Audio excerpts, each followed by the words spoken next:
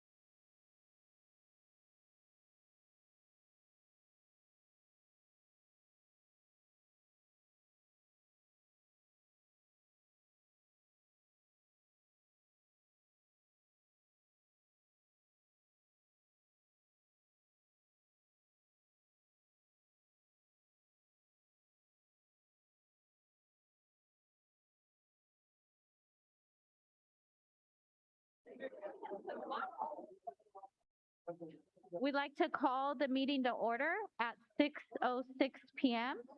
and announce that the board met in closed session and no action was taken. Good evening and welcome to the Elk Grove Unified School District's Board of Education meeting unless otherwise ordered by the Sacramento County Public Health Department, the state, or by other legal mandate, including AB 361 board resolution. The Board of Education has resumed full in-person board meetings. Live streaming of the full in-person board meetings will be available through the public platform on Zoom. Today's meeting is video recorded and will be available on the district's YouTube channel. Public comment information. There will be one public comment period during each regular board meeting after the board recognitions that will include items 1, the public comments may be made about items not on the agenda, but are within the school district's jurisdiction. Please note that if public comments are about items not appearing on the posted agenda, the board cannot take action or discuss the public comment other than we briefly acknowledge your comment. For the item number 2, public comments may be made on all items that are on the school board meeting agenda. Please note that the board may comment and ask clarifying questions related to the public comments about items that are on the agenda. Individuals may not defer their time to another individual speaker to increase their total time beyond 3 minutes. And the guidelines for all in-person public comments and participation can be found outside the boardroom here, and it's on the table with the blue cards. First item on the agenda is the Pledge of Allegiance from Robert J. Fite Elementary School. And I'd like to call on Mr. Waxwell Lorente and Abigail Lorente, and please excuse me if I mispronounce your name, who will be joined by the principal of Diane Stanring and Mr. Forcina. He will be reading some words about the family. So please come on up to the podium. Thank you.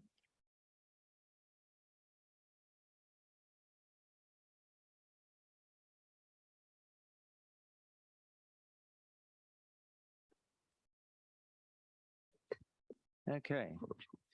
Robert J. Fite Elementary School is honored to recognize Mr. Maxwell Lorente and Mrs. Abigail Lirio Lorente as our education partners. The Lorente Lirio family includes Robert J. Fite Elementary students Malachi, third grader Oliver, who's in transitional kindergarten, and future Fite Falcon Zachariah. They also have 2 Fite Elementary alumni in the family, Abraham, a recent graduate of Sheldon High School, who graduated in 2022 with a California Golden State Seal Merit Diploma, and Cameron, a 7th grade student at T.R. Spedberg Middle School. Abraham is currently a student at Cosumnes River College, and Cameron plays baseball for the Best Speed Baseball Academy, is looking forward to playing baseball for the Sheldon High School Huskies during high school. Mr. Lorente and Mrs. Lirio are longtime supporters of the Fite Elementary community. They volunteer in classrooms, help manage picture days, and participate in campus events like Harvest Festival, Walk to School, paper drives, and family nights. We are so grateful to have the Lorente Lirio family as part of the Fite Falcon family and thank them for their continued support and partnership.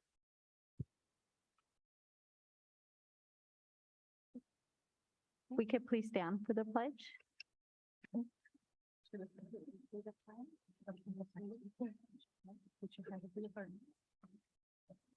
want to say it, Malcolm? Say salute and pledge. Salute and pledge. Salute, pledge.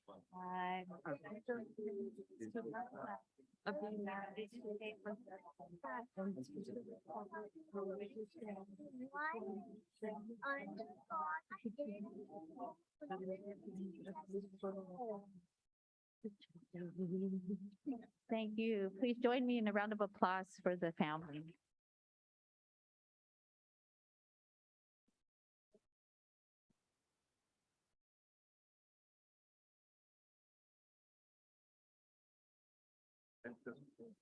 Thank you.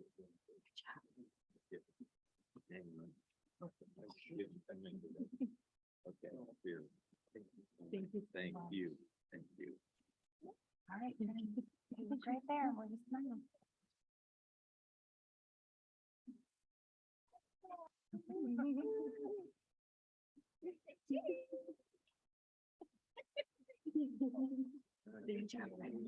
Thank you. Thank you again.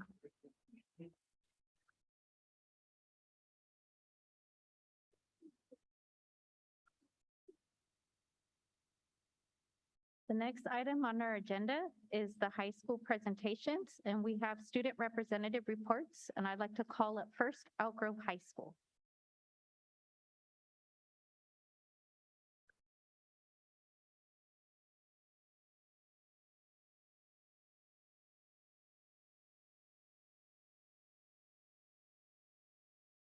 Can I bring it out?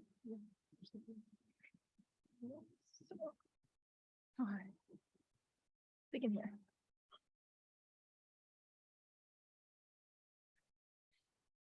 Good evening, President Dr. Crystal Martinez-Alire, members of the board, Superintendent Hoffman, and Ms. Avalos. I'm Ava Pruitt, the Senior Board Representative, And I'm Savannah Sumner, the Junior Board Representative. and we are representing Elk Grove High. Elk Grove High has been busy getting started with the new school year, so let us begin with progress and updates regarding our academic achievements. After-school tutoring has been available for all of our Elk Grove students from 3:50 to 4:50, Tuesday and Thursday starting today, in a variety of different subjects such as math, English, science, world language, and many more. Our math tutoring is actually taught by our juniors and seniors in AP Stats and AP Calc. We also have teachers doing separate tutoring during their herd times. In addition, the College and Career Center and counselors have been immensely helpful to our senior students, not only assisting our students in virtual college visits, but also college essays and applications. Our friends in AFSCME have been preparing for the first academic award ceremony of the year. We had to cancel due to excessive heat, and we're still trying to find another date available to reschedule. Our school has monthly PBIS advisory time to keep our students alive and full of honor, effort, respect, and determination. Our herd hustle at the beginning of the year went very well. It was a good transition for freshmen and new students of other grades to get to know the school and some of our staff. As you can see, our theme this year was Back to the Future, and our saying is where tradition meets tomorrow. This saying represents bringing back old traditions as well as making new ones of our own. We also brought Dr. Crystal, one of our shirts. Our newly introduced herd pride tickets have been spreading all. Oh my gosh. Very soon. Our amazing student leadership plans Spirit Weeks throughout the term in hopes of fostering a community of love and spirit. During Elk Grove's Fall Homecoming Week, students are encouraged to dress up in accordance to the daily themes such as Monochrome Monday, Tacky Tourist Tuesday, Western Wednesday, Adam Sandler Thursday, and Blue and Gold Friday. This past week, we have started fluffing for the floats, and as of yesterday, we transferred to the barns. We have had many successful signups from parents to bring food and chaperone. We have started football season. Students have been showing up and showing out in the student section at our home and even while away. Along with that, homecoming season has begun, and we have Powder Puff. A lot of people have signed up already. The girls are excited to play, and the boys are excited to cheer. And next Wednesday, we have our Powder Puff game, so we encourage everyone to come watch. All of our fall sports have started, including softball, soccer, golf, and volleyball. The Link crew at Elk Grove High School has done a spectacular job in welcoming freshmen to our campus. They've hosted events such as Freshman Tailgate, an opportunity for students to meet their fellow students, and the Link Crew Dance, where they all gathered in our quad to celebrate the incoming freshmen. Just last Friday, we put on our 2022 homecoming rally. It was a lunchtime rally, and many of our students showed up to have some fun and support our leadership crew. The homecoming royalty was revealed, and some games were held. Additionally, Club Rush was hosted a few weeks ago, where more than 50 clubs offered new opportunities to students. Our community of diverse backgrounds, knowledge, and skills allows and inspires more students to learn more about each other and create lasting memories during their journey as a high school student.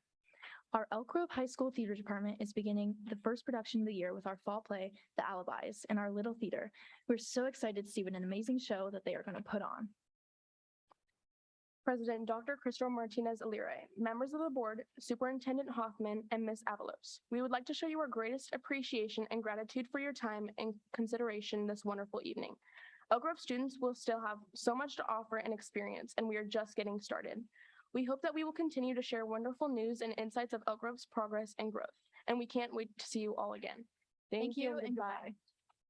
Thank you. Next up, I'd like to call up Pleasant Grove High School.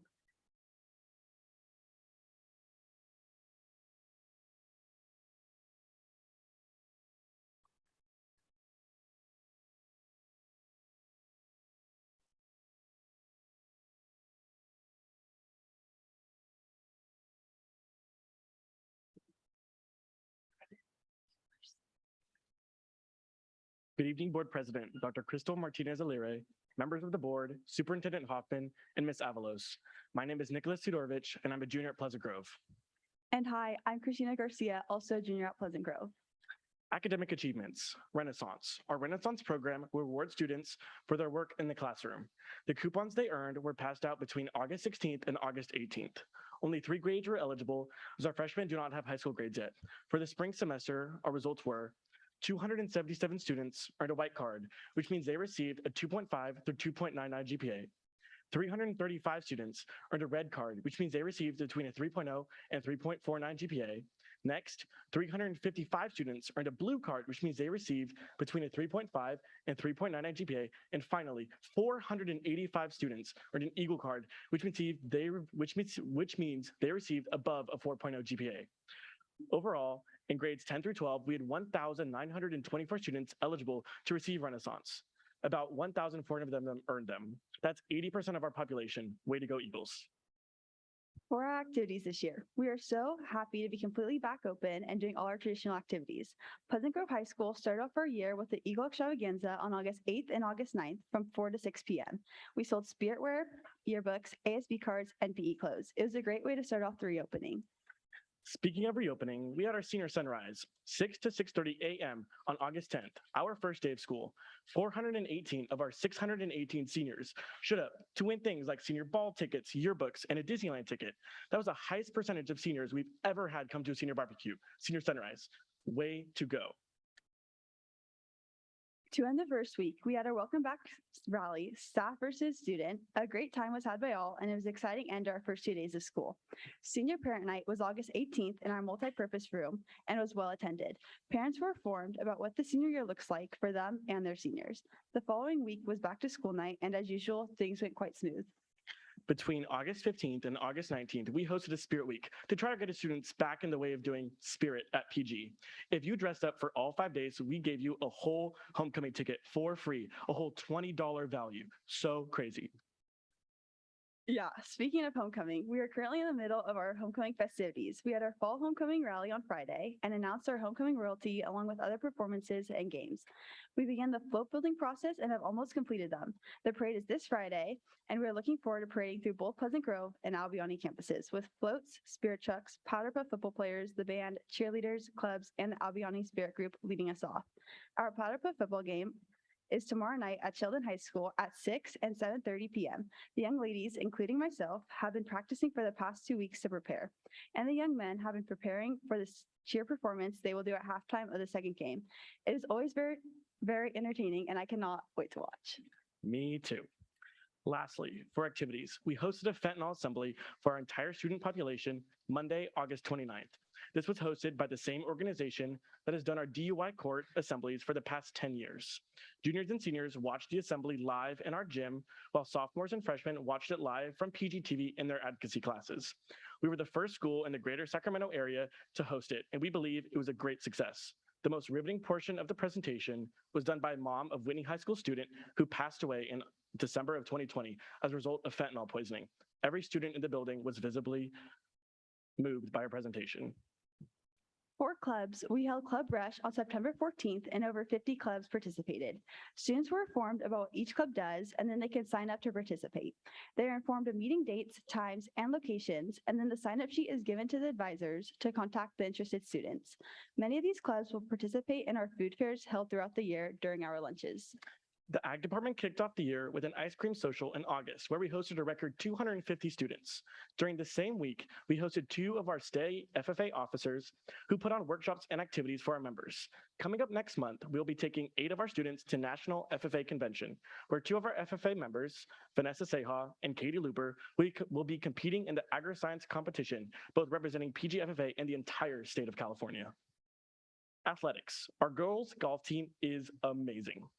At the last Delta League Center match, they shot 28 under par as a team. 2 of our girls shot 8 under par 64s to win the match by over 70 strokes. That is amazing. Yes, it is. Our new programs on campus. Pleasant Grove's advocacy is mixing up this year. First, students watch a live broadcast once a week produced by the Digital Media Academy and the students of PGTV. This broadcast reviews upcoming activities, sports, and club news. They also review athletics from the previous week. In addition to the live broadcast, students from clubs and organizations all over campus are recording their own announcements to be viewed during advocacy. This includes announcements from the Black Student Union, the Student Equity Council, ASB, and student athletes. These broadcasts are aimed at improving awareness of Pleasant Grove activities and amplifying student voices on campus. We are excited to offer a new peer counseling program here at PG. Juniors and seniors are in the process of becoming trained to serve our school as role of counselors. Conflict mediation by peer counselors will also be available for students to help resolve problems with other students. The opportunity for students to talk to a peer should help improve the mental health of our whole school community. We plan to open the accessibility to peer counselors to all students starting in October. Thank you so much for listening, and we are both so excited to show off our school. Go Eagles. Thank you. I'd like to briefly acknowledge the following principal, Dr. Eugene Christmas, if you're from Elk Grove High School. Thank you for being here. Please stand. And Dr. Linger from Pleasant Grove High School. Sorry. Hi. Thank you. And students, you may be dismissed to go do your homework. Thank you. The next item on our agenda is resolutions, and the first item's rock and roll to school day, October 12th, 2022. I'd like to call on Mr. Pierce. Thank you, Dr. Martinez-O'Leary, members of the board, Superintendent Hoffman, Ms. Avalos. The Elk Grove Unified School District have supported safe routes to school since 2002, and the board adopted a safe routes to school policy in 2010. The annual walk and roll to school day supports school district-wide activities for students who utilize active transportation instead of vehicle transportation before and after school on the day of the event. This year's walk and roll to school day will be Wednesday, October 12th. Students, parents, teachers, and staff are all encouraged to walk, roll, bicycle, skate, and scooter to school to help promote a healthier transportation alternative and reduce traffic congestion around Elk Grove Unified Schools. On walk and roll to school day, school staff and community members coordinate and implement activities at each school with site assistance from the Safe Routes to School coordinator. In these school communications, students and families are encouraged to leave the car at home and try an active route to school. Encouragement strategies include education about the benefits of walking and biking to school, participation prizes, organized walking school buses, and bike trains. The day promotes physical activity, safety, concern for a healthier environment, and strengthened connections between the school and its community. Walk and roll to school day can also be a launch event for more routine alternative transportation programs throughout our district. The board respectfully is requested to approve Resolution 19, 2022-2023, declaring and proclaiming October 12th, 2022 as Walk and Roll to School Day. This time, I'd like to call for a motion to approve resolution number 19, 2022 through 2023, designating October 12th, 2022 as the walk and roll to school day. So moved. I second it. I have a first and second. I'll conduct a roll call vote. Mr. Track, Aye. Mr. Perez, Aye. Mr. Forcina. Aye. Mr. Yang. Aye. Ms. Jamerson. Aye. And myself is an aye. It's unanimous. Thank you. The next item on the agenda is National Bullying Prevention Month. I'd like to call on Mr. Ross.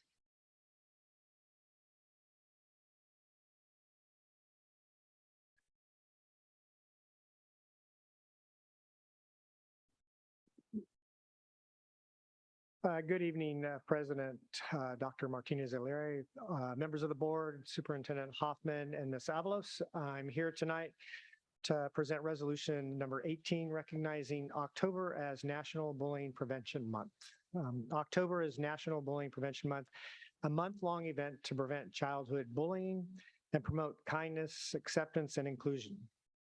The PACER Center is a national organization focused on the principles of parents helping parents, supporting families, promoting a safe environment for all children, and working in collaboration with others. In 2006, the PACER Center developed the initial campaign, National Bullying Prevention and Awareness Week, to raise awareness about bullying. Historically, bullying has been viewed as a childhood rite of passage that made kids tougher. But the reality has always been that bullying can leave a devastating and often long-term effects, such as a loss of self-esteem, increased anxiety, and depression for those involved. The National Bullying Prevention and Awareness Campaign reaches out to communities, schools, families around the world to educate the need to keep kids safe in school. The campaign is a catalyst for involving a nation to take action at the local level to create safe and supportive schools, sharing information about the issues through news, media, social media, video, and print publications, promoting dialogue between educators, parents, and students on their roles in addressing and preventing bullying, inspiring everyone to unite for kindness, acceptance, and inclusion, and helping to create a world without bullying. I ask the Board of Education to approve and adopt resolution number 18, recognizing the month of October as National Bullying Prevention Month. At this time, I'd like to call for a motion to approve resolution number 18, recognizing the month of October as National Bullying Prevention Month. I move approval of resolution 18. I second. I have a first and second. I'll conduct a roll call vote. Mr. Track, Aye. Mr. Forcina, Aye. Mr. Yang. Aye. Ms. Jamerson. Aye. Mr. Perez. Aye. Myself is an aye. It's unanimous. Thank you. Thank you. The next item on the agenda is the 2022-2023 United Way campaign. I'd like to call on Ms. Soriano.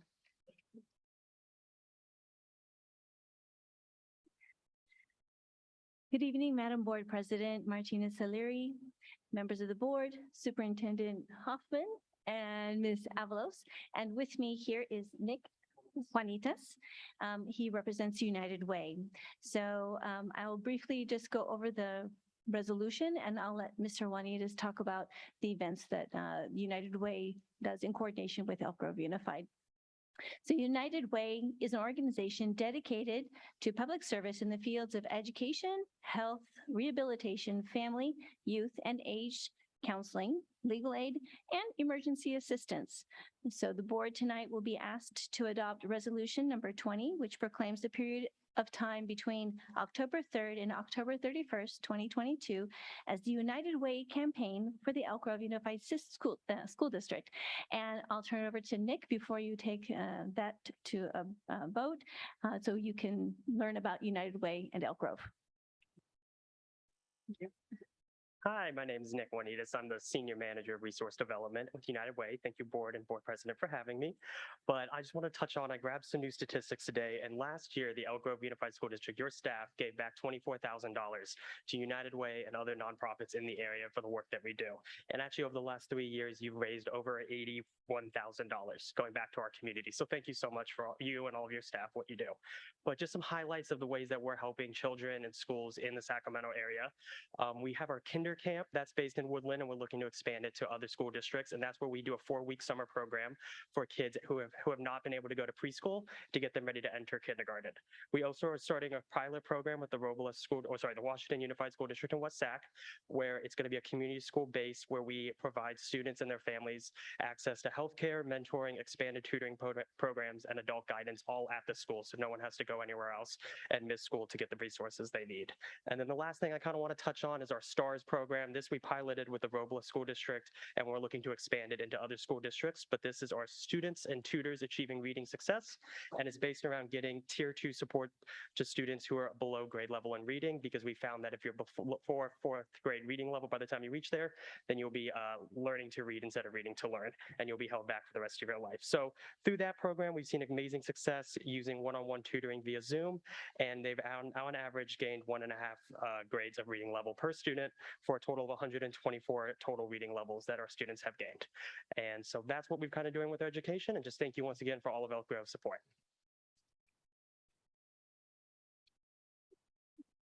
At this time, I'd like to call for a motion to approve resolution number 20, which proclaims the period of October 3rd through October 31st, 2022 as the United Way campaign.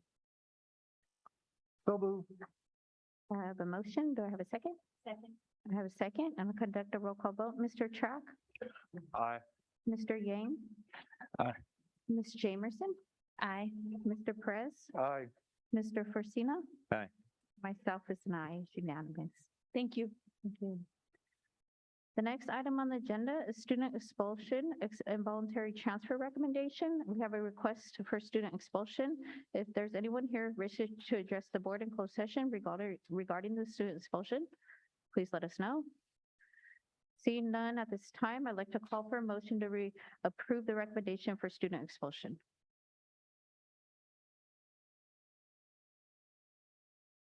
I move approval. Second. We have a first and second. I'll conduct a roll call vote. Ms. Jamerson? Aye. Mr. Perez? Aye. Mr. Forcina? Aye. Mr. Yang? Aye. And myself is an aye. The next item is public comment. Public comment for items not on the agenda. I'd like to call on Ms.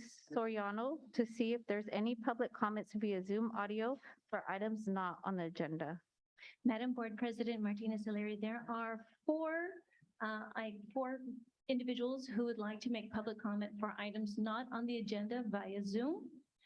Those individuals are Laureen Pryor, Lisa Stanley, Exquisitive Hundley, and Joel Boyd.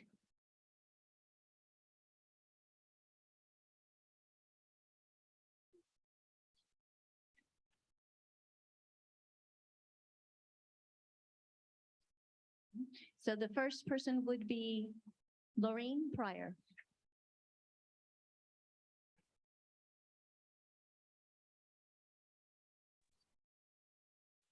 Good evening, everyone can hear me okay, yes? Yes, we can hear you. Perfect. I noticed that right before my name was called, the board member that in question, his conduct towards me, he walked out of the room, but I want the community to know that we have an obligation to hold our elected officials accountable. That means when they come into your space and they start to talk sideways, that you have an obligation to redirect the conversation.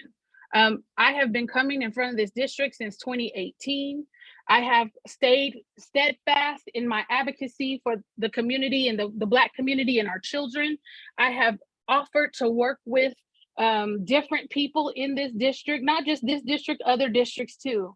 I will never tolerate being tone policed, being accused of being disrespectful, being lied on. That is not how I get down, and that is not how I conduct myself as a person and a member of this community. I show up all the time. Last time I was up here, I asked where you were, because I'm at places where the board members should be. Somehow in this game, we've gotten things twisted. Understanding that the board should answer to the public. The public does not answer to the board. The board has constituents, and they are supposed to take those concerns that are being brought to them and request action from their only employee, which is the superintendent. Now, I don't know where the game got twisted at, but I need the community to hear me and hear me very, very clearly. It is our obligation to make sure the people we put in place are actually there to be our voice and not to sit up and grandstand like they're doing so much. Their job is to protect these babies. It is not to make Laureen happy. It is to listen to the concerns of the community and respond accordingly. I am so ticked off. You did not want me there in person today. It is outrageous, the conduct of some of these board members. When you bring concerns to them, the thing that they do is they gaslight. They tell you, oh, it's not what you think it is. Oh, well, it's not going to happen overnight. I've been here since 2018. When is something going to start happening? I need somebody to answer that for me. When is something going to start happening where we're not sitting up here continually coming for the same thing because there's been little to no action? It's ridiculous. And so my request at this point, since I was told that you guys never know what I want 3 things, and maybe somebody can help me with them. Number 1, I want that meeting that the parents requested last year with the school board members to happen. The meeting to discuss the mistreatment of Black children on campuses. I want that effective immediately. The second thing I want us to give agency to these children so they can come in and tell you what's going on their campus. That is why you're there, to solve problems. I want that. And the third thing, which for whatever reason we're jumping through hoops about, is I want there to be a crisis response team that includes your community members, since you're a short staff, to be implemented so that we can help you help these children. And that is it. Thank you.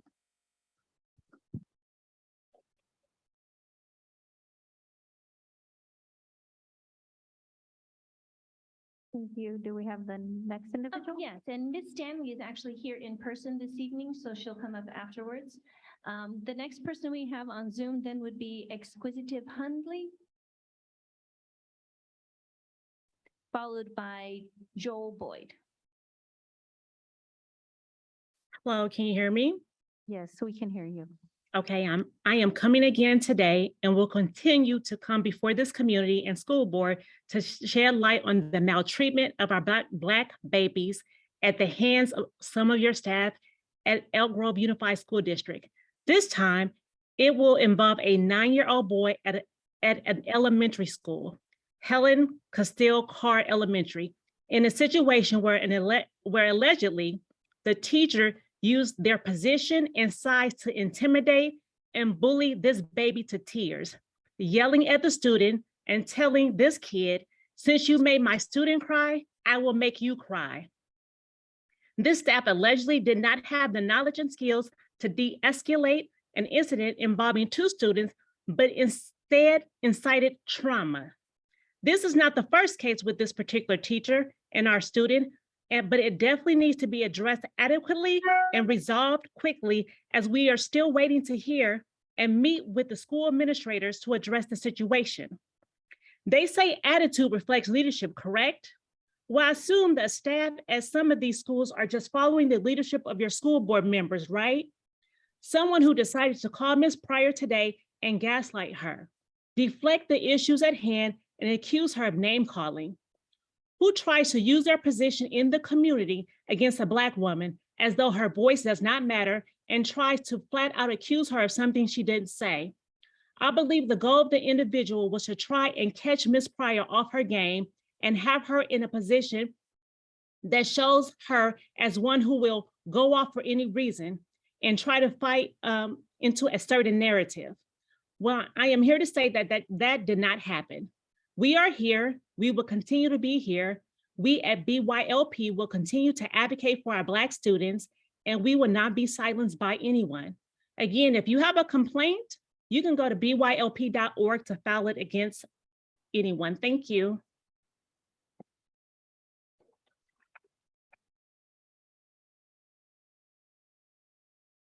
Joel Boyd.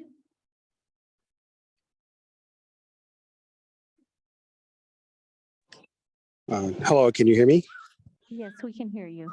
Okay, good evening, Madam President, board members, Superintendent Hoffman, Ms. Avalos, and guest. I guess kind of keeping in that same vein of the previous comments, we do expect that our public officials that we elected, from the president all the way down to elected school board members, refrain from using divisive and inflammatory language and dialogue. My comment about that is directed at the special school board meeting that was held a few weeks ago, where there was a presentation on the disproportionate discipline of African-American children. Data was shared at that meeting that shows that there was a decline. That's what the data showed. And there appeared to be a victory lap being taken that this problem has been resolved. Fortunate enough that I have dialogue with other members in the school board that understand that even though there was some movement, now is not the time to take the foot off the gas, and also now it's not the time to do a victory lap. And also there is additional data that needs to be shared on a more granular level to get to the root of the problem. Because I agree with community members that enough hasn't been done fast enough, and patience is wearing thin. I have an awful lot of respect for all the school board members that are there. You volunteer your time, and you're there for the kids. And that's what you're there for. And I respect you all for volunteering your time, because you can be doing a lot of other things other than what you're doing. But because this comment was made in public, I feel a need to respond in public. And Trustee Fresina, who I have an awful lot of respect for and has done a lot of good in the district, I just respectfully request that you and I sit down and talk about the line of questioning that you had on characterizing the school board and what it is. I felt that the language was inflammatory and did not do any good, but I would like to have a dialogue to really get to the root of your line of questioning about this. So I've always approached this as a solution-based type of a person, and that's how I'm approaching this. And I just want to thank you for your time, but there's a lot of work that needs to get done. Thank you. That's the end of the Zoom public comments. Madam Board President Martinez O'Leary, that's the end of the online Zoom public comments for items not on the agenda. And I will call on Mr. Yang for any blue cards for items not on the agenda. I believe we have. Good evening, Board President. We have a few. Blue card. First is Susan Swanson, followed by Carla.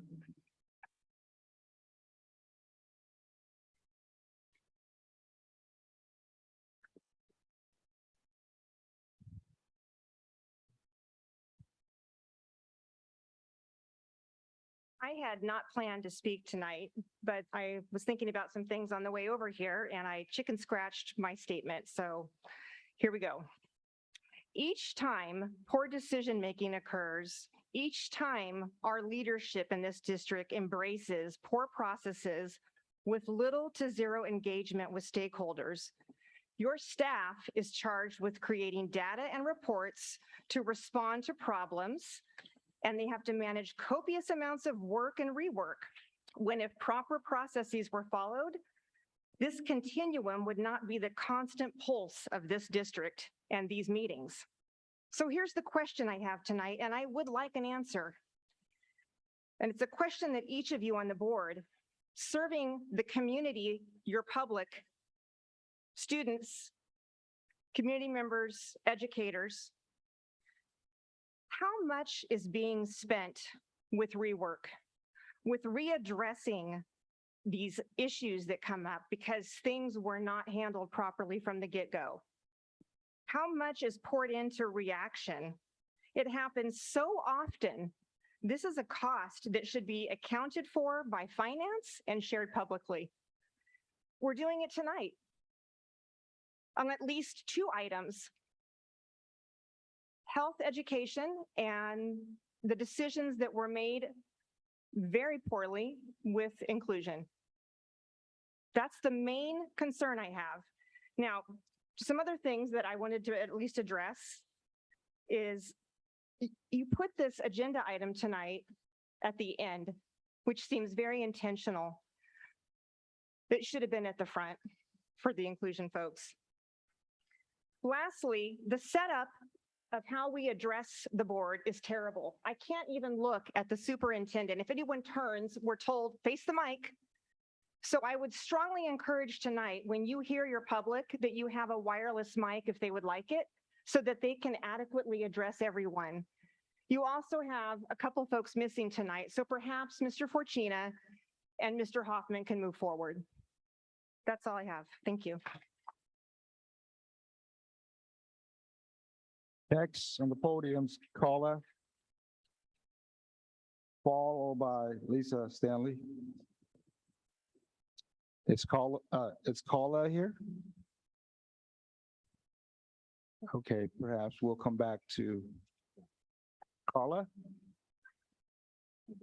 It just say it has Carla here. That's it.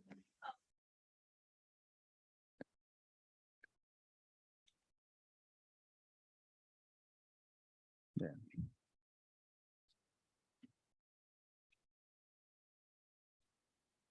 That's the last name. Yeah.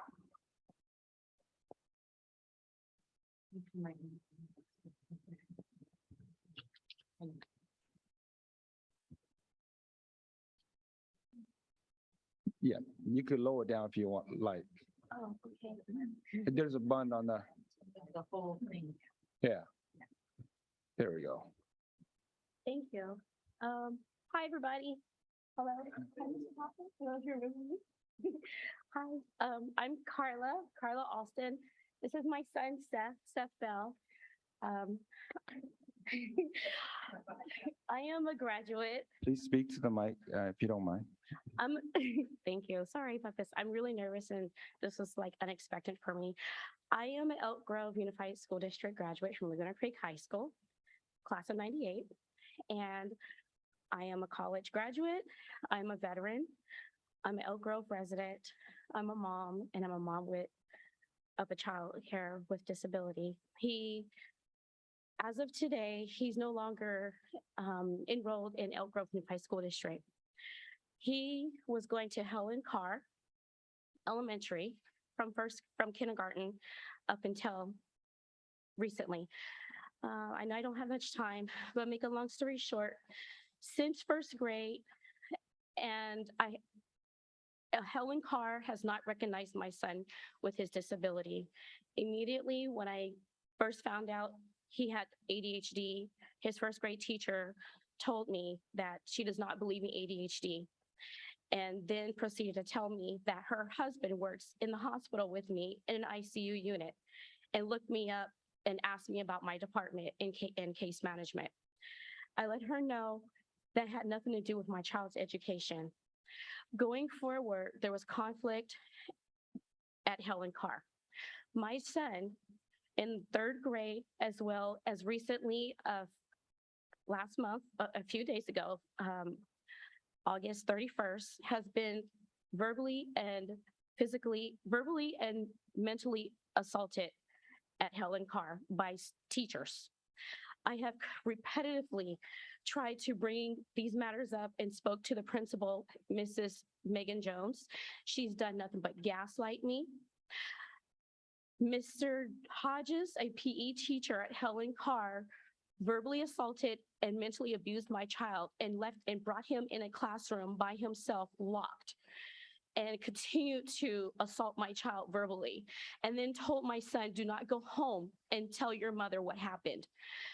2 days later, I had a meeting with the principal, and she done nothing but continue to gaslight and not own up to what her staff has been doing and treating my child here. And that's why I'm here today.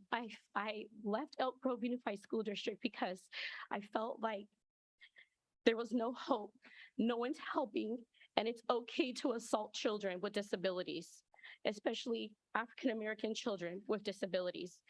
And I'm asking for help and resolution because I should not have to leave Elk Grove Unified School District for help.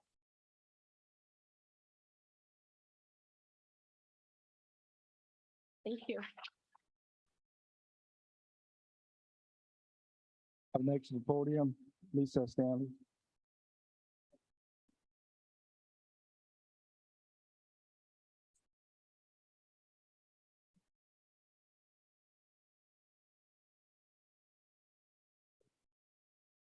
I am very upset tonight, even more than usual.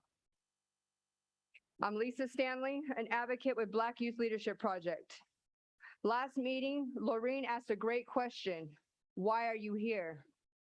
And I'm not sure if the community knows why we elected you all to be here. The school board is supposed to represent the community's voice in public education, providing citizen governance and knowledge of the community's resources and needs. And board members are the policymakers closest to the student. But yet absolutely zero effort is put into making the lives of our Black students better. Just once, I would love to see a step in the right direction, that the board would take your position seriously, walk with courage, and stand up for what's right.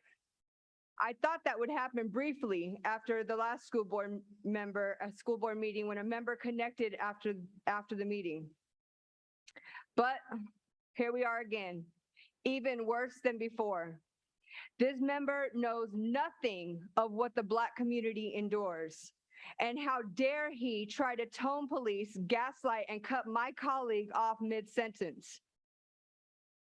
Or more appropriately, it fits with this anti-Blackness culture this district represents. I should have known his attempts were disingenuous, as when I reached out last year, it took him months to follow up. I am absolutely disgusted. I hate to inform you yet, community, that we have another complaint, this time out of an elementary school, Helen Carr Costello Elementary, where our baby was verbally assaulted by one of your teachers. When we asked for a meeting, the principal responded that the incident was investigated and corrective action was taken. I don't know about you, but as a parent and an advocate, the only corrective action that is acceptable is termination and a criminal charge for assault. There is absolutely no reason to this teacher who has proved his incompetence be around our babies. You do not need to be Black to see the atrocities that go on in the Black community. We all have a responsibility. Neely Fuller Jr. categorized the 9 areas of people activity: economics, education, entertainment, labor, law, politics, religion, sex, war, and Francis Cress Welsing added the 10th, health. What happens in one area of activity affects all other areas of activity.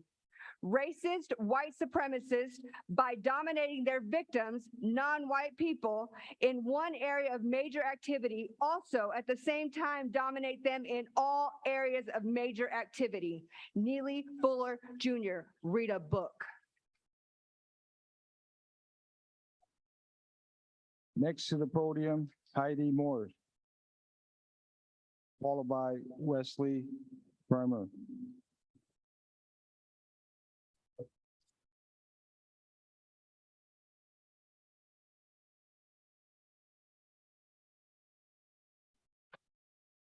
Thank you for allowing me to speak to you tonight. I have personally found that the biggest bullies in the district are Superintendent Chris Hoffman, district officials, and school administrators. About a year ago, my daughter was shut in a PE staff office with 4 adults when she simply questioned why they didn't wear their masks while they yelled at students to wear masks in the locker room. They didn't let her go even when she started crying and asked to leave for her next class. They shut her in there for 10 minutes. They yelled at her. There was even a vice principal in there who did not intervene. My daughter was so upset that she couldn't attend PE for a few days because she felt like she would have a panic attack if she went back to the locker room. I had screenshots of our texts that said she felt worried and that she would have a panic attack if she went back. I provided these to the district. I filed a complaint against the main teacher who harassed and berated my daughter. Principal Tegan Keplinger was assigned to the complaint and completely lied and covered for her staff.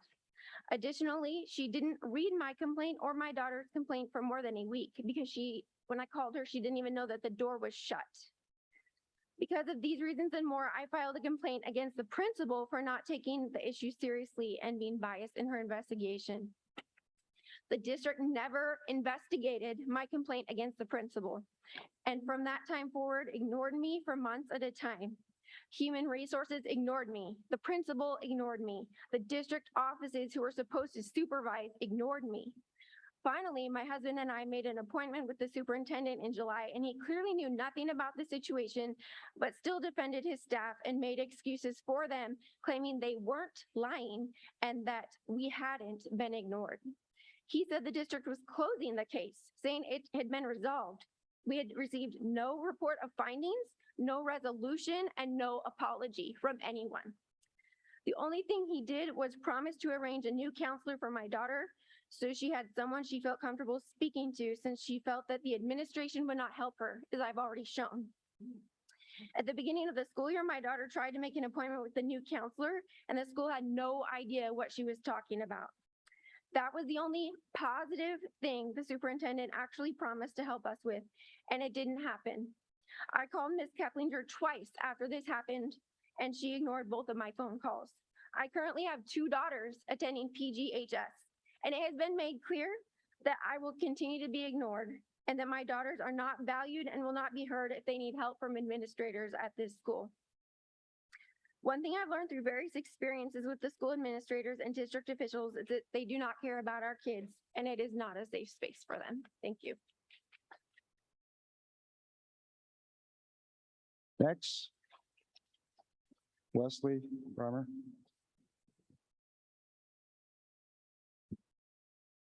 All right, good evening, everybody. My name is Wesley Breimer. I'm a former inclusion specialist, and I've been reassigned as an RSP teacher at Franklin High. I had a lot of time to think about what I want to address tonight. I can speak at great length about the loss of service, the likelihood of hundreds of students falling through the cracks, and then not having the supports to meet their potential. But I think they and their parents will likely do that job sufficiently.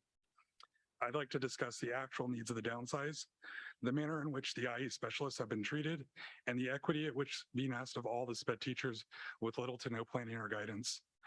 At the time of the abrupt decision to downsize the IE specialist position, it was implied that the needs of the IE students were less than the needs of other SPED classroom assignments, and we would be reassigned. I was placed at Laguna Creek High School. I showed up prepared to fill what sounded like a significant need, only to have the staff struggling to find a place for me because the need did not exist.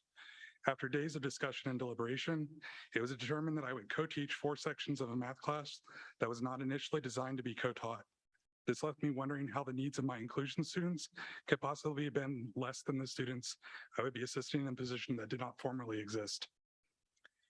Through circumstances that are not mine to share, I was able to change the placement of my initial Laguna Creek assignment to Franklin High, where I'd worked the last 4 years.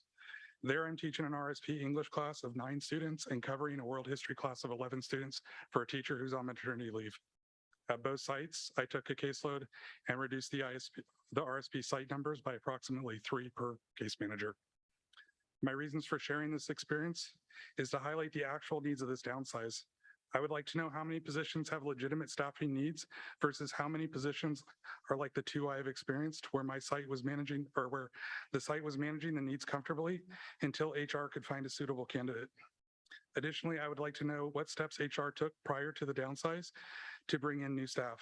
Was there a discussion of incentives? Did they consider offering bonuses to staff for staff to teachers from sites that could absorb a shortage to cover the short-term needs? I would also like to address the inequity of the entire situation for both inclusive education and SPED. First, while seniority played a part in our reassignment selection, there are circumstances in which my colleagues were placed into assignments they did not choose. I was given 2 options similar to my previous placement. While some of my colleagues were placed in classrooms with little to no recent experience dealing with the needs of students in level 4 classes. My colleagues and I should not be treated this way. Our years of service to Elk Grove Unified School District have been unappreciated and left us reduced to whether we hold a mild mod or a mod severe credential. We have become a commodity to be moved without any regard for the stress or hardships it has caused for us. People are quitting and others will not be here next year. If the goal is to staff vacancies and retain teachers, how is this making progress towards that goal? Finally, while the classrooms in need of teachers may have them now, it has created a long list of problems. I encourage the board to ask elementary and secondary RSP teams how they will be able to absorb the extra roles and responsibilities of the IE specialists. Ask them how they will push out for the immediate behavior support, toileting needs, paraeducator absences, and so much more while they are teaching. Mr. Bremer, your time's up. Please wrap up. Are you going to explain to the students that they can only be dysregulated during sixth period because that's when their case manager is on consult? Or is this another instance where they will cut into a teacher's prep time too? I'm not against change and inclusion, and I'm open to discussion. Please, I welcome it. You can email me, call me, whatever you need. Thank you.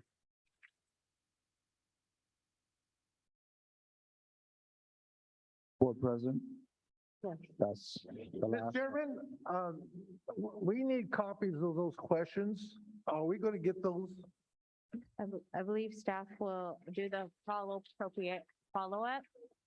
And just for future reference, we do not comment on items not on the agenda, but I believe that staff and cabinet will review the comments made and do a follow-up.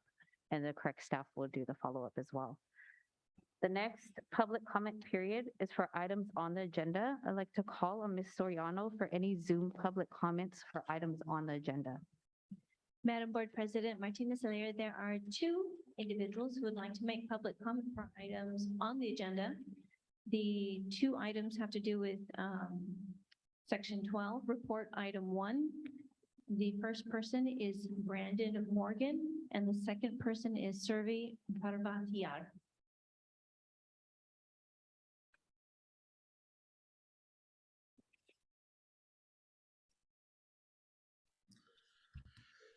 Thank you, Madam Board President and members of the board and district administration. As we are not able to ask questions about Mr. Riley's presentation after the presentation, as was indicated in the prior board meeting discussion about this agenda item, I'd like to ask some questions now in hopes that these questions can be part of later conversations. First off, when the SELPA says that personnel offering special ed services are appropriately and adequately prepared and trained, is a time frame of less than 2 weeks enough for a learning center teacher to be adequately prepared for these changes, especially considering that no one from the district reached out to them with direction for at least a week after the inclusion specialists were told of these changes. Now on slide 16 of the presentation, Mr. Riley mentions that inclusion specialists spend between 30 minutes a week and 30 minutes a month on consultation and case management, and then proceeds to list other things such as social groups, paratraining, and behavioral supports. I'd like to know if this takes into account that the inclusion specialists were told a few years ago by admin that things like social groups and lunch bunch were not to be listed as direct services, but rather additional services in the notes. And things such as para and teacher training and support take countless hours and fall outside of dedicated service minutes on a student's IEP. Based on this slide, I'm not certain that the administration understands the job functions of their employees. Now, slides 17 and 18 attempt to describe what a resource specialist or a learning center teacher is supposed to provide under Ed Code. However, under the long-standing model of Elk Grove's learning centers, that focus has primarily been on academics in group settings. How does this address the individual social and behavioral goals that typically require one-on-one interventions, often outside of scheduled group times? And how will the inability to address behavioral goals during an unscheduled time impact the student's ability to stay in inclusion if adequate and timely behavioral supports can no longer be provided? We can all agree that there is a teacher shortage in the district, but this shortage is not new this year, and it did not start as a result of the pandemic. It's been a years-long problem, with the district's response being to make caseloads larger and do nothing to invest in teacher retention. I'd like to know how many SPED teachers resigned in recent years, and was anything done to retain them other than offering 15 hours of time sheeting for the whole year while workloads grew? And finally, last year we saw 9 program specialists leave. These were the link between the admin and the teachers on the ground, and were often the person that teachers felt was rooting for them when things were getting rough. How can a district lose 9 special education program specialists in 1 year? What were the justifications for them to leave? And was anything done to retain these positions? Thank you very much for your time. I will be back next meeting as well.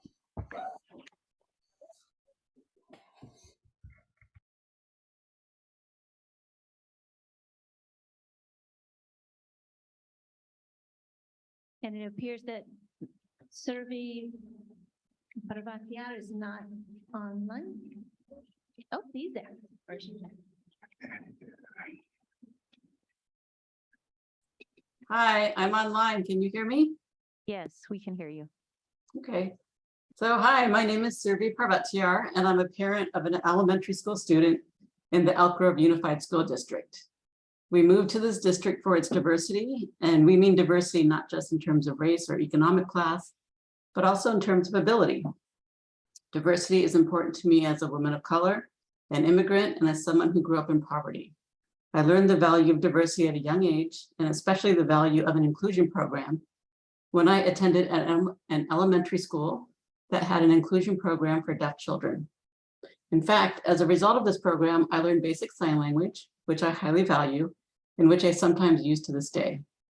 I also learned to see that despite my own identities that left me with societal hurdles, that I also had societal privileges that special education students weren't afforded.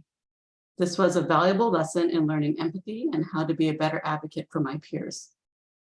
My point is, I learned that it is not just special education students who benefit from being in a general ed classroom. Instead, general ed students tremendously benefit from an inclusion program as well, like I did.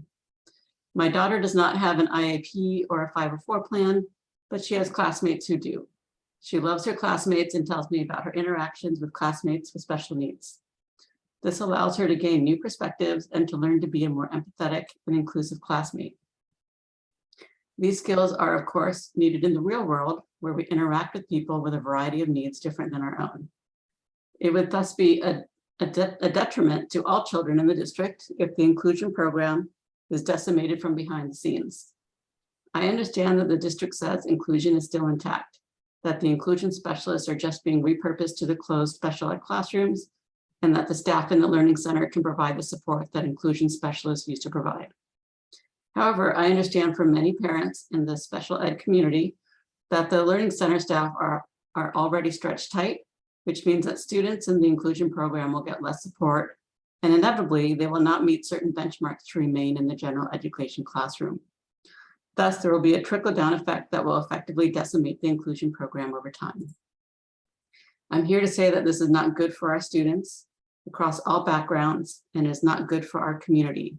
And parents like me, whose children are in the general education classroom and not part of the inclusion program, we're paying attention, and we do not support the district's decision in its movement to decimate the program. Thank you.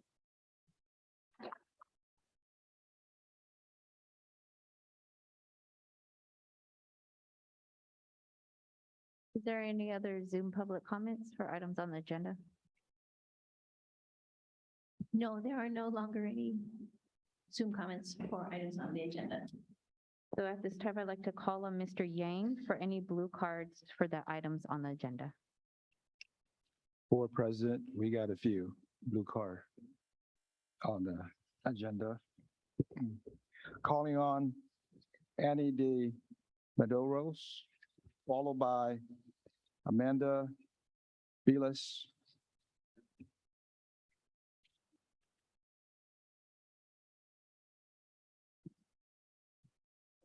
Thank you. Hi.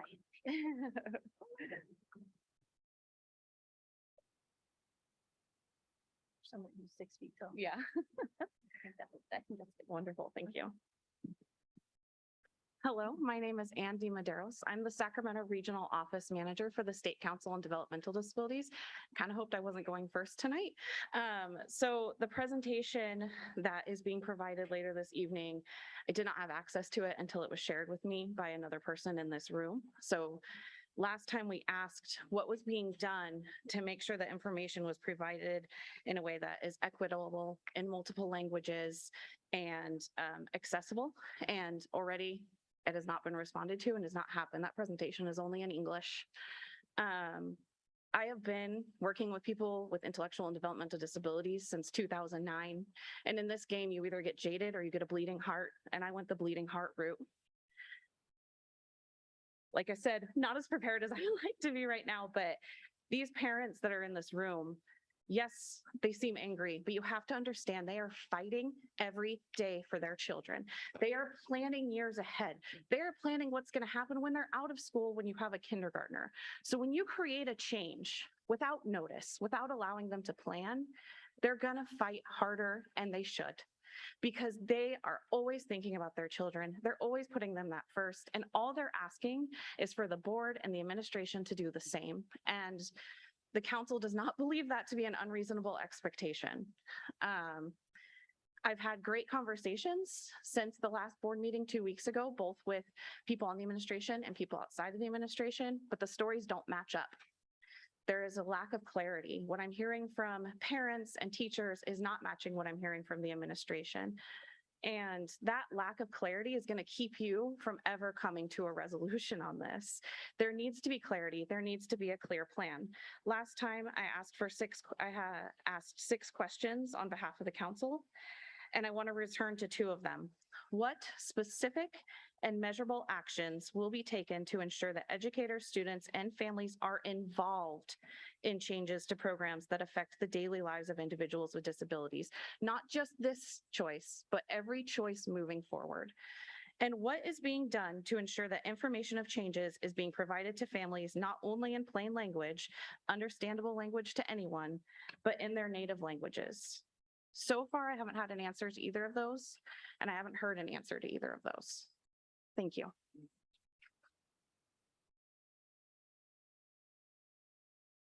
Up next, Excuse me. Amanda. Excuse me. Before the next speaker, Tony had asked a question a while ago about receiving questions. I thought I was prepared to be able to record the questions as they were asked and thoroughly, such that I have them to refer to after the report. And I don't think I'm doing a good job of that. For the questions that are being asked and will be asked, are they going to be transcribed following the meeting? And if those questions are not answered during the presentation, be given written response and those responses provided to the board?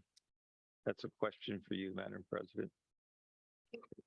We can have somewhat general information. As normal in the past, what's happened is there's been a BC to the board, right, regarding follow-up on items on the agenda. Is that correct, Mr. Hoffman? We'll follow through with regards to all the public comments. And if there's questions that aren't addressed tonight, I think many of them will be, but we can follow up with the questions that aren't and provide an additional information for the board and the public. Thank you for the clarifying question. Go back to Mr. Yang. Thank you. Go ahead. Excuse me, I'm not clear on that. I thought you asked if some of those questions are going to be asked tonight. So what I'm saying is there's Corsino was, that's what I thought he was saying. Were you saying that? Because I kind of feel that also.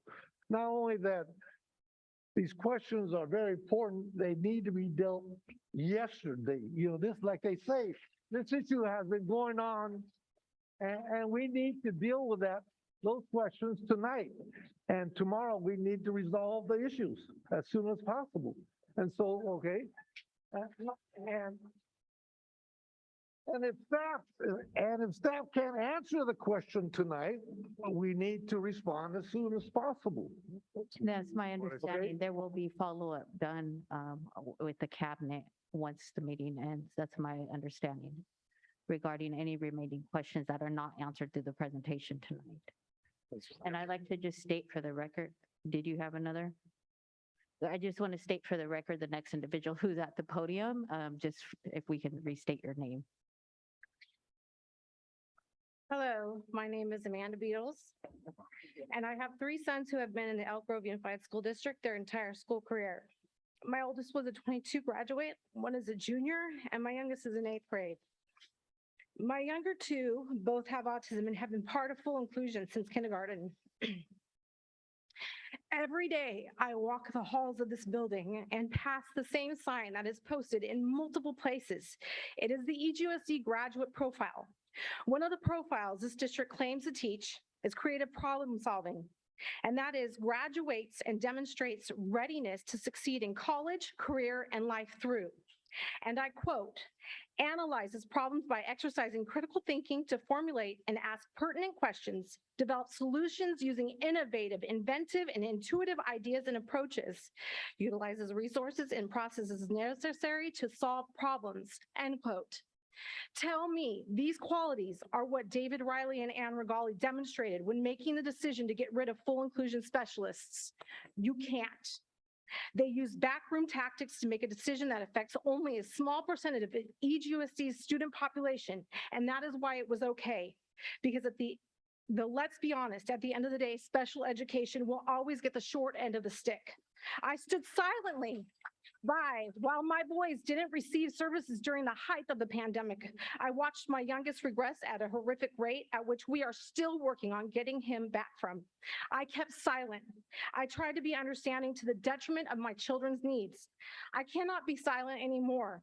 I starting pay for an EGUSD paraeducator is $15 an hour, minimum wage. According to an MIT article, living wage for a single person in the state of California in 2021 was $19.38. If you were a single person with one child dependent, the living wage jumped to $38 an hour. When you don't pay your employees living wages, they will jump ship, and they have, leaving SPED teachers with not enough staff who then in turn get burnt out and then turn around and leave. So tell me, did you offer living wages to paras? Did you offer signing bonuses for newly hired SPED teachers as other districts in our region have? Did you hold an open forum with your SPED team, teachers, full inclusion specialists, paras, and full inclusion parents to find solutions? Did you look into offering hazard pay for any staff members working in SPED? And why would I ask about hazard pay? Your SPED team deals with getting scratched, kicked, hit, hair pulled, changing diapers, pushing wheelchairs, and assisting gait trainers, feeding students, and dealing with feeding tubes.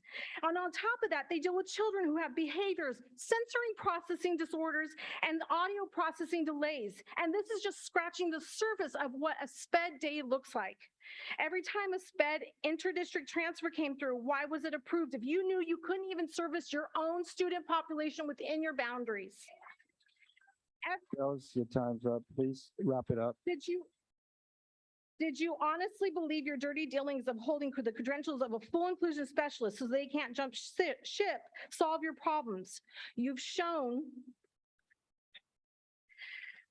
that you are not a district to be trusted, and this makes you an unreliable employer, and people will leave next summer and your problem will still be here. When was the last time David Riley or Ann Regali spent any significant time in SPED classrooms or talking with full inclusion specialists and asked them about their caseloads? When was the last time David Riley and Ann Regali talked to a full inclusion parent? Did they, and I quote, relate to and cooperate with diverse groups to achieve a common purpose? How do you expect to produce graduates with all those qualities you have listed on the signs around this building? I'm almost done. I'm asking you to please wrap up because we do have others. Wrapping Thank up. you. When your own top decision makers lack those very qualities, your top people should always be leading by example. David Riley and Ann Regali lack the basic qualities you are expecting graduating students to have upon a completion of their EGUSD career here, and that is sad. On the podium, Lena Woods. Lena Woods on the podium, followed by Maria Okamoto. So Lena Woods here.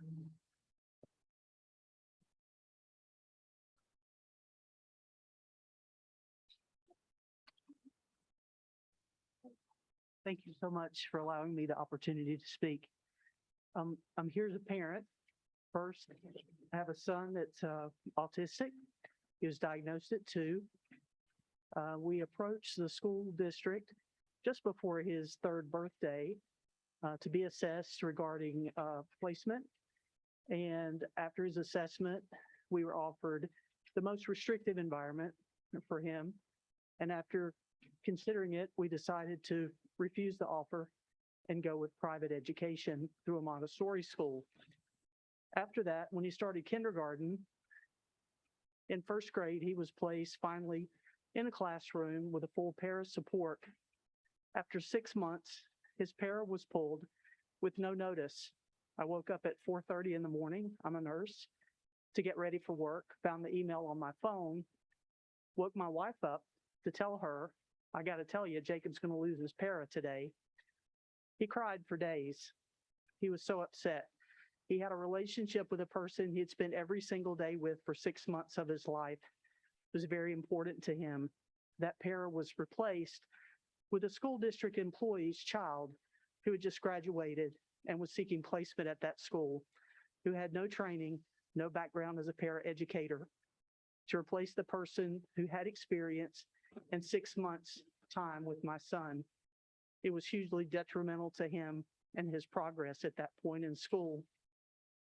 This year, again, with no notice, we find out as parents that his inclusion specialist is being pulled, taken away, placed in another school.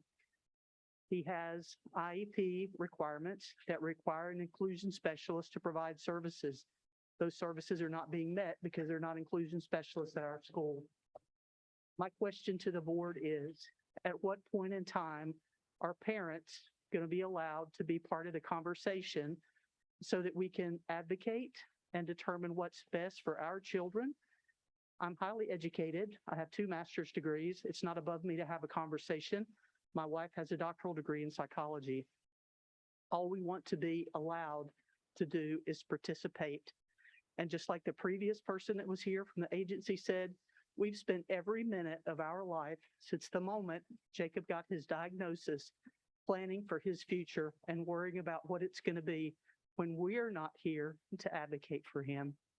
All we ask is consideration. Thank you. Up next, Maria Okamoto, followed by Becky Okamoto. Hi, I'm Michaela Okamoto, and I go to Toby Johnson Middle School, and I'm in 7th grade. I was diagnosed with autism when I was almost 2 years old. What I love about inclusive ed is that I've made really good friends. I've learned to socialize, and I've literally academically prospered in inclusive ed. My inclusion teachers have impacted me in so many great ways. There's a safe place, they have time for you, and their job is specifically aimed to help me. For example, sometimes I get very overwhelmed in class because of the sounds and the overwhelm, and I feel very rushed at times. And Mrs. Crystal, who was my inclusion teacher last year, can step in and let Mrs. Houston know what things in the environment need to be changed. And I can also talk to her about life and stuff, and she can help me with coping strategies also. I want kids like me and all kids with disability or not to work to their full potential. I know of kids like me who came home crying because of the harsh environment. And we need these inclusion teachers because they are the ones that help us. They are the ones that help make us the environments in the general ed classroom better for us. Because of the decisions you've made recently, we can't trust you as much as we used to, just like that other lady said a few presentations ago. I thank you so much, Elk Grove Unified School District, for this inclusive ed. I hope you stay committed, because I don't want us to fall in the cracks and not work to our full potentials because of the environment. Just like Mr. Bramer said, good luck, Elk Grove Unified School District, and I really hope you guys figure this out.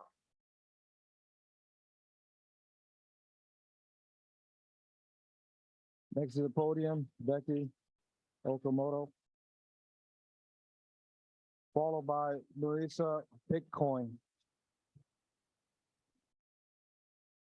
I'm so proud of Michaela. And you should be proud too, because Michaela is a product of Elk Grove Unified School District's Inclusive Ed program.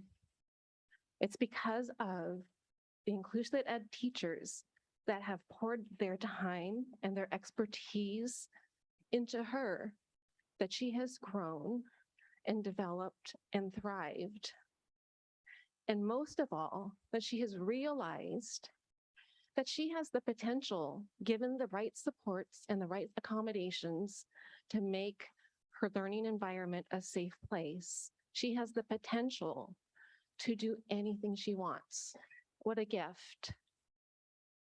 I was going to come up here and share with you about the importance of the inclusive ed teachers and what their loss means, but I think Michaela has done that far more eloquently and clearly than I ever could. So I'm just going to spend the next couple of seconds asking you as board members, when you hear the report that Mr. Riley is going to give later in this meeting, to listen with ears.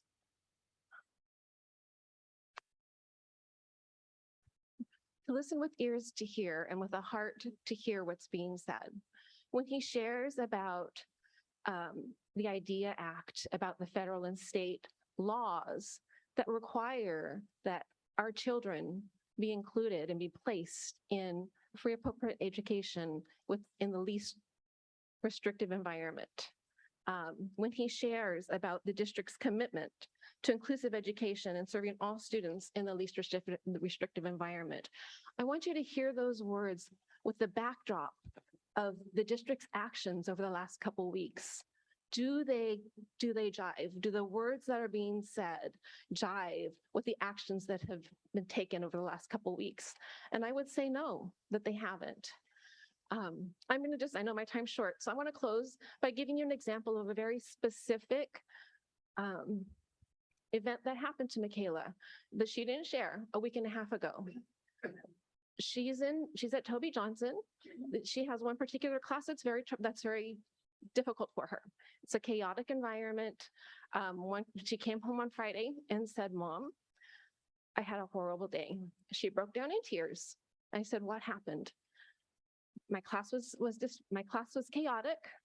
The teacher made a last-minute change to assignment that I had spent 2 days already working on, and I lost it. I got upset. I couldn't think. I went to lunch. I couldn't eat. My friend that was with me, I got upset at her. "Mom, I'm so sorry. I'm so sorry I did that." I told her, "Sweetie, this is not on you. This is not on you at all. This is on the adults that are in your life, that are chartered, that are trusted with ensuring that you have an environment that's safe for you to learn in." I know my time is up. Time's up. Please wrap up. Thank you. I ask you to please help regain the trust that Michaela has said has been broken. Bring back the inclusive ed teachers until you have a clear and concise and a very clear plan for how you're going to change the inclusive ed programs to meet the needs of our children. I just ask that respectfully of you, and thank you for your time. Thank you. Next to the podium, Marissa Bitcoin, followed by Marcus Meyer. The next speaker, please prepare yourself, if you don't mind, or stand next to Chris. Thank you. My name is Marissa Bitcoin. Thank you to the board for allowing us to express our concerns tonight and listen to the district try to defend their poor choices. Tonight, we ask you to hear us again, represent us accurately, and firmly hold them accountable. We can start by asking the questions that show gaps in information and misleading narratives. There are so many discrepancies and issues with the presentation, but since I only have 3 minutes, I'll express the biggest concerns and follow up in an email. First, I'd like to acknowledge that this downsizing to the inclusion program is discrimination. The district has isolated a protected class and is treating the protected class's needs as less important. The district has addressed only the people directly affected from the change and has failed to acknowledge the indirect impacts on the whole district. Only parents or guardians of students with IEPs have been contacted. Only staff in the special education program have been contacted. Why isn't the whole district involved in this change? Why are the changes being made only directly affecting special ed students? Since we know that a cut in supports services disproportionately affects ESL and BIPOC families, what supports are provided for them to make sure they are adequately cared for? A responsible choice would be one that equally affects the whole student body, not just the learning disabled. A district who claims equitable practices would know this. Families with protected students are left to fight for the services our kids need and are obligated to. The fact that the district would claim the elimination of 30 jobs will cause no change in services is already a red flag, showing they don't know the impact of inclusion specialists. The development of the inclusion specialist job was a response to a need that the district had identified and had implemented. It was a successful program and made EGUSD a trailblazer in the education world.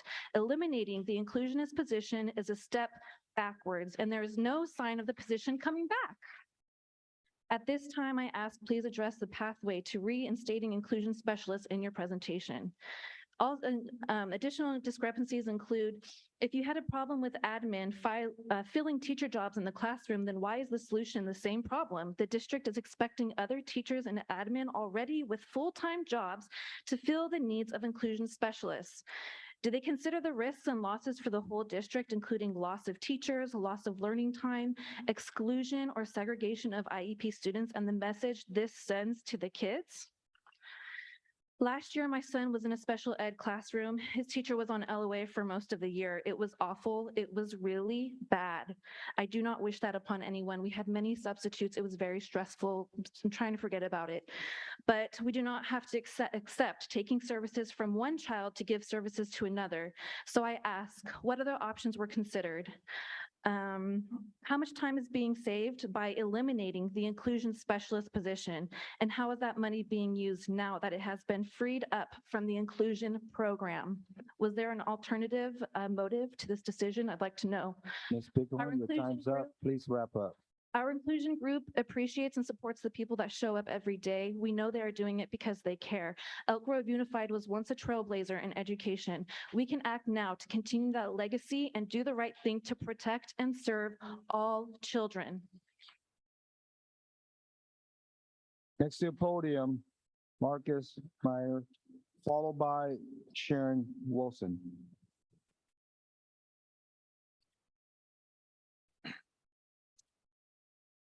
From the last meeting we had, I think we were all under the impression this is going to be some sort of dialogue. I know some of the board members expressed that same thing. Clearly, it's not. I think that's very calculated, but that's for another discussion. It's very clear to myself and many parents and educators that David Riley and Ann Regali don't really know what the inclusion specialists do. It's not just the support with students' IEPs, it's when kids are having some sort of issue in class, whether it be a breakdown or a meltdown, they're there to offer support. Now what's going to happen is these kids are going to be sent to the office. What kind of signal is that going to give these kids? I'm very worried about my son falling into this category because sometimes he has a difficult time expressing how his day at school was. His inclusion specialist was there for us where I could ask how his day went. I don't have that anymore. How this change was implemented was completely botched and calculated, waiting until the school year started and then making the change and forcing the inclusion specialists to take their new job. And when they may have said, well, I don't want to, I want to maybe quit or retire, threatening them, saying that they're going to be barred. This is clearly not a shortage of teacher issue. This is a work environment issue that seems to not be addressed. we've gotten this message out and there's a news station here. There was news stations outside with us. We're not going to go away. And what I'm asking from the board is that you listen to all of us parents, educators. And I'd like to give a big round of applause to Michaela for what she did. That is just so outstanding.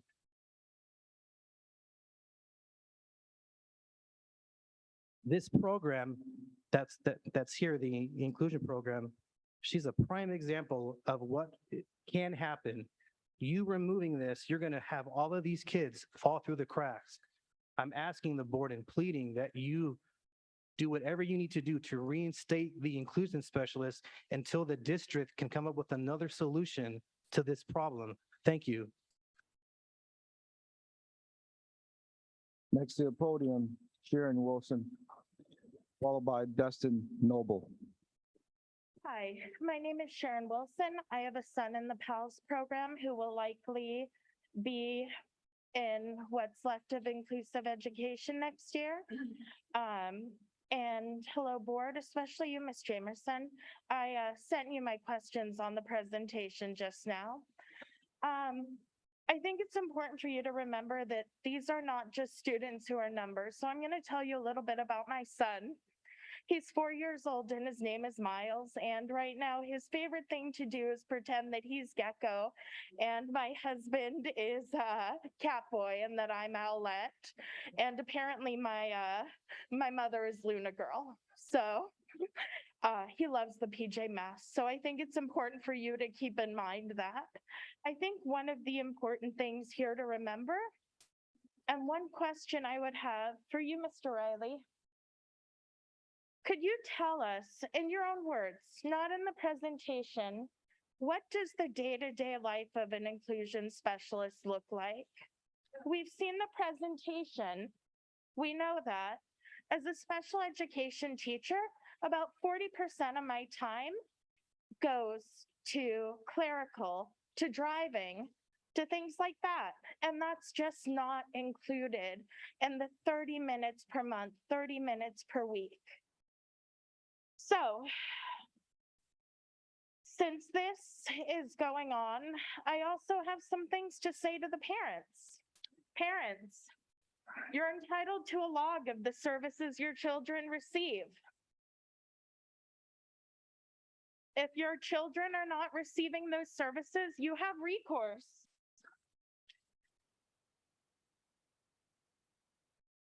You're entitled to know what is done in those sessions. At the same time, we need to remember that these teachers are being put in a bad position, and that's where it comes back to the district. These teachers were not given a choice, and this solves no problem. These teachers will leave at the end of the year.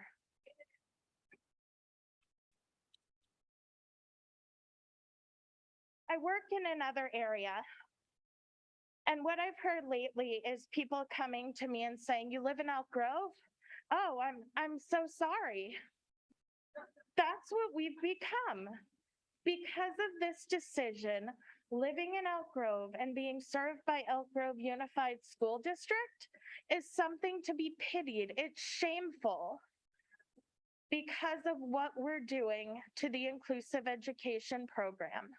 And with your help, we can turn it back and help these students and help my little Gecko. Okay. Up next to the podium, Dustin Noble, followed by Diana West. Good evening, members of the board, Superintendent Hoffman.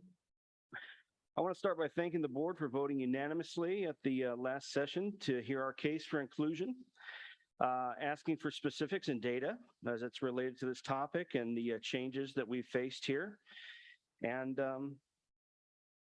you know, it's been brought up a couple times, so I won't rehash it. The fact that this was supposed to be some form of two-way dialogue, and we didn't get that. I don't know. It kind of feels like somebody's trying to control the narrative here and you know, silence us a little bit. But I just want to say this statement to the district and to Mr. Hoffman. We're not going away. We're not going to be silent. We're not going to stop. Michaela, we are not going to stop fighting for you and students like you. And you want to know why? Because this is our life. This is our 24/7. It's our children. Special education, excuse me, special education.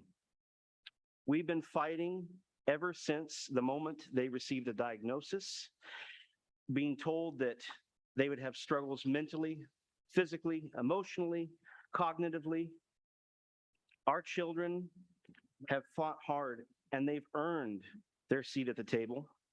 They've earned the right to inclusion. They've earned the support of inclusion and the inclusion specialists. We're not going to stop fighting for them. A majority of you may be very far removed from this and truly not grasp the impact you have on our children and their services when these unilateral decisions are made without the knowledge or input required. You see it simply as mitigating staffing issues, but you're not present for the impact and the shockwave these changes make to your staff, the classroom, and the children involved. These past few weeks have been really hurtful, stressful, but full of passion and community. The parents, students, and staff have all had a very loud voice in the conversation of inclusion. This conversation will not stop, and we will continue our hard work to hold the district accountable when it comes to special education. I feel the writing is on the wall, and the district administration has made it very clear how it feels about our students and its hardworking SPED staff. To make changes to our kids' hard-earned services and downsize a successful program without cause just to fill hiring gaps is not acceptable. This board of elected trustees should be very concerned moving forward. So the only question I would like to ask is that of Mr. Hoffman and Mr. Riley. What SPED program are you going to rob from next to solve the next staffing issues? Thank you. Thank you. Next to the podium, Nana was followed by Courtney Arozana. Thank you. My name is Diana Welsh, by the way. Thank you for the opportunity to address the board regarding the elimination of the inclusion specialist position. I'm an elementary resource teacher. I've worked in Elk Grove Unified for 19 years. Elk Grove's the only district I've worked for, and I've been a master teacher to 20 student teachers, 8 of whom are currently Elk Grove Unified special educators, and several are in the room right now. I've always thought highly of our district, but I'm losing faith in some of our systems. Okay, I'd like to address some of the misinformation you'll see on the upcoming slide presentation. Slides 58 through 60 indicate that resource specialists can seamlessly take on the students with inclusion supports. Not true. Resource specialist jobs are different than services provided by full inclusion specialists. Students who attend learning centers have a learning disability. A majority of the students with inclusion supports have autism as their primary diagnosis. This disability primarily impacts students in the areas of communication and social emotional areas like making friendships, coping with changes, communicating wants and needs, etc. Inclusion specialists had time built into their day to deal with the needs of these students, creating behavior support plans, providing social emotional supports like friendship circles, lunch bunches, coping skills, collaborating with teachers and training paraeducators, pushing into classrooms to observe students, facilitating interactions with peers, at recess, modifying grade level curriculum. Learning center teachers run groups all day using intervention curriculum. We have a schedule that provides between 30 and up to 180 minutes of daily services to students. Okay, where in the day do the needs of students with inclusion supports get met? Yes, I and my colleagues do many of the same things inclusion specialists did, but it's the time factor that was not accounted for in this change. Slides 54 through 57 address caseloads. Caseloads were reduced with this change. Not in my case. My partner and I acquired 7 additional students, but received no additional help in the form of staff. While my caseload number at the beginning of the school year was below target, I will soon be at the max recommended number, currently dropped from 28 to 24. And that's only because we resource teachers stood together, vocalized our outrage at the change, and partnered with our union to address these changes. I'll soon be over caseload. And how can I expect additional support when Elk Grove can't fill unfulfilled positions right now? Okay. Another inaccurate statement. Students and families won't see any change to services for their child. This is highly doubtful. There's no time in my day or week to do what the inclusion specialist did. At my site, our person was there 2 full days, which is 15 hours, to support students, not counting what she did beyond her contract day. I'm expected to do exactly what she did on top of my already full workday. Where is this time coming from? School sites are now staffed appropriately due to this change. Not true. Besides teacher shortages, 4 of my current students with inclusion supports do not have the para support they should have. Outside agencies can't consistently provide staffing. My learning center has been without a para, a district position, for 2 years and going on now for the 3rd. Okay, nobody wants a 15-hour-a-week job for less than what a fast food restaurant pays. Okay. Paras deserve a competitive wage and they deserve benefits. So what is true? I'll do my best to serve my students, but will that be all that they need? I don't know. Okay. Pay a visit to a school site, walk in the shoes of a paraeducator, help a gen ed teacher in the classroom, run the schedule of a learning center for a day. Since the district seems to feel it can decide what teachers can do without any input from teachers or families, then come live for a day. Ms. Walsh, your time's up. Please wrap up. I'm 62 tomorrow, or today, and tomorrow I have my birthday. I'm deciding whether I'll spend my next birthday as a teacher or a retiree. Thank you. Up next to the podium, Forney is followed by Peter Mendoza.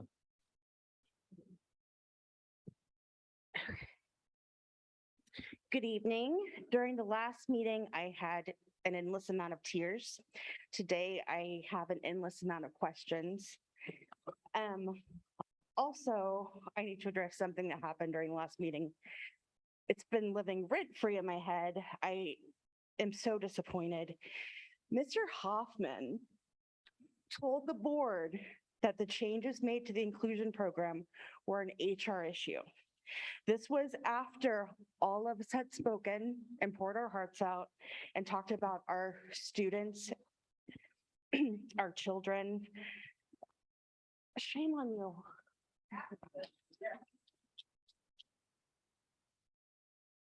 This is so much more than an HR issue.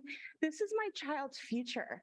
I am in a unique position of working at my child's school. I'm so lucky that I have that for as long as Mr. Riley will let me.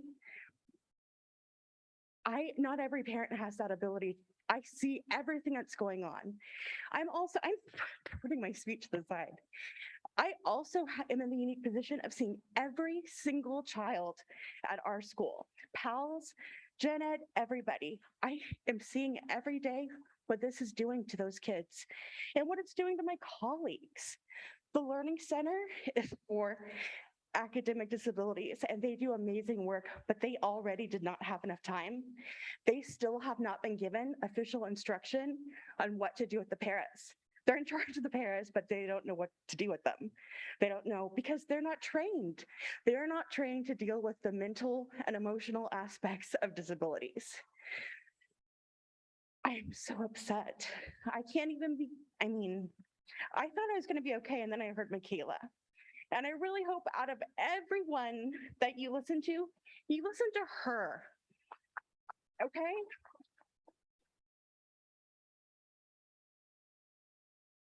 I haven't gotten any of my questions, so I'm going to email them to each of you to ask because I don't get answers. I compare with other parents and we're just getting the same copied and pasted answers. I also hoping that when you listen to the presentation, that you understand that it's just going to gaslight you the same way that we've been gaslit. That's the 5th time that someone has said that tonight about the district. It is shameful. I mean, isn't that a red flag? I would invite all of you to go spend some time in special ed. Spend some time in a general ed classroom and see how they're suffering now to meet the needs of their kids. Spend some time in all levels of special ed. For goodness sake, shadow a para. I'm begging all of you, especially Mr. Riley. Every single position. Your time is up. Then Please wrap up. will you do that?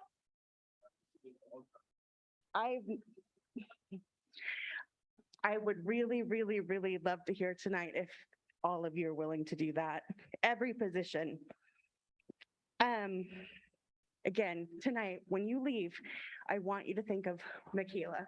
And Michaela, is our clapping bothering you? Or are you okay with that? Okay, all right, thank you.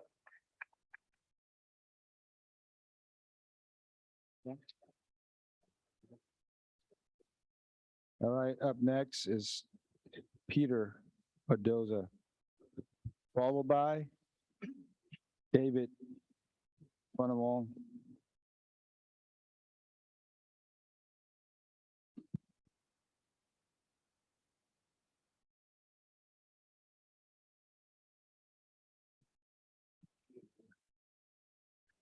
Madam President, members of the Board of Directors. For the record, my name is Peter Mendoza and I work for the State Council on Developmental Disabilities, Sacramento Regional Office. And we serve the 10 counties from Yolo to basically the Tahoe region.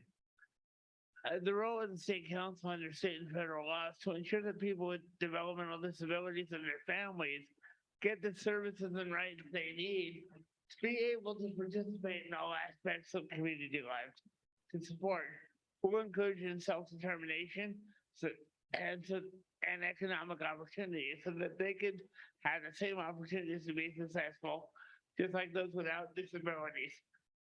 I have to tell you, as a person who went through special ed back in the day and has a brother with autism who also went through special education years ago, and memories of my mom fighting for our education, this process really disturbs me. Because what's happening is there appears to be a lack of transparency. In other words, it appears that the decision to get rid of this very important program was done, and now we're going back. So my question to you, and I realize you can't answer, is there any redress to have more discussion before the decision is made? As my colleague, Ms. D. Medeiros, very eloquently stated, we've had conversations with both community members, school staff, and district senior officials. And it's not even clear to me. Let me back up. This decision seems to have been made very quickly. People are not given information in their may not have been given information in their native language. And in some of the more recent discussions we've had, we're not really sure if the district always uses certified interpreters, and that's ASL. It's important that every step you take has transparency and can be readily understood by the people who are affected. And I'm sorry, I have to say I have more questions than I have time to give. But everyone here has the right to know what's happening with their child's education before something happens like this. This really happened the wrong way. There should have been meetings, there should have been hearings, and then a decision should have been made. But what happened here is the decision was made before anybody had the right to give input. And that's wrong, and we should do better because everyone here and every student you served deserves that. So my hope is that there's a pathway back and we can relook at this issue. to make sure we're doing what's best for the students and families of this district who are valued members of your community.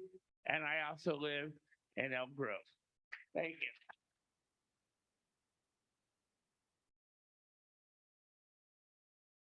Up next to the podium is David Ponavon, followed by Anthony Verano.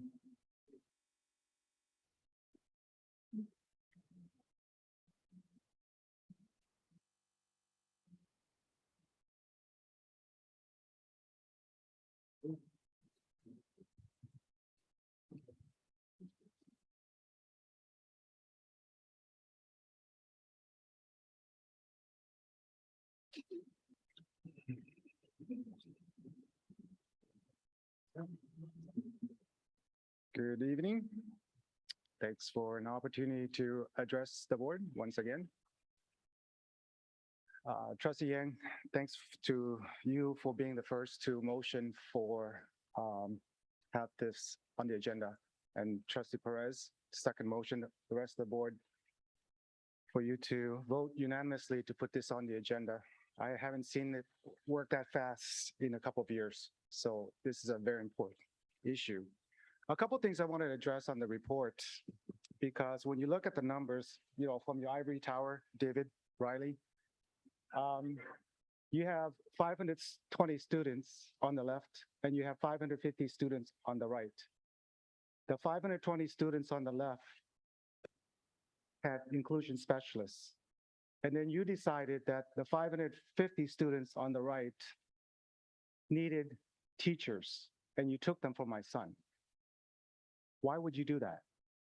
Because I've been up here talking to the board for many months, telling you that you have sufficient staff shortages.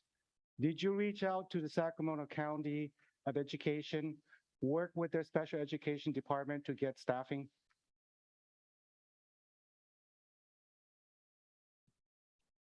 The teacher that came and spoke to you left the district.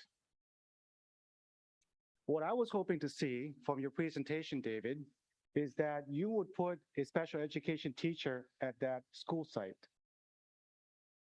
That didn't happen.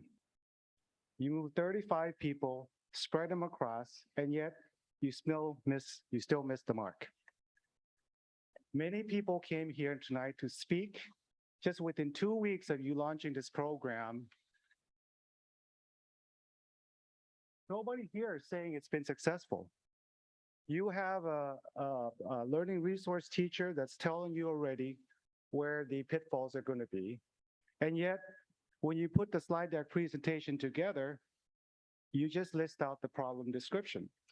Your job title is not problem description. Your job title should be able to say that we can roll back at some point. If we move 35 teachers in this location and we need to backfill, we will continue to hire people. And at some point in time, you have to restore what you took away. There's nothing in your plan to that effect. You put 35 people on an airplane, shoot them to the moon, and then you hope they hit the moon. And you have already lost 3 people, 3 teachers. So how can you say that we have trouble hiring special education teachers when you're willing to let 3 special education teachers leave? That's 4 that I can count now, and you have a very difficult time hiring them. And if you look at the slide deck presentation, and I want you to be very, very careful about this, because the trend on a national level— Mr. Ponavon, your time's up. Please wrap up. Please. Used to be that 1 in 500 boys were diagnosed with autism, and then went down to 1 in 100, 1 in 50, and now we have 1 in 48 on a national basis. In New Jersey, it's 1 in 23. It's coming this way. So the mere fact that the students in inclusion are mostly autistic children, the solution that you put in place is not going to solve the problem that you'll have tomorrow. Because the problem you have tomorrow is, as you indicated on the presentation, more enrollment into inclusion.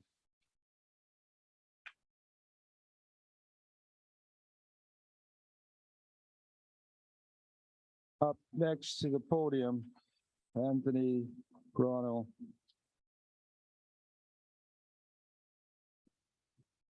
Followed by Jency Baran Rule.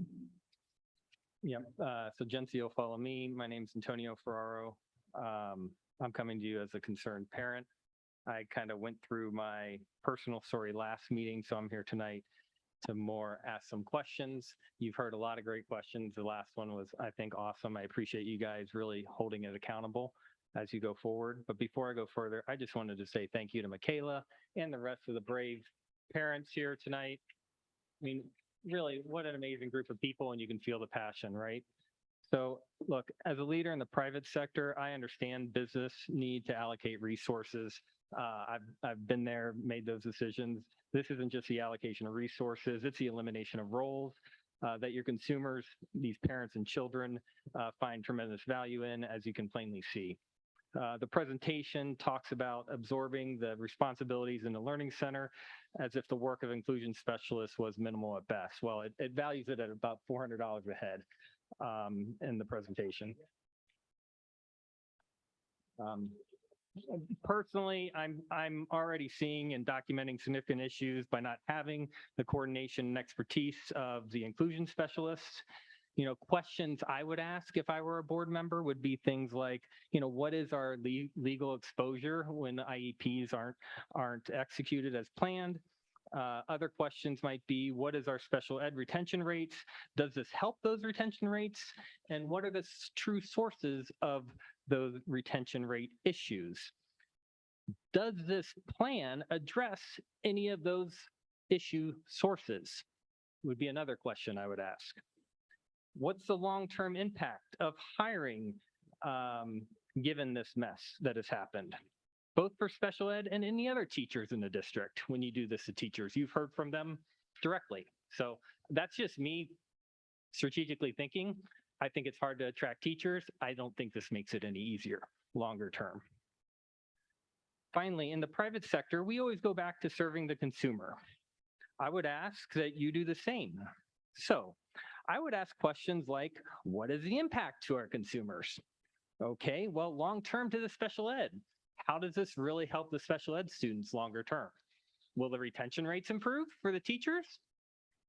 Okay, we've heard the second group of students, the inclusion, you've heard from them directly, right? So you got the feedback there of what it does to that consumer group. And then lastly, another consumer group would be this, the kids that go to the learning center. I do not see how any of this benefits those kids either. So that's 3 consumer groups. I would ask all of those questions, and I appreciate you asking these tough questions and keeping the administration accountable to our kids and these end consumers. So thanks. Thank you. Our last blue card for the public comment on the agenda is Jesse Ferraro.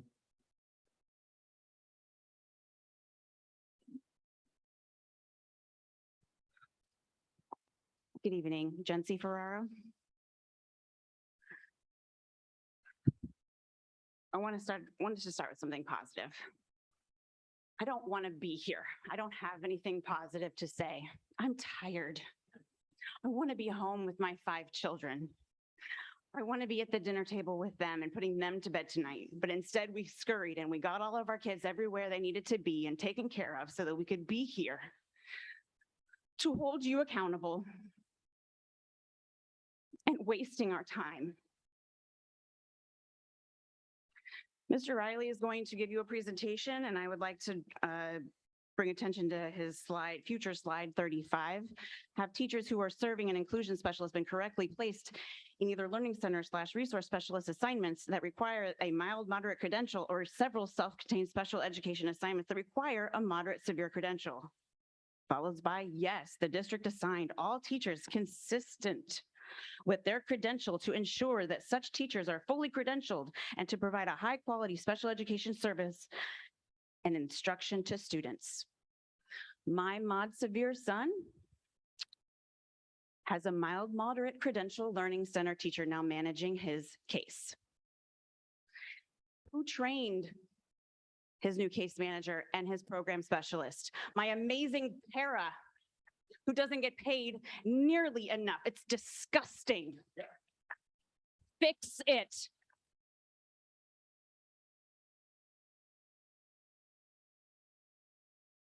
I'm here tonight because I have the privilege to have I have the things that all the things that make it so I can be here. But I want you to look at me and I want you to see hundreds of people who couldn't make that happen tonight. And that is not fair. This platform is not fair. This decision is not fair. And I will stand for all families who deserve to be heard. Who's going to listen? I hope it's you, the board, please.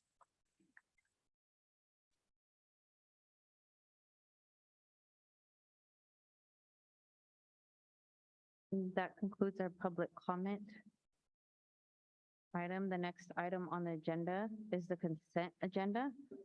And President, yes. do we have one on the consent agenda? Yeah, on the consent agenda, we have one blue card. Yeah, that was waiting for you to ask. Okay, so we're moving on to the consent agenda. Do we have the one blue card? If we can call the individual up regarding the consent agenda, please.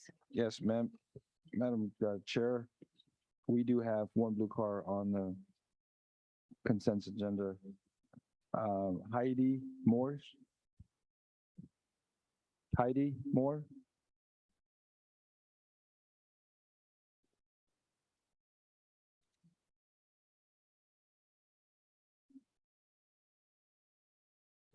Thank you.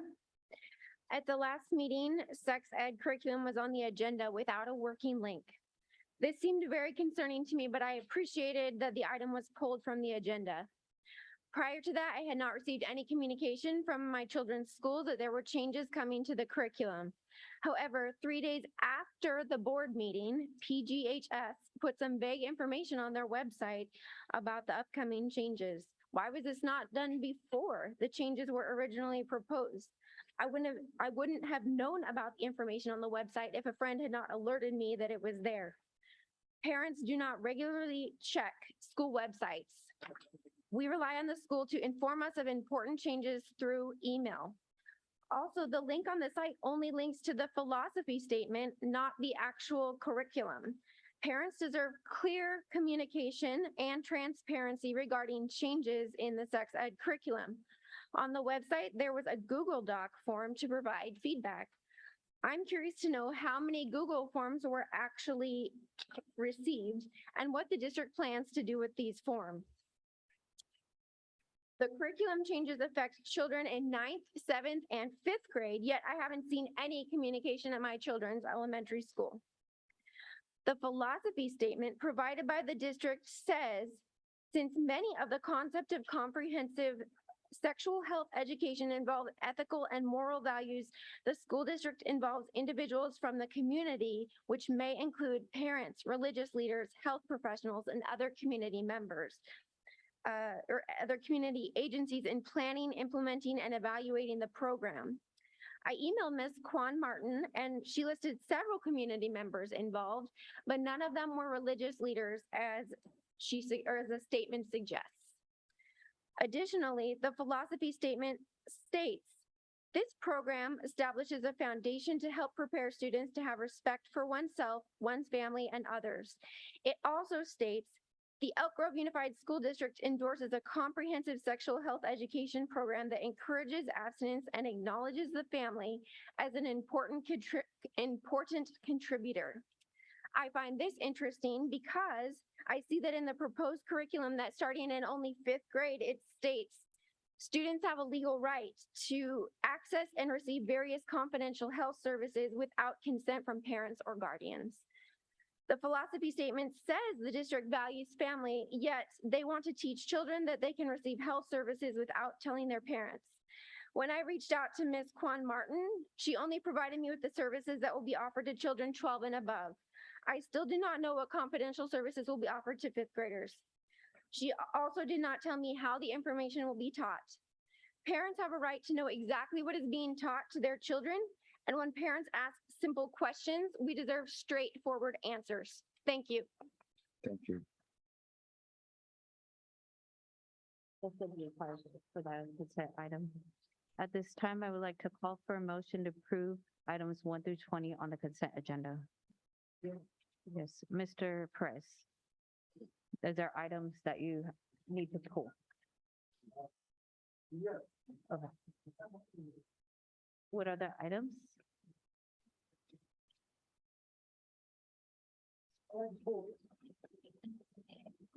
I'd like to pull number 6, item number 6.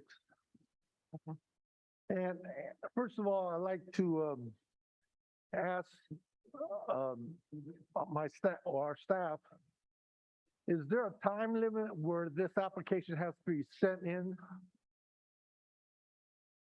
For item 9 to 6 is the data collection that I see a hand by Mr. Forcina. Oh, Yes, and I want to address number 19. Okay. Comprehensive sex Okay. health curriculum adoption. Item 6 is we'll address first and then we'll come over to 19. Yes, Mrs. Hayes. Mr. Perez, was your specific question of when this application was due? It's Right. I mean, I was wondering if we could postpone this item till next board meeting. yes, you can postpone this item. Because number one, there was no sign off on the chairman of the committee for these type of funds. And the only person signed it was Mr. Hoffman. So I can't verify if it went to the committee first before it came to us. That's number one. And I think that this is an important item that us board members should have a discussion on the particular program delivery of services.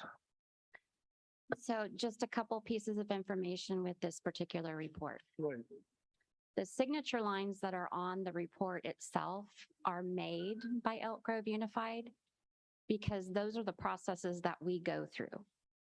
So the DLAC and the DAC committees get together on a routine basis to review both the district and site LCAPs as well as our federal programs. So the report that we submit and what we're asking to be approved is to let the California Department of Education know that we want to participate in federal programs. Right. So they don't require a hard copy signature except for somebody to accept the assurances that we are following programs appropriately, which is what I sign off on for compliance. And then Superintendent Hoffman has to sign off on the prayer certification. Correct. So the information that's contained in this report is to let CDE know two things. One, actually three. One, that we want to participate in federal programs. Right. The second one is that we will be compliant with federal programs. And the third one is that we will seek input from our advisory committee. Yes. So we are doing that. We have been doing that. Correct. This particular document and the data sets that are included in here won't change regardless of anybody's input because this is reporting out what we spent last time. Right. So going forward, the work now begins with this report, meaning that the application has been submitted. CDE is going to accept the application that we want to participate. Then all of the work that happens with our different community groups and parent groups and school site councils, that work will continue. This report itself will be reviewed in detail with the DLAC and DAC committee, I want to say next month. So if you would like to postpone this until that happens, we can do that. They will be meeting on 22-23 academic year program. That's correct. Okay, that's what I'm concerned about, is the fact that as board members, like parent engagement, that's an item on this. There's zero monies where for this type of program, there's to do a program on parent engagement and empowerment and networking on. And then the number one thing is the fact that our advisory committee chairman didn't sign off on this, so I don't really know if she actually approved this for 2023, 22, 23 as a committee chair because she didn't sign it. So I don't feel comfortable approving this until maybe next month at the board meeting. We can most definitely postpone it, but I do want to share with you that the numbers in this report Right, are not 22, 23 values. right. Those Yeah. will come to you in the same exact format in March. And the other questions I have, there were unspent monies in which I kind of feel that they should have went to our programs for this targeted population. And it's extremely large amount of monies. So this report is a report as a period of time. Right, Elk Grove Unified has never returned any federal program money that we received through the California Department of Education. So you may see balances in these accounts. If Right. they're done purposefully because we have a plan to spend them through a period of time. This report just asks that the district report back to CDE what you've spent on a specific period of time. Right. Well, like I said, there's regarding Title I monies for a variety of different fiscal years, like I guess you go back 36 months or 3 years. And I thought I'm not sure if you disencumbered them or the wording was, what was the wording here? On page 9.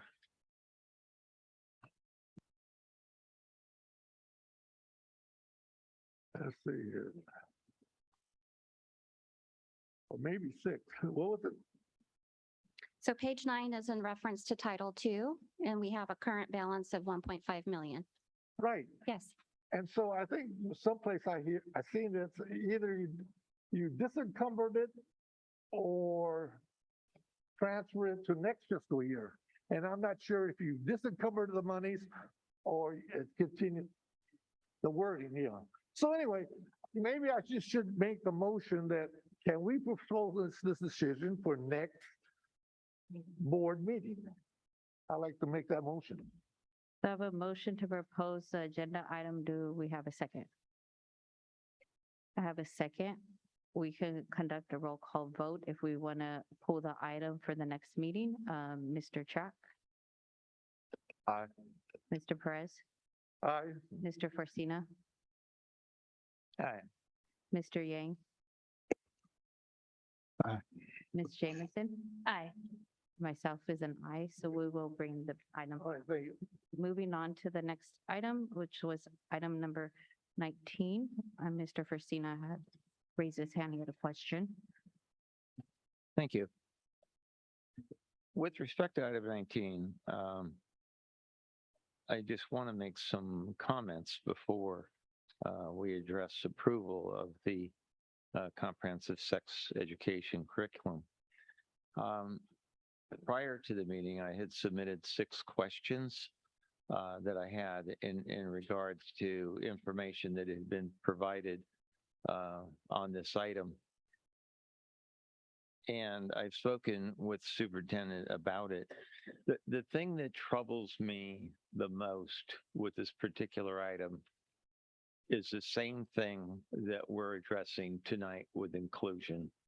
And it's an item that I have requested that the board discuss numerous times, and it's the issue of communication.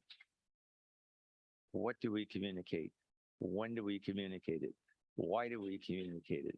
How do we communicate it? We have a communication issue that needs to be addressed seriously, and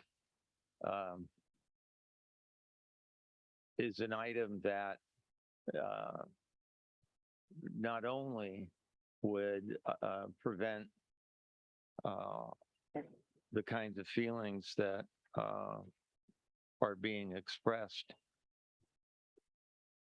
but it goes a long way towards those issues of inclusion. of transparency, of responsibility, and things that we heard tonight, truth and trust. As I said, I will vote approval of the item on the curriculum. The questions that I had have been answered. And the board may be interested to know that in getting answers to my questions, I found out that the board gets to appoint a member to the committee. I've been on the board for almost 9 years now, and it's the first I ever heard of it, that we have that ability. I spoke with a parent today on that specific item, and I told her straight out, no, we don't. And then later on, I found out, lo and behold, we do. And in the 9 years, that's not an issue that's ever been addressed with the board. So I just believe honestly that we have a significant problem when it comes to communication, and that we need to force that issue. So, thank you. Thank you. We have a motion to approve items 1 through 20 with the exception of item 6 that was pulled. I move. I have a motion. Do I have a second? I second it. I'll conduct a roll call vote. Mr. Track, Aye. Mr. Perez, Aye. Mr. Forcina, Aye. Mr. Yang. Aye. Ms. Jamerson. Aye. Myself is an aye. It's unanimous. The next item on the agenda is bargaining units. And are there any blue cards or bargaining units wishing to address the board? So please. Madam Board President, we have one blue card on this item. Calling on Ann Campbell. Do we time her or? Oh, you might want to. Okay. I guess the floor is yours. Thank you. Good evening, Board President, Dr. Crystal Martinez-O'Leary, Mr. Yang, board members, Mr. Hoffman, Ludi, and all the cabinet members and everybody else.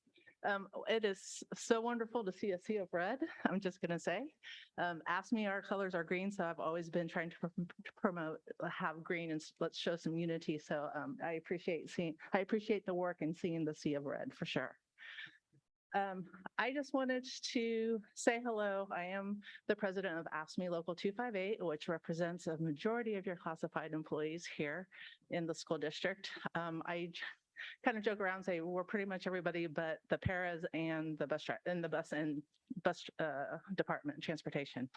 But I just wanted to come here and say that we are going to be, Mr. Riley is going to be introducing our AFSCME Local 258 sunshine items for the upcoming negotiations.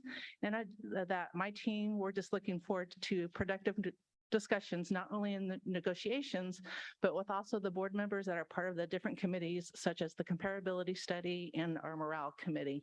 I may not be physically present at all those committees, but AFSCME is definitely well represented with people that are taking these issues seriously. Also throughout the upcoming year at the AFSCME, we just want to be part of the thoughtful, collaborative, outward mindset process and to try to find solutions and resolutions to the variety of concerns that our members bring to us. So not only do we want to bring you the troubles, but we want to be part of that process in finding the solutions with a joint effort with the district. Most importantly, I know that the compensation and working towards the priorities of June 2024, which is when the ESSER funds are going to the funding's going to run out. That's a huge concern of mine because that does affect a lot of my members. So I'm looking forward to having those discussions now, even though it's not going to be happening probably until 2024. But again, once AFSCME has a lot of concerns, we don't want to be behind the process. We want to be forward thinking in these issues. So I know there's a lot of talk tonight with the budget. They're talking about the paraeducators, staff shortages. The AFSCME positions are not, I can't think of my word. We face those same shortcomings with staffing issues. We have electricians that haven't been filled for years. We have a lot of front office staffing that are also issues, as well as a variety of the jobs here in the district office and payroll and leaves. So as we're moving forward with the budgeting, I know that's a big concern, but I just want to remind you that as AFSCME, we have bought into the school district. We take pride in our jobs. We don't want the students to have any shortcomings, as well as any of our fellow employees, whether that's people that are doing workman's comp claims, going through the risk management process, our members that are having trouble with leave or sick issues. We don't want to burden our leave techs even more with different situations and complications. We're trying to be mindful and respectful and remember that we are a team. So I just want to remind you of that. So when you're going through the discussions, please remember that AFSCME has bought into the school district, that we care about the school district, just not the students, but our coworkers and fellow employees. And I'm just asking you as board members to buy into AFSCME. So if you have any further questions, I am always available by email or cell phone number. I'll make sure everybody has that. So that way, I just would like to keep an open line of communications as appropriate. So thank you. Thank you. That's the only blue card. I'd like to call for a quick 5-minute break and have the next presenter get ready to come up. We will reconvene at 8:31 or 32-ish.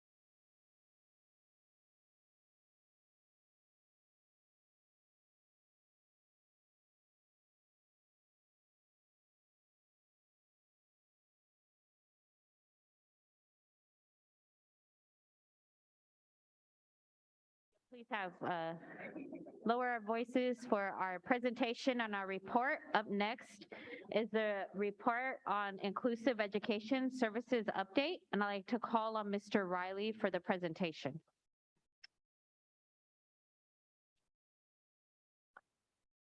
Thank you, President Martinez, O'Leary, members of the board, Superintendent Hoffman, and guests. My volume okay? So the presentation has been posted on our agenda. So I know people have had an opportunity to review it. I want to start by tonight speaking to those of you who are here.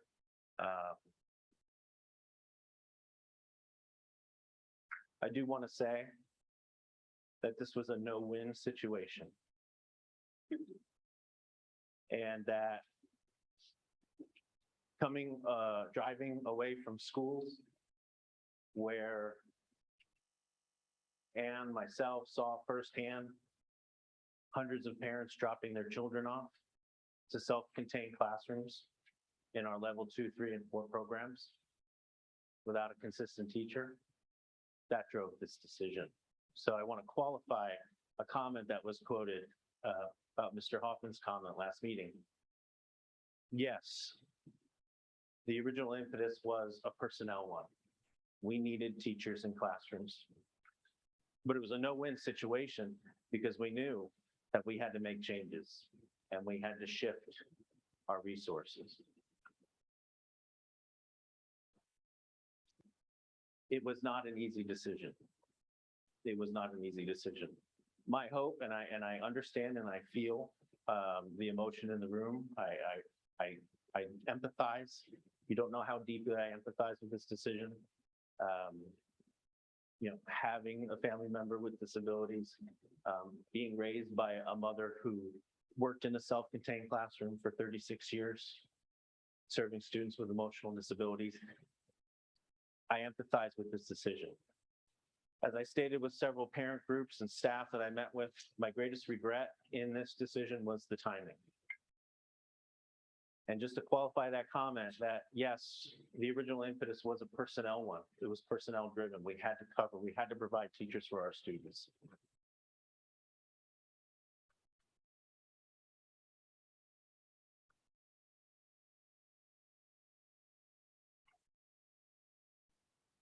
My hope is that we can get through the emotion and that we're able to lower our effective filters a little bit this evening and see in this presentation the plan and the thought that went in how we are going to cover the services for students who are receiving this by the inclusion specialists. There were previous discussions about the development of, you're going to hear references to a level 1 plan. There were conversations. Teachers were consulted. Labor leaders were consulted about these concepts and ideas. Yeah, for next year. Correct. And my greatest regret was the timing of this decision. Because of the nature of the decision, the personnel move, we owed it to the employees who were directly impacted to hear it from us first. This was not a typical programmatic rollout. We didn't have time. We had to do it. I agree. We had to do it prematurely. But my hope is going through the presentation, you're going to see the plan on how we are going to cover services while simultaneously providing teachers for our students. So yes, without killing you. I want to introduce the special education leadership team. David Riley, Associate Superintendent. We have our Director of Special Education, Anne Regali. We also have a coordinator who's not here with us this evening, Kelly Park. Melissa Stoneman is one of our coordinators in special education, and Alicia Wilson is another coordinator. By no means. Excuse me. Would they stand up? Are they here? Who's here? Yes. Of all those people? Anne Regali, okay, Melissa Stoneman, and Alicia Wilson. Okay, thank you. This graphic is really just to demonstrate, and I realize the readability is problematic, but just you're going to see references, you're going to hear references to regions. And so we have a 3-coordinator structure where the coordinators oversee 3, we call them super regions. So we have 9 regions in the district. We have 62,000 students, as you know, divided by 9 regions that are constructed or structured based on our comprehensive high schools. And those regions are the schools that feed into each of them. And each coordinator has 3 regions that they oversee. I want to start with least restrictive environments. We do believe in the least restrictive environment. We are conscripted to follow that. We are seeking the least restrictive environments for our students, trying to prepare our students for someday graduating from Elk Grove and going into the world at large and being independent to the greatest degree possible. So you're all familiar with IDEA. They provide the definition for the least restrictive environments. And to the maximum extent possible, we want children with disabilities, including children in public or private institutions, other care facilities, to be educated with children who are non-disabled. The students who were served by these teachers who were serving as inclusion specialists will remain in their general ed programs with their non-disabled peers. In the instance where the supports are not adequate for them to sustain that general education placement, we do have self-contained programs. What is inclusive education? This is taken from a publication from last year, published the California Department of Education, Inclusion Works, 2021. It is one of our guiding documents in our discussions that we were having relative to inclusion and inclusive education. And as you all know, IEP teams, which are comprised of parent, guardians, and educators, based on individual student needs. It's a very individualized process. So that's been part of the challenge over the last few weeks. And I have answered every single parent email that I've received in a unique way, because everything is individual. Everything is individual. So how are we going to do this at that site? How are we going to do that at another site? There's no one answer that fits all. We have to look at specifics. So again, very individualized. We're looking to realize the least restrictive environment for each student. As was cited earlier today, we had 520 students who were receiving inclusive education services in the district. And approximately 75% of those students, their qualifying disability is autism spectrum disorder. Prior to this transition, how many teachers were assigned to inclusion specialist assignments? 32 were serving as inclusion specialists. 32 individuals serving 67, 68 schools. Of the 32, 26 of them were assigned to our elementary schools. We have 43 elementary schools. 26 individuals were serving 43 schools. Of the 26, 15 of them served multiple elementary schools. Different sites. We had 6 of the 32 serving our secondary schools. We had 6 inclusion specialists serving 18 schools. In fact, one of our inclusion specialists was serving 4 different schools. The inclusion services that are described in student IEPs, they range, and this was also cited earlier this evening, 30 minutes per month of consultation case management to 30 minutes per week. So by and large, the consultation time. And what is comprised of consultation time? Working with paraeducators, working with general education teachers. Inclusion specialists in elementary schools, they served as case managers. So in considering this option, we really did give a lot of thought to the impact in elementary schools in particular, because these inclusion specialists were serving as case managers. In secondary schools, the transition specialists did not serve as case managers. The secondary resource program teachers have served as case managers for students receiving inclusive services from the inception of the program.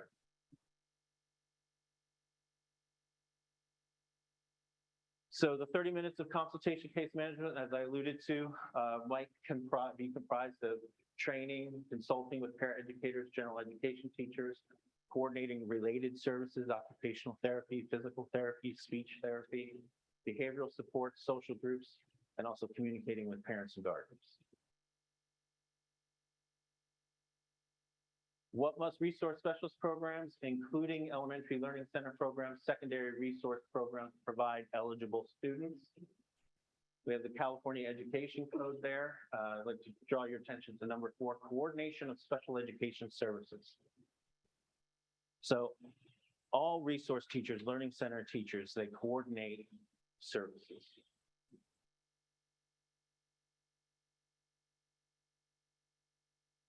In terms of the IEP considerations with this transition, are we required to seek an amendment to the existing IEPs, which include inclusive education support for students? The answer is for some.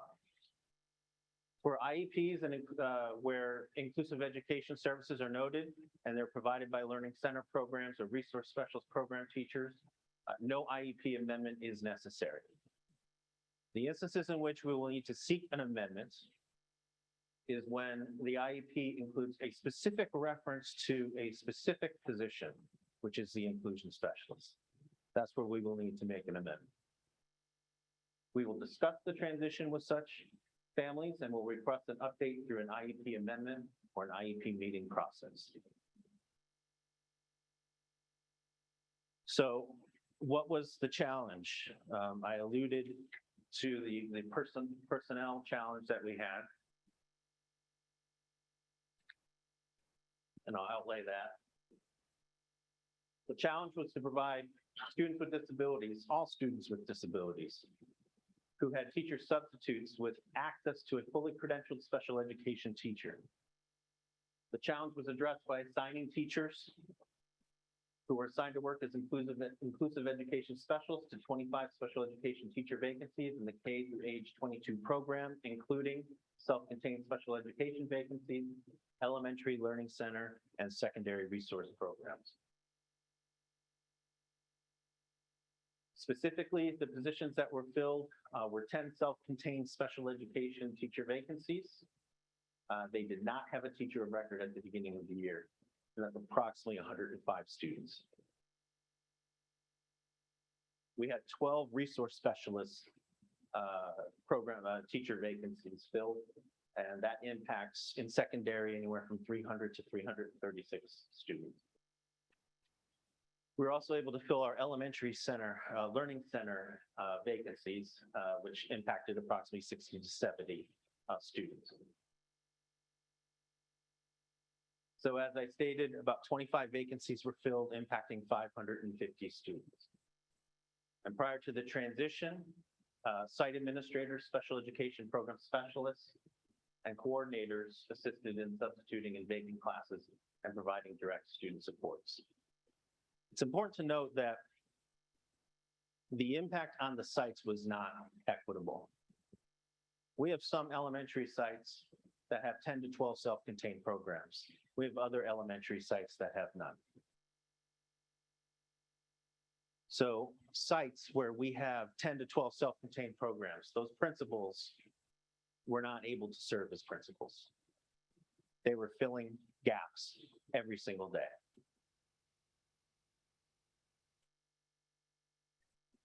We'll get to that. Concerns raised by parent guardians regarding the rotation of classroom supervision by substitutes and the lack of consistent, highly qualified teachers were addressed through this transition. Historically, elementary learning center teachers, secondary resource specialist teachers routinely have been responsible for increased caseloads, increased time for specialized academic instruction, including student group facilitation, and reduce the time available for consultation and case management. So I'll allude to this challenging dynamic that we have with recruiting. We have a shortage that necessitates some of our teachers to take on overloads or to routinely carry caseloads at the limit. Their working conditions are exasperated.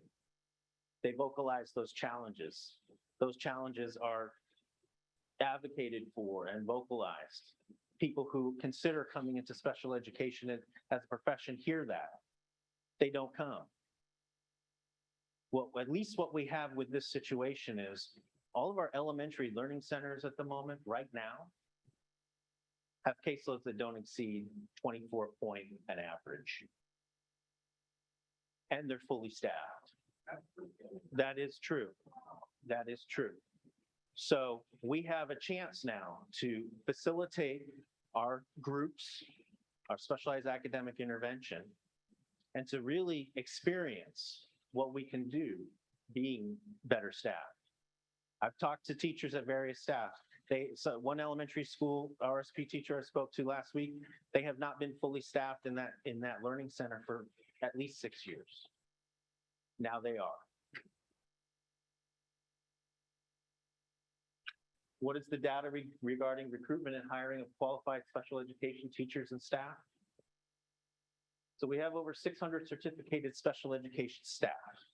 That's an inclusive number. That includes SLPs, formerly inclusion specialists, non-classroom teachers as well. We have about 450, 470 classroom special education staff. So prior to this school year, we had filled 35 of 45 of our vacancies. But the need for special education teachers isn't like general ed enrollment projections. Special education continuously qualifies students. As teachers in the classroom know, students continually get assessed and qualify for services and different placements. So projecting enrollment in special education is nothing like general ed. General ed grows a little bit with students coming into the area and the schools, but nowhere near does it fluctuate like special education. So as assessments continued over the summer, and we recently came out of a pandemic where we had a sharp increase in assessments, that we were still catching up with assessments through the year, they were more rapidly getting assessed and qualifying. Those numbers began to grow. New students continued to enroll and become eligible for special education services. We have several unique things that we have implemented pre-pandemic and have continued through the pandemic to address this national shortage of teachers. One is we have established a residency program, and I implore you to research residency programs. They are highly successful in terms of retention because the residency experience exceeds the traditional student-teacher experience in many ways. And research shows that residents tend to stay in the profession longer, and districts that hire them and foster these relationships are able to retain them longer. Over the past 2 years, we've graduated 33 of our special ed, and these teachers have come out of the residency program with not just one credential, but two, both mild, mod, and mod severe credentials. They were trained here in Elk Grove, so they are most prepared to come out of that program and hit the ground running when they get their own classes. We have currently 15 residents in the program currently this year. It's been a statewide reduction in the new teacher candidate pool. Universities, local universities that we traditionally partner with, UOP, Sac State, we just don't have, people didn't go into credential programs during the pandemic like they have. So here we are on the tail end, and there's a dip in the eligible candidates. So the dynamic that I spoke to earlier of staffing shortages, exasperating working conditions, really compromises the ability to attract teachers to the profession. What credentials are required to teach in special education programs? What credentials did the teachers assigned to work as inclusion specialists hold? The majority of special education teachers have one or both of two types of credentials or authorizations, mild, moderate. or moderate severe. Most special education teachers' credentials include an autism authorization. The ones that don't are the older ones that didn't have, they didn't come out of the program with that authorization. Teachers who are serving as inclusion specialists also hold mild, moderate, and moderate severe credentials and authorizations. So of the 32 we were speaking about, 18 of them had mild mod, 14 had mod severe, and of those, 2 of them had both. Have they been correctly placed in either learning center resource specialist assignments that require the mild mod or mod severe credentials? Yes, the district assigned all teachers consistent with their credentials to ensure that all students had a fully credentialed teacher.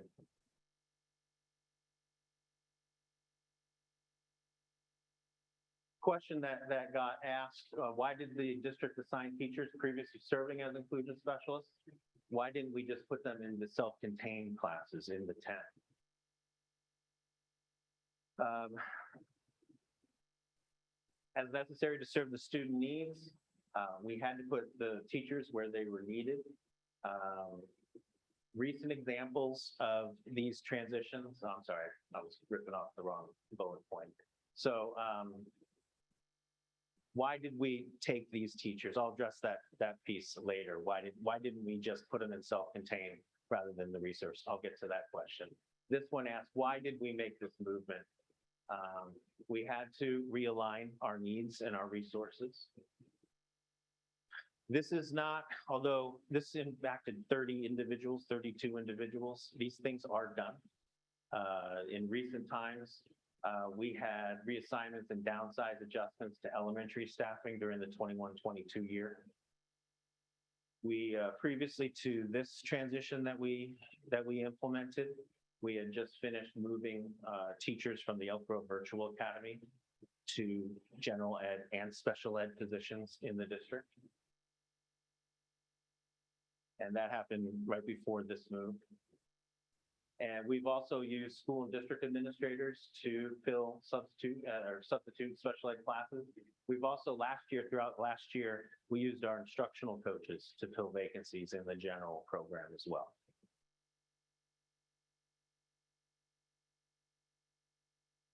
These vacancies have indeed existed for several years, as I said, and how we have compensated for that is overloads, increased caseloads, teachers choosing to work on timesheets to go above and beyond and do more to meet the needs of their school. In the past, like I said, we addressed these staffing shortages by increasing the caseloads and using long-term substitutes. The teacher substitute shortage exacerbated that solution. We didn't have long-term substitutes. We didn't have the same number of long-term substitutes to draw from to fill these vacancies. We typically hire through July and August. And what we were finding is that as we were qualifying more students, we were allocating more FTE to schools, our hiring really started to slow at a rate that was atypical. It was much, much slower. That's why we had to start contemplating doing something different this year. So despite these recruitment efforts for the current school year, the rate of hiring could not keep up with the increased demand for teachers. We had adjusted and consolidated self-contained classes, and we did that several instances this year. That causes significant disrupt for families. You can imagine a student has to attend a new school now, get on a new transportation route, etc. And it also leads to increased class sizes in our self-contained programs, our level 2, 3, and 4. So this was not an atypical situation. You read the news, you see other districts starting with even greater numbers than us with unfilled classes. So as I mentioned earlier, we began the movement this year with the virtual academy to teachers in general and special education assignments. And we continue to use administrators to fill day-to-day shortages. All of these factors led to our decision to move the 32 teachers assigned as itinerant inclusion specialists to fill these needs. When was inclusive education identified as an area of focus for this school year?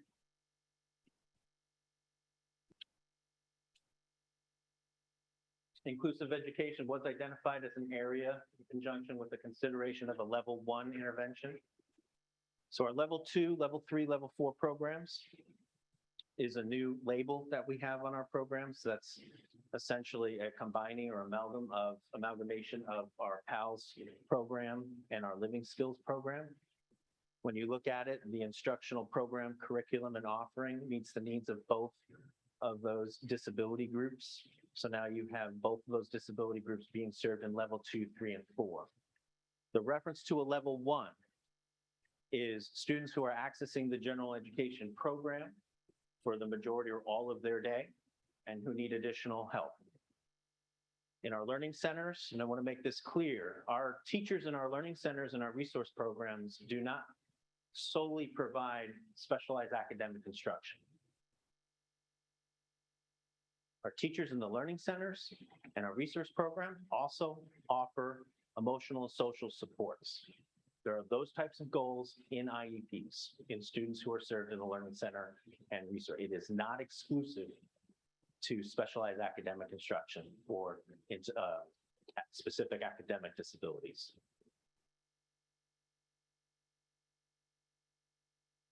So we communicated a focus on inclusive education, amongst other topics, to happen throughout this year.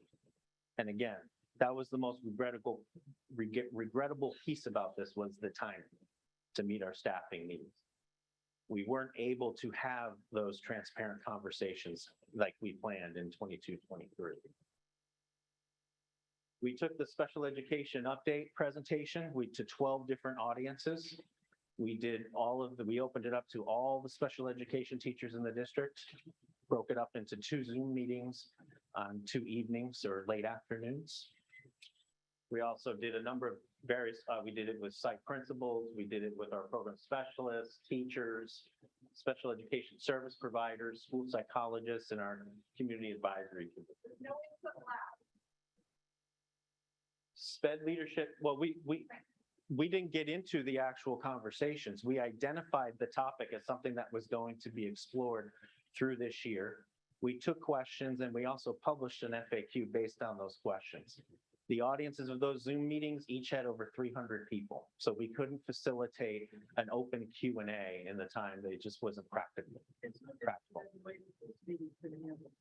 we asked for open dialogue at the last meeting, the board voted to approve it. We come in for the agenda item, we have to stand in line with the blue card. Yep. We heard that. We understand. And So I would if I like can to just finish. I would like if to I go can back to finish. the report and presentation at this time. I know public comment was made earlier, so I just want to stay on track with the order. Thank you. So as was shared in that spring presentation, the contemplation of a level 1 would provide contemporaneous supports to the needs of students in an effort to foster and expand inclusive opportunities for students. The special education update was originally a product of the EGEA, which is the Teachers Association, collaboration with district staff and leadership in special education in an effort to enhance transparency and communication.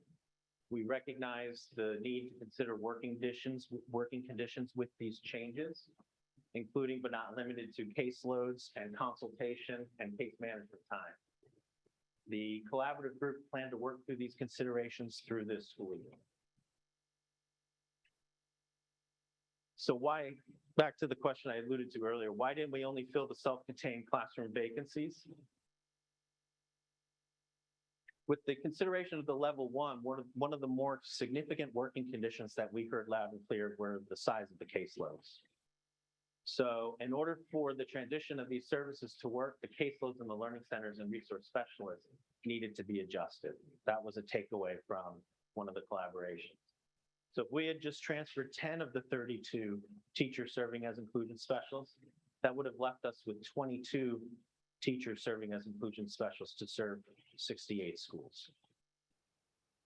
So that wasn't going to be tenable. But by transferring all 32 of the teachers, we could adjust the caseloads in the elementary learning centers, keep them down to an ideal level of 24-1 for this transition with the additional FTE and the additional inclusion specialists who were going to transition into these positions. David, what's the long-term plan? So which school sites were provided additional full-time equivalent teachers, FTE, to support the students with inclusive education services?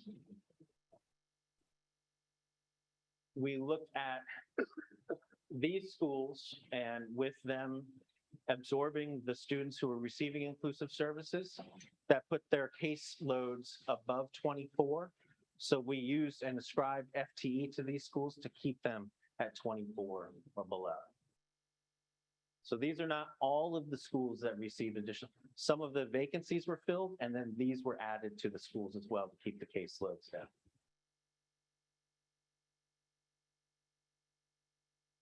So the numbers at the sites, the impact on the elementary sites varied pretty significantly. Didn't list all the schools here with the number of students receiving inclusive services, but I'm providing the range and the average. Sierra Enterprise, 1 student receiving inclusive services. Tsukamoto, 2. Both Dillard and Carroll, respectively, 3 students. Whereas Butler, Elk Grove, Folks Ranch, and West, 19. And Sunrise, 23. As we started these conversations and this exploration of inclusive services and inclusion education, one of the questions was, why is there a disparity?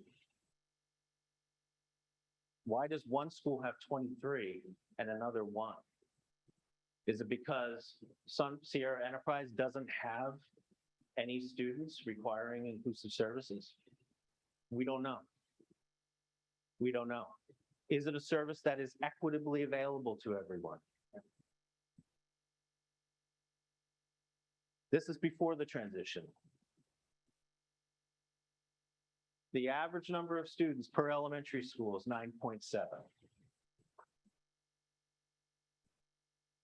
We identified 10 schools that had a combination of higher caseloads and a higher concentration of students receiving inclusive services. And so these, we've constantly referred to this as our watch list. These are schools that we are constantly monitoring. We formed additional support of teacher on special assignment. Some of the teachers serving as inclusion specialists, they weren't assigned to specific sites.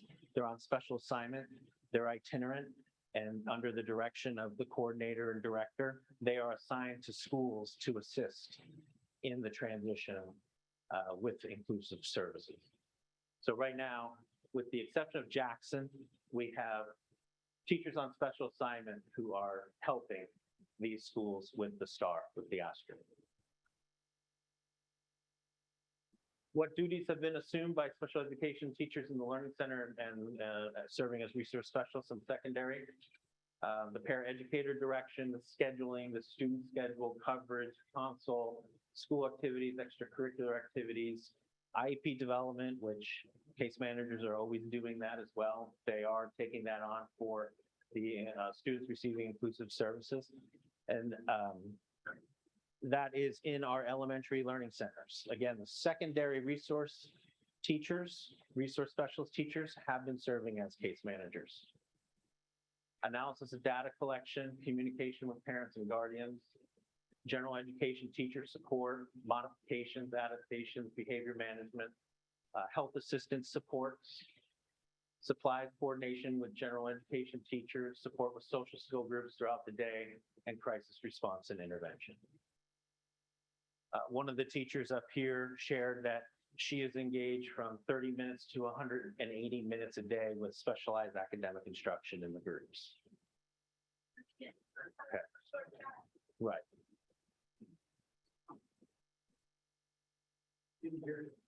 But again, those are groups facilitated through the Learning Center and scheduled through the Learning Center. What supports did the district agree to provide special educations related to this transition? We did negotiate an agreement with the Teachers Association. We understood and recognized the timing of this. We also understood that, by the contract, these moves are, I won't say frequently, but they are done every year, downsizing or reassignments or involuntary transfers. There is movement, pretty routine movement of personnel. But we did recognize the impact, and we did recognize that we wanted to come together and see what we could do with this transition to accommodate it further. So what we did was we got together to consider the work conditions in this transition. We had 2 MOUs, as you're aware, one dated August 25 that was specific to the teachers formerly serving as inclusion specialists. The other one dated September 8th, which addressed the impact on the Learning Center and secondary resource teachers. And you can see, I won't read through all of this, but teachers at the end of this, they did get us a process that was guided by seniority to choose from the available positions at the time in special education. 4 release days for the purposes of transition. There was per diem pay. At the end of this year, people will be able to select from open positions in the district. And there were 2. The Learning Center teachers and resource specialist teachers, because there were deadlines in terms of when we wanted parents to be contacted and such. So we did provide a stipend of $400 per student receiving inclusive services on the caseload. We are continually monitoring the caseloads at school sites and meeting regularly with the Teachers Association. There is a mutual interest in maintaining a 24-to-1 school site caseload ratio, and we continue to monitor our secondary caseloads. What are the topics that have been and will be addressed by special education program specialists during the school site meetings? And this work is ongoing, but it has been going through the last several weeks. Assistance with Learning Center schedules in terms of SAI, specialized academic instruction, group schedules, calendars, and social groups. Reviewing IEPs and inclusive services. Do the sites need assistance connecting with service providers? Do the sites require additional behavioral supports, mental health supports? Help with reviewing paraeducator assignments, schedule needs, identifying needs, training needs. Where do we go from now? Next steps. We're going to continue with the planning and development of this level 1 intervention that will further enhance and expand inclusive education through the following processes or groups. So formally, we had inclusive services being delivered by 32 individuals in a district of 62,000 students. 32 individuals for a district of 62,000 students. We have a lot of work to do. What we said to the inclusion specialists were, we need your help in terms of spreading your expertise and your knowledge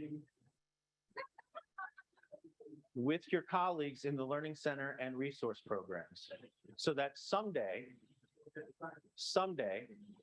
we will have more than 30 people with the responsibility of fostering inclusive learning experiences for children in this district. We will have hundreds. Because fostering an ideal inclusive experience for a child should not fall on the shoulders of one person at the school site.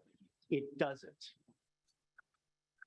So structurally, how do we get to a place where all of our Learning Center teachers have the skills and training to support more and more students through an inclusive spirit?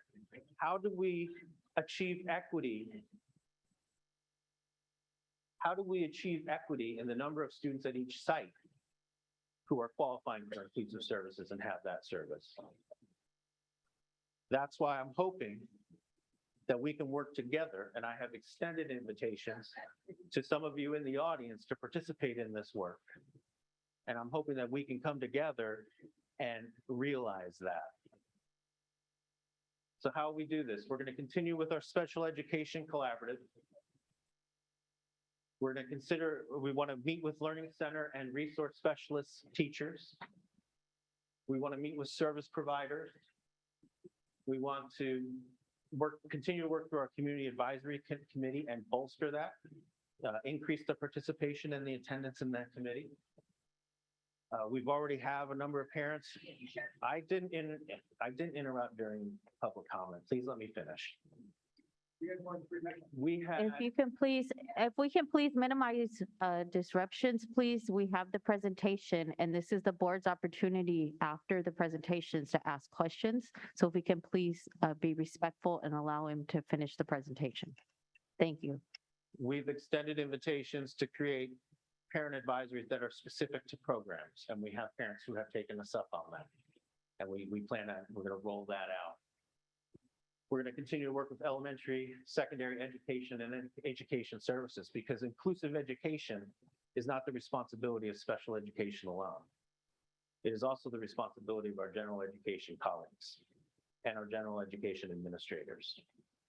Because these students are not special education students, they're students at each site, and everyone has that shared responsibility. The activities director has a responsibility for inclusive education. The athletic directors, the person serving lunch, the person driving the school bus, the school secretary, everyone has a responsibility for inclusive education. Continue to work with and address concerns and questions from parent guardians. Continue with annual special education update presentations to staff and parent groups. We're going to collect and analyze data on special education service delivery models in an effort to expand and enhance inclusive education. And we're going to continue to work with human resources and communications on recruitment and retention efforts. So at this time, I'll open it up to questions. My staff is here as well. Thank you. I'd like to ask for any board member question or comments. The first I'd like to call on, as always, is our student rep, Mr. Trapp. Do you have any questions or comments? Mr. Chairman, I have a question or a statement. We have many people here with expertise, parents, and why can't we open up the board for them to ask questions of what they saw? This is a great opportunity to learn from them. We learned a lot from their presentation, the 3 minutes, but yet there's a lot of questions that could be answered tonight instead of 2 weeks from now. So I would yield my time to the parents that are here tonight to do that. And I'd like to make a motion that we do that. This is not the time for a motion for that. We had public comment. We are following the order of the agenda, and it's our ample time for our board members, is my understanding, to ask questions. We did allude to the fact earlier there was additional questions made by the public that the staff and cabinet will get back to, and we did hear that from the superintendent. I understand, but we have to give the board an opportunity as well to ask the questions and comments as always in our report and presentations. This is not following outside of the line of our normal agenda. So thank you. But, okay, here's I have a response to that. You as a board president could take executive privilege to give that power to the people as our parents, to this board to do that. I have seen other board members and chairmen take executive privilege to let that happen. And like I said, this is a great opportunity to open the arena, as these people are going to be sitting on the board. But we are wasting time when we have an excellent resources here. Mr. Perez? Yes, I would, like I said, I yield my time to them. Okay, well, you know, Mr. Perez, so first piece is let's give the board the opportunity. Okay, right. The board asked for the presentation. Right. The board has received questions from the parents over the past few weeks. The board members have their own questions. So I'd let the board have their opportunity.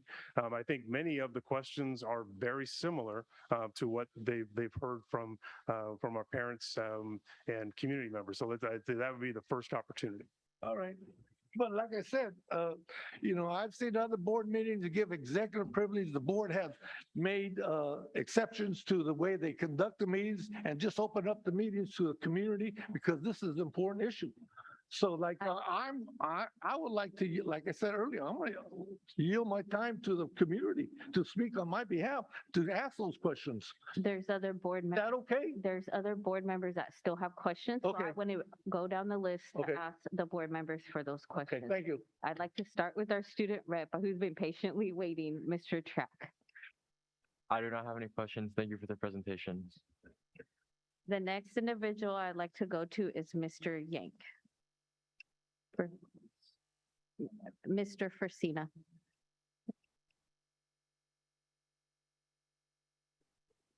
Thank you.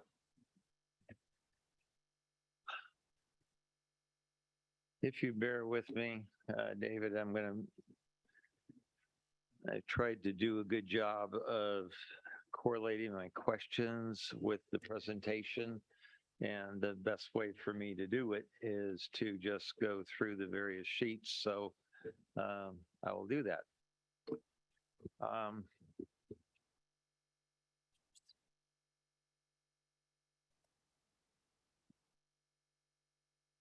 Currently on the IEPs, it states that, from my understanding, currently on the IEPs, it states that kids will receive inclusive services for a period of time.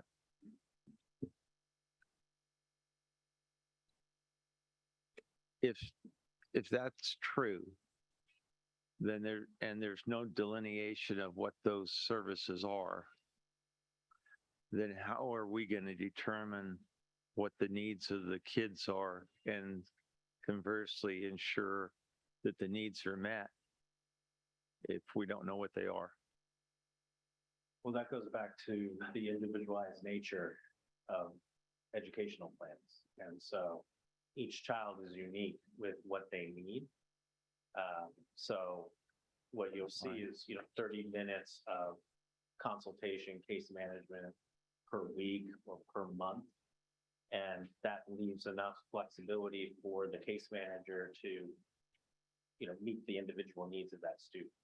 Yeah. It might be consulting, like we heard earlier today, consulting with the general education teacher about the learning environment and what modifications or accommodations could be made in that learning environment to help foster a better educational experience for that child, for example. My purpose in my questioning is not going to be argumentative, but I have differences. I did this work 50 years ago. I was in a position that parallels this inclusion specialist position. And in my personal experience, and the reason why I asked the question is we delineated what it was the kid was going to receive. If we don't know what kids were receiving, because coordination doesn't say anything, I mean, it's of what? If we don't know what kids were receiving, how are we going to know if what they were receiving will be continued or not? There will be mention in the student's IEP about occupational therapy services, speech and language. There might be counseling. But that's not an inclusion service. Right. Right. That's what the something IEP else. would state. Well, yeah, again, I don't want you to feel like I'm putting you on the spot. Please don't let me feel like I'm stupid. I did this work, so I know what I'm talking about.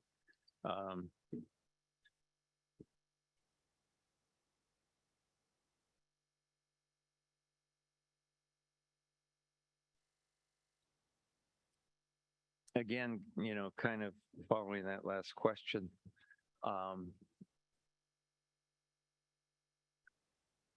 the intent,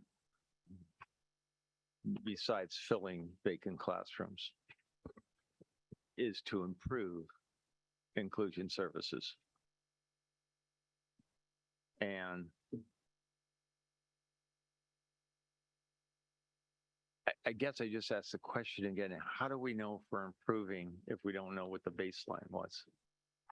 I didn't hear the last part of your question. If we don't know what the baseline was for an individual student, how do we determine that by making this change, we improved conditions for the student? Well, for each individual, we do have baseline for each individual student. So how do we know through subsequent IEP meetings, are students making progress towards their goals? Are they able to, do they need fewer minutes of service over time? We'll see if some students regress and they need more. That data we will get on an individual basis. And what we want to do is we study the growth of our inclusive services to track those trends, to see if our service delivery models are indeed working.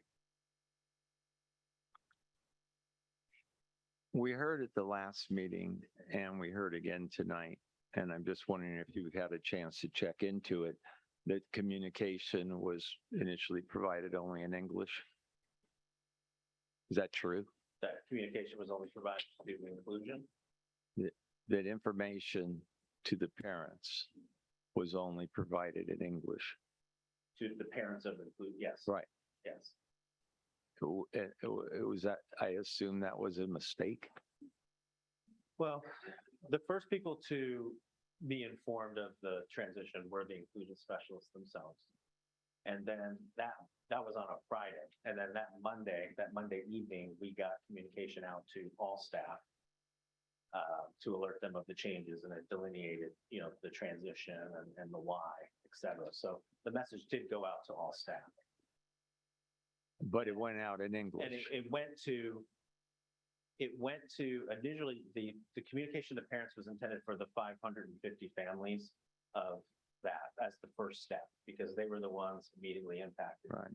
We did that as well because we didn't want to create mass confusion with parents who weren't receiving inclusive services. They might have a child in the ABS program, and then they might be like, well, what does this mean for me? Well, nothing. That doesn't. So we were going to have second waves.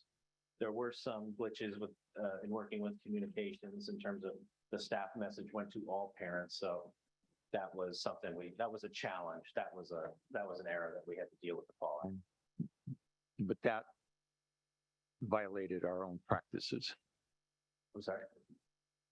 Providing the information in English violated our own practices of ensuring that information that is necessary for parent is received in their native language. Correct. And we didn't do that. We did not do that. Okay. The communication that was sent out typically comes with a translation function because we have so many languages, and it did not go out with that translation function. Okay.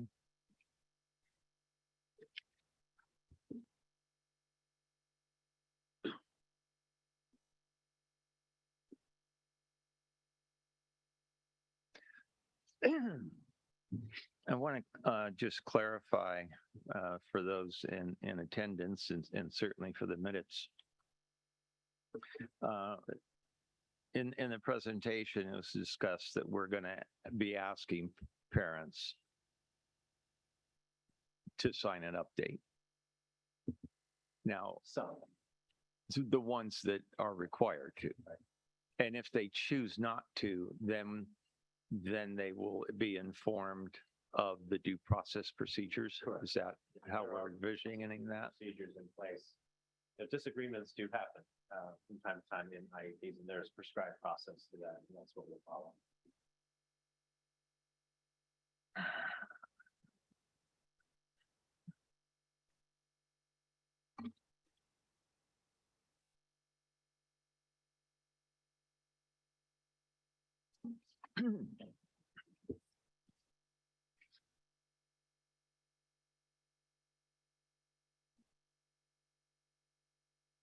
I spoke earlier about the need for our district to examine its communication practices. One of the areas that the district relied on was the CAC. A group that not necessarily is well attended, and yet they or we see them as being the communication vehicle to parents. What are we going to do to change that scenario? Because going forward, the CAC is identified as one of the vehicles to gather and give information.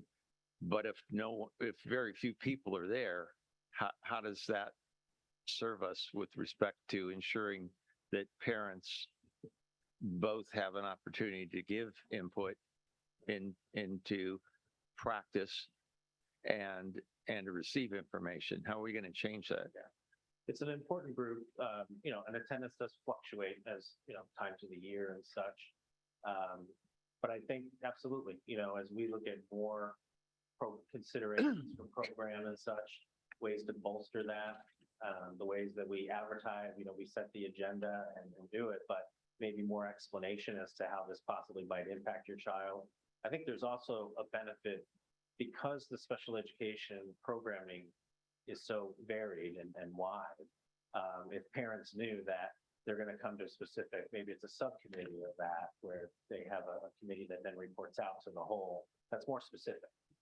So maybe a subcommittee of level 3 and level 4 parents to talk about the program and the needs and such might be something that we consider in the future in an effort to hit more parents. I think if parents knew that the conversations and the topics that were covered were going to be more specific to their child, they'll be more inclined to attend and participate.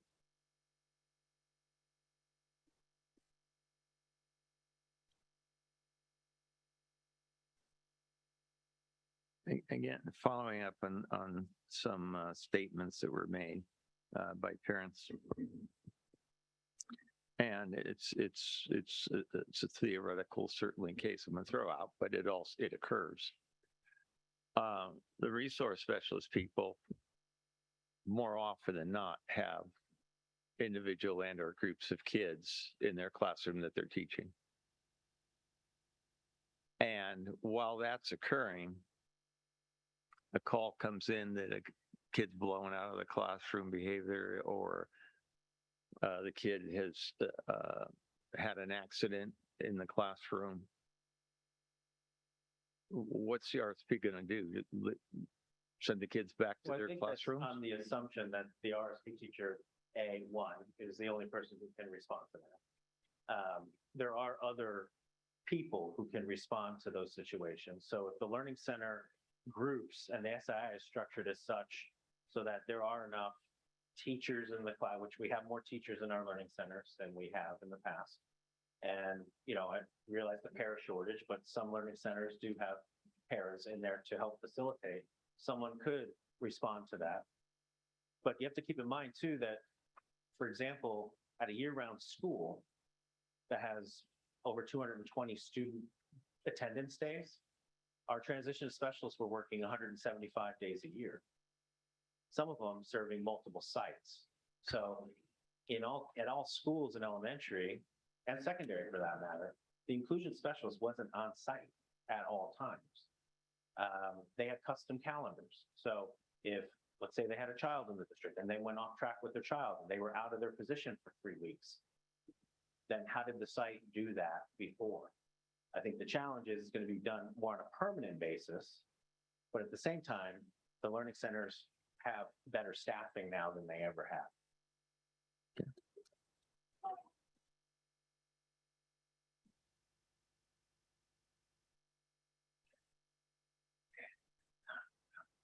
And again, also, Mr. Bridget, I want to emphasize that we have sites with 1 to 5 students receiving inclusive services. Other sites, in the teens, and obviously Sunrise being an outlier with 23. So that's part of also the reason why we have the teacher on special assignment to spend some of their time there to assist. So if there is someone out, the TOSA can go in and help fill in the learning center. That was part of the design. Yeah. Just for clarification, with a special education student who is being included in the general education classroom, whose roster are they on? So I'm not hearing you. Who's- For a special education student that's receiving inclusion services and indeed is in the general education classroom for those services, whose roles are they on for attendance? They're in the third grade class. So they're on the general education teachers list. Yeah, I mean, that's why I made the comment that, inclusive education is the responsibility of general education teachers as well. I mean, they're in their classes on their roles. Okay, so then, and I know we've been talking about partnerships, but is the primary responsibility for ensuring that the child receives services and considerations that of the general ed teacher? I would say it's a partnership. I mean, IEP are teams. So it's the responsibility of the team. If we wanted to rank the responsibility, ultimately it's the case manager who has the ultimate responsibility, who facilitates the development of the IEP, takes ownership over the IEP. But ostensibly, it's the responsibility of the entire team. General ed teacher included, administrator included.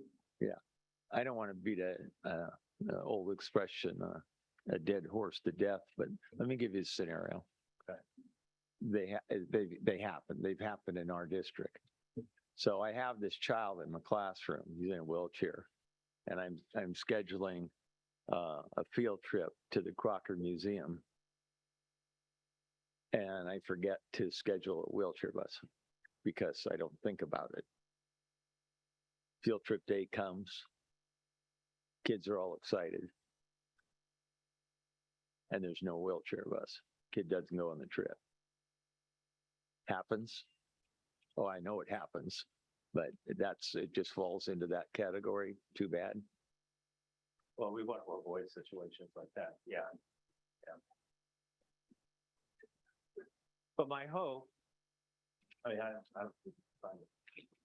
Yeah, I'm listening. we would rally and try to work. I mean, transportation has been very I mean, my hope is that we would try to make that trip still a possibility and accommodate that. It might be delayed a bit, but I would say, I don't think it's a quick decision just to have the student not participate in the field trip. I think attempts would be made, site level, cost to the district, transportation, to see what we could do to accommodate the short notice. Yeah, and then speaking of these, just real quick, Mr. Pagina, is that's a team effort. I mean, when the principal signs off on the field trip, paying attention to which class it is, the classroom teacher paying attention to which class it is, the case manager. So if something were to fall through the team, that would be on us, and we do everything we could to scramble to get that fixed in the moment. But we should be working as a team to ensure that doesn't happen. 2 more quickies.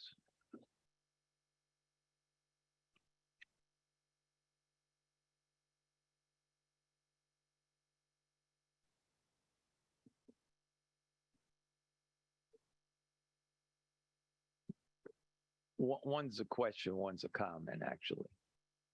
So where do we go from here?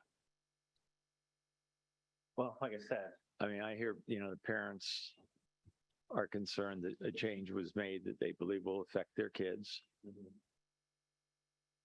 Our position is this is going to be better for everybody in the future. Is it status quo? Where are we going to go? well, I think we have a response system in place. So where do we go from here? We continue to work through this school year. The good news is we're fully staffed with our program specialist regional teams. So we have pairs of program specialists that are responsible for one of the 9 regions. We have charts and watch lists of schools that we feel, have higher numbers of students receiving inclusive services. We want to be proactive with the check-ins and what do they need and do they have cases? We will send help if they have, issues or questions about a particular student or family and their needs. That's not to say that we're not checking in with everyone, but we have prioritized our response system. We're learning, as we go. We continue to meet regularly with the Teachers Association, taking into account their feedback, what they're hearing from teachers, where's the gaps, how can we fill those gaps? And then we want to continue the conversations of, okay, this, level 1 consideration. Now we're in a position where we can perhaps not only serve students in learning centers and secondary resource programs with, specific academic disabilities, but also now behavioral emotional disabilities. Can we expand that further? How do we bolster it? What are the ideal caseloads in the learning centers in order for teachers to be able to be more available to respond to student needs that come unexpectedly? What does that look like? Is there an opportunity actually at the end of this to provide more consultation case management time for learning center teachers? I think that's where we go from here. We continue to analyze and evaluate and hear the feedback and respond to it. Okay. And I'm just going to finish with listening to the words of my wife and my daughter.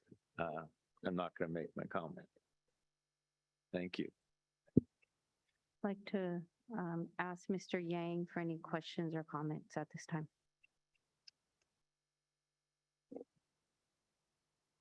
I do. Good evening. I just want to start by make some comments and then I will follow with some questions. Thank you, Mr. Riley, for the presentation. Certainly, there's a lot of information in that presentation. However, it doesn't answer all the questions to all the people here and the one at home. I am sure of that. I just want to share quickly with everyone that I myself have 2 special needs kids in the school district. So when I say I sort of know what you guys are going through, I do. It's very challenging. It's very difficult. And a lot of people who it's not in your shoes on a daily basis do not know the stress level and the concern that you have to face from the morning to noon before the kids go to sleep, and you repeat the process. It's very difficult. And the parents that has special need kids are the one that knows, and others don't. They're very simple because it's just different life experience. So I feel you guys for your testimonies, your concerns is very valid to me. I think transparency is very important. Communication is very important. And that's why we are providing the presentation with some data. And I myself was very anxious to see it. And tonight we see some of them for sure. And I hope that these data and information will ease some of us a little bit and put our emotion in check a bit so that we could methodically, constructively work with each other and find solution for our kids and our affected family members. Because it's not easy. It really isn't. I have some questions, and I know Mr. Fresina was asking a few as well. So if it's a kind of like similar questions, I guess you could kind of say, yeah, I answered that question already. But I'm just really trying to get to the point where it will either reiterate what you say some earlier, but kind of reassure us what we have in place. So you mentioned earlier that the case manager has been trained to provide service to our kids, correct? No, I didn't say that. Okay, so the case manager are taking over the students' previous, I guess, time together. So we are putting the kids to the case manager as their responsibility going forward. So I just want to know what the transition of keeping that relationship kind of effective as previous relationship. So in the elementary schools and the learning center, those learning center teachers are taking on students onto their caseloads for case management, which they did in the past. Secondary, they were all in the caseload. So that's the change. Just as a reminder, these students receiving inclusive services, they're spending their day in the general education class. So they're with those teachers. This is more of, a support, a person, behind the scenes supporting, consulting with teachers and service providers and checking in with the students and families. So a lot, it's really just a transference of these itinerant folks now transferring it to someone who is housed at that site and works in the learning center. Again, like I covered in here, same credentials, we had 18 mild severe and 14 mild mod. Our learning center teachers have mild mod, and many of the students with qualifying disability being autism, they hit that. If they're accessing the general ed program, they hit that moderate piece. So that's where the overlap. I think that was a question at some point. How does a mild mod teacher provide services for mod severe? Well, in the same way it did before the transition. We had almost half of the teachers with mild mod, and that moderate, mild mod, mod severe. Moderate is in both of those credential authorizations. So the second question, this change has already affected the community, especially the parents and the students that needed this program. So what have we already established or going to establish to provide continued support and possibly counseling for these people? Well, again, the individual nature of special education. So, case managers checking in with families, with their new students to assess are there new needs here. That's the individual nature of this. We want to start the parent advisories. We want to check in. Anna and myself, we have regular communication with several parents who were impacted by this change, and they're giving us their feedback and we're responding to it. We'd like more. Some parents have passed on that opportunity. We hope that they'll reconsider because we do want to hear. So obviously there's a lot of parents here, and as one of the lady alluded to, she was purged to be here because her kids were taken care of, but maybe some other parents, they wouldn't purge like hers. They couldn't be here to provide testimony. So definitely there's a lot of questions that need to be answered. So with what you said, how do you continue to be very proactive, especially right now in the heat of thing that just occurred? How do you really provide that service so that they feel like we truly care for them and really provide the help that they need?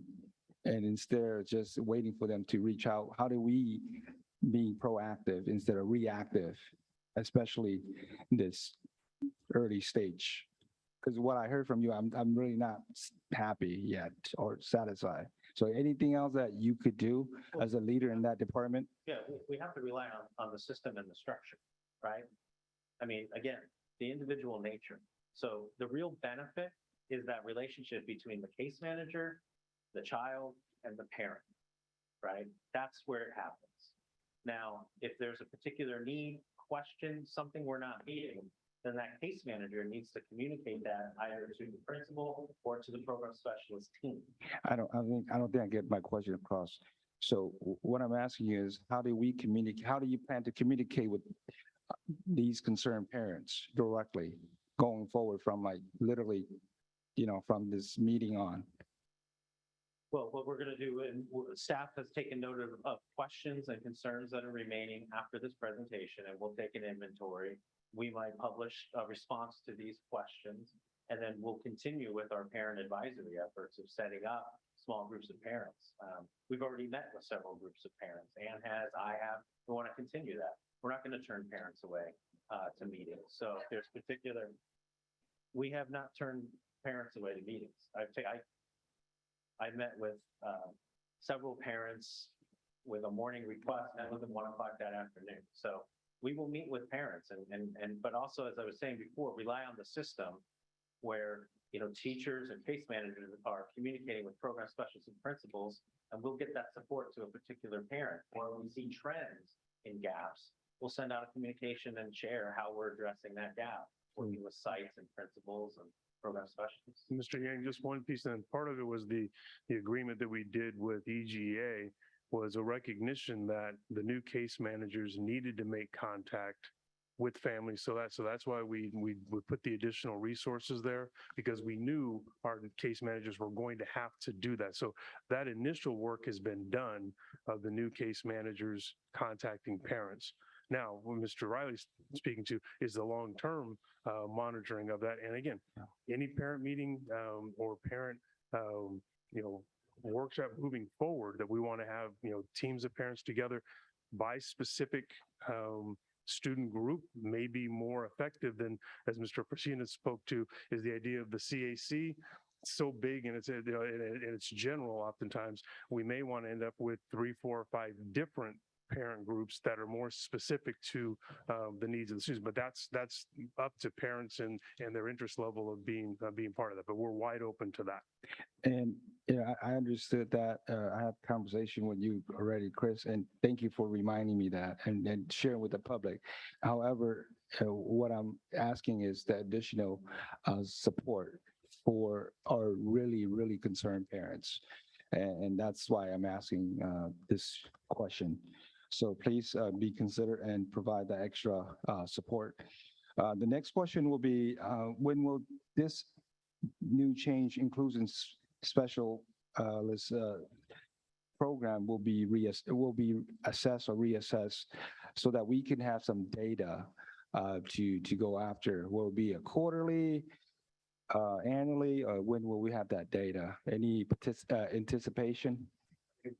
We will be constantly analyzing and tracking that naturally. So it's up to, how often or frequently the board wants updates on special ed or special education as a whole.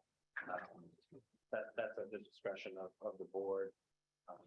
So what you are sharing is that right now there is no timeline to actually provide that assessment data? Is that what I'm hearing? You waiting for direction? I mean, we're going to be constantly evaluating just this change of service. Yeah.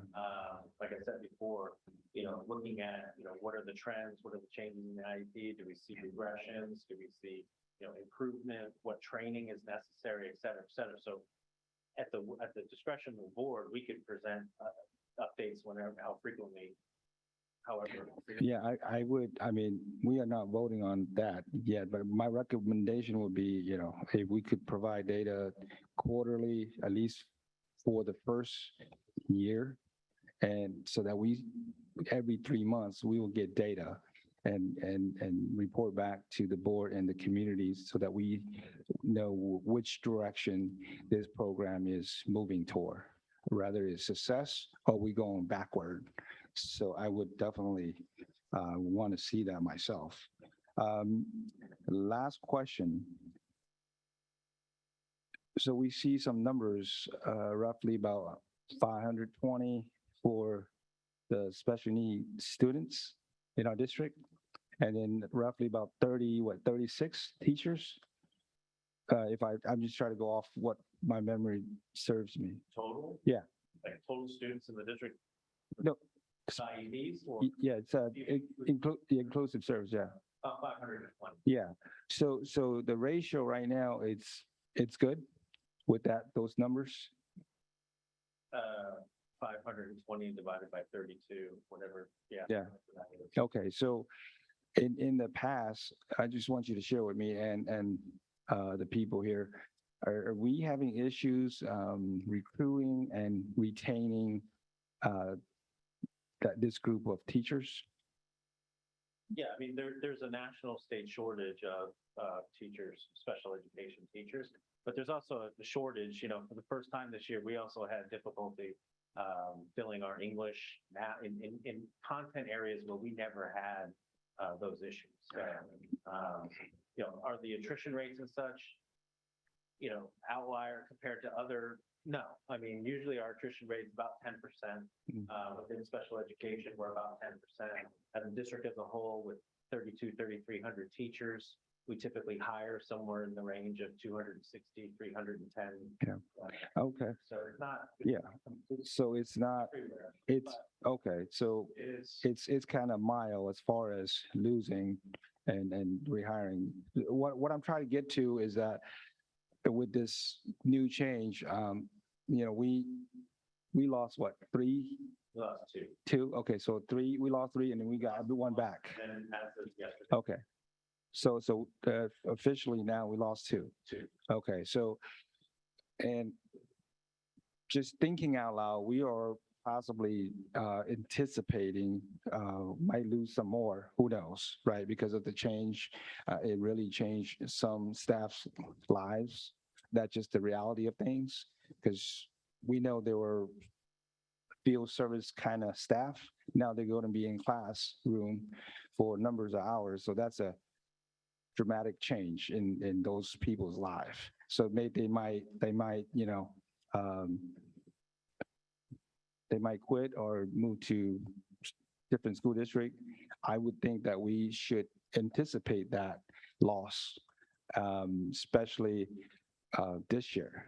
So I would hope that you, as a leader in that department with Chris and Mr. Singh, will work really hard to anticipate that loss and provide some recruitment steps to make sure that we are plan ahead and make sure that we fill those vacancy if it becomes vacant in the very, very near future. But including this, I just want to say I am optimistic about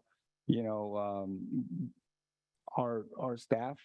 They are some really hard worker, and they do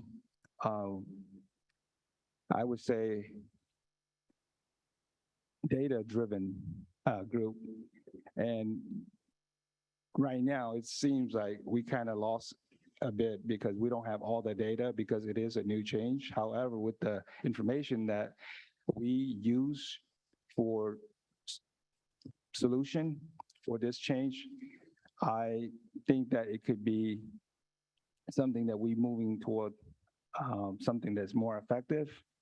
However, there's always chance that we may not, and that's just something that we all have to wait to find out. That's just the reality of things. However, I am very curious to see what the data is going to show and how we as a school district going to continue to provide service to the parents and the special needs students so that they feel like we care for them and we truly cater their needs, because this group of people are the most vulnerable people in our school district. So whatever we do, we have to do twice better. Thank you. Before we go on to the next board member, I'm seeing that it's the 10 o'clock hour. I'd like to have somebody make a motion to extend the meeting, please. Yeah, I make a motion that we extend the meeting for another hour. I second that. We have a first, second, conduct a roll call vote. Mr. Chow? Aye. Mr. Forcino, Aye. Mr. Yang. Aye. Ms. Jamerson. Aye. Mr. Perez. Aye. And myself is an aye. You should unanimous. And next on the questions and comments is Ms. Jamerson.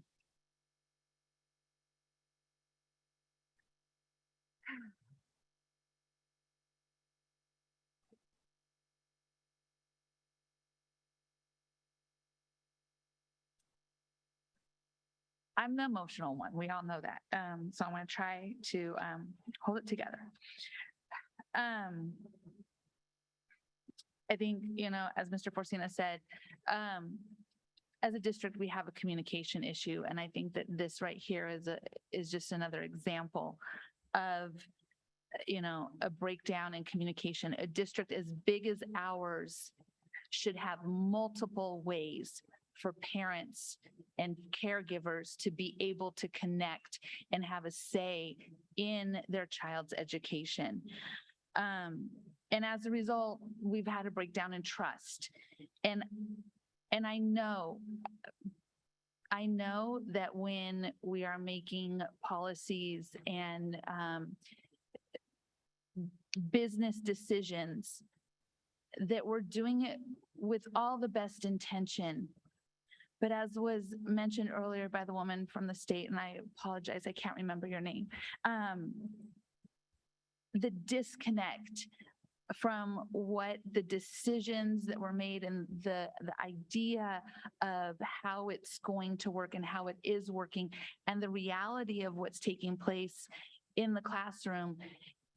That I grew up with my dad, who was a superintendent and had every intention of making good decisions. And my mother was a teacher and said, do you know what that looks like in my classroom? And so I know that there's always that disconnect, but the way that we ensure that that doesn't take place is we talk and we seek input and we listen. And we have to remember that we approach it from a human standpoint first. And I know that we are a business organization. That's what the district is, but we are in the business of educating little humans. And we have to remember that all those people, the consumers, are invested with their hearts. And I know you're invested with your heart. I know everybody who works for the district. That's why we choose education, is because it's driven by our hearts. But we need to do better to communicate and to listen and to provide opportunities. We are too big to be able to only have these small little groups to provide input. So we really need to address the communication issue. One of the questions that was brought up was about the information being provided only in English. And my question is, this presentation again is only in English, as was brought up. Is this presentation going to be sent out to families in other languages? We can certainly translate. I mean, our regular process here at the board, we don't typically translate. But if I'm directed, yeah, I mean, we could if. You always translate. No, we don't translate board presentations as a general rule. We don't translate board presentations as a general rule. There are requirements with regards to percentage of students at a school that have a particular language, then we translate at those schools. And so there's some rules around translations, but we can certainly do this presentation. The conversations that are happening with the families, the individual families, any translation services that need to happen with regards to the individual family and our staff and regarded to those, that happens. We put talking points in place. That's one of the software programs that we put in place during the pandemic that we're still using, that has greatly increased our ability to communicate right in the moment with families and parents with regards to any of the languages that we need. So the services that are happening for the individual students and their families, that information and those conversations, whether it be an IEP, or whether it be a new case manager interacting with the family. If translation services are required, we have those in place and we are doing that. I understand that and I appreciate that. I think the fact that a constituent, a community member addressed it specifically at our last meeting, I think that that should be, in response, we should be ensuring that all of our parents are able to have this information. And just culturally speaking, parents that don't speak English are sometimes a little more hesitant to reach out to you individually as well. So I think it's just something we should be able to provide as a service specifically for this, this topic. I know that you've addressed the question, the questions I've been receiving from parents are about the immediate response that the inclusion specialist was able to be that immediate response. And I understand that we're creating a team to respond, but I know that there's also a saying that says when everyone's responsible, no one is responsible. So how does the student identify who is their first line when there's a team? Like how do, a lot of these students rely on that relationship that they were able to build with one person, that sometimes it's hard for them to develop relationships with a large group. So having that one-on-one relationship, how does the student know who as part of the team to go to for an immediate need? They still have a case manager, so they're going to develop new relationships with that case manager. And on top of it, again, they have their general education teacher as well, who they're spending all of their day with. So ideally, they have that relationship with their classroom teacher. And whereas before they had the relationship with the inclusion specialist, they'll now have that person supporting them as a case manager as well. So they'll have other abilities. And Ms. Jamerson, the other piece just to keep in mind is there were 32 inclusion specialists across 68 schools. So the inclusion specialists, they just physically couldn't be, and they were responsible for more than one school in many cases. So they couldn't possibly be the one person that was, so that it's always been a team. And it's required to be a team. It's just some of the players are changing roles, but in the end, it's always been a team. And it's going to continue to be the team. It's just a case manager piece at the elementary sites. The case manager is changing, but who's interacting with the student on a daily basis will largely not change. Okay, so two responses to that are one, clearly those 32 inclusion specialists made a huge impact because all of these parents have been able to testify to the impact that it made. The second response is, so for instance, when Michaela got up and spoke and said, when she is in that chaotic classroom and the teacher is there doing the instruction and she had a situation where the teacher changed, what Michaela had already been working on, that teacher isn't trained to be able to deal with it because otherwise she wouldn't have made that change. She had to reach out to her inclusion specialist and say, how do I do this? And she had somebody there to be able to help her through that process. So without the inclusion specialist being there, she's relying on the teacher, but apparently that teacher is not able to provide that service. Do you see what I'm saying? I mean, I didn't get from the story that the inclusion specialist was there to respond. The inclusion specialist is not at Toby Johnson every day or during that period. So the inclusion specialist is conferring with the general education teacher to help train them.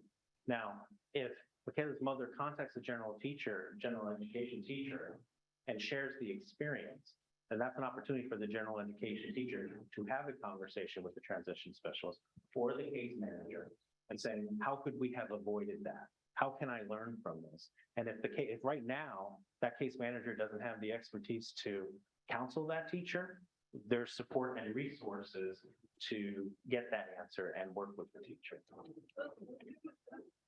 That's how, that consultation works. It's but almost like an instructional coach. And I think that's again where I just, there's a disconnect because I hear you, that sounds like a great plan, but it's clearly not something that either is happening or is as feasible as we are perceiving that to be.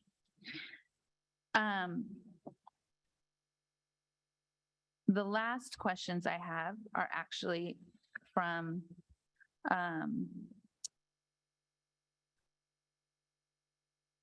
Mrs. Wilson. Her son is the one who loves PJ Masks. And some of these have already been answered, but I am going to ask these questions for her. On slide 30, if we can go to slide 30. It's talking about how the special ed population has grown. And so the question is, how many special ed students have been accepted as transfers from other districts this school year and last year when it was identified that there was a teacher shortage? I don't have the data ready. Okay. On slide 38, actually that one we've already addressed.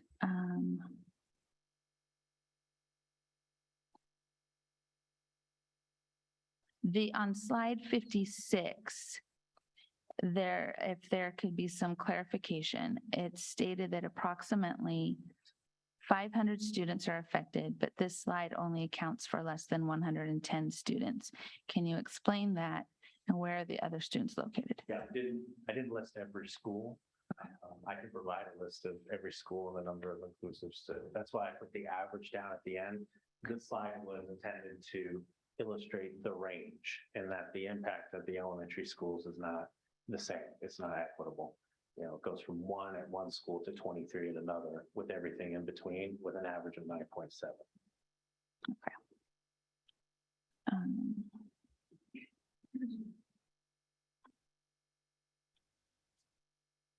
That one's not really a question. And oops. Again, the commitment to including parents and caregivers and all stakeholders as we continue to iterate and evolve this process. What is the commitment level? And I just want to clarify again, this was not a typical programmatic rollout. And, the one thing, if I can, clarify, this was not a business decision. This was a decision based on, students with really severe disability, and all students matter. I'm saying it was a no-win situation.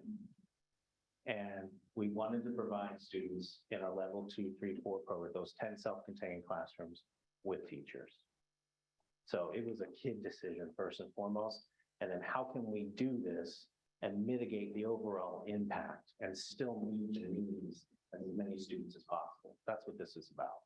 And normally, ideally, we were going to work through all this process and be inclusive, ironically, through this year and roll out changes for next year. If that's, where we ended up, we had to make that change. So that's the industry and how it was rolled out. Yeah, and that's the hardest part, I think, for me is the process, the way that this was handled. And just, again, I'm a parent. I don't have a special needs child, but I'm a parent. And if there's a huge decision like this about my kid, I darn well want to be in the room with somebody explaining it to me. And even if the decision isn't something I agree with, the fact that somebody from the district is explaining it to me and trying to help me understand, that would have gone so much further than just being tossed on me. So again, hindsight is 2020. I get it. I've already shared with both you and Mr. Hoffman of my my feelings about how this was handled. So I hope that we can move forward. I hope that we can really hear the parents, and I would like to suggest suspending Robert's rules to be able to give parents and teachers and those folks that are here an opportunity to ask more questions if needed. Thank you. I'd like to go back to Mr. Track. He did have a comment.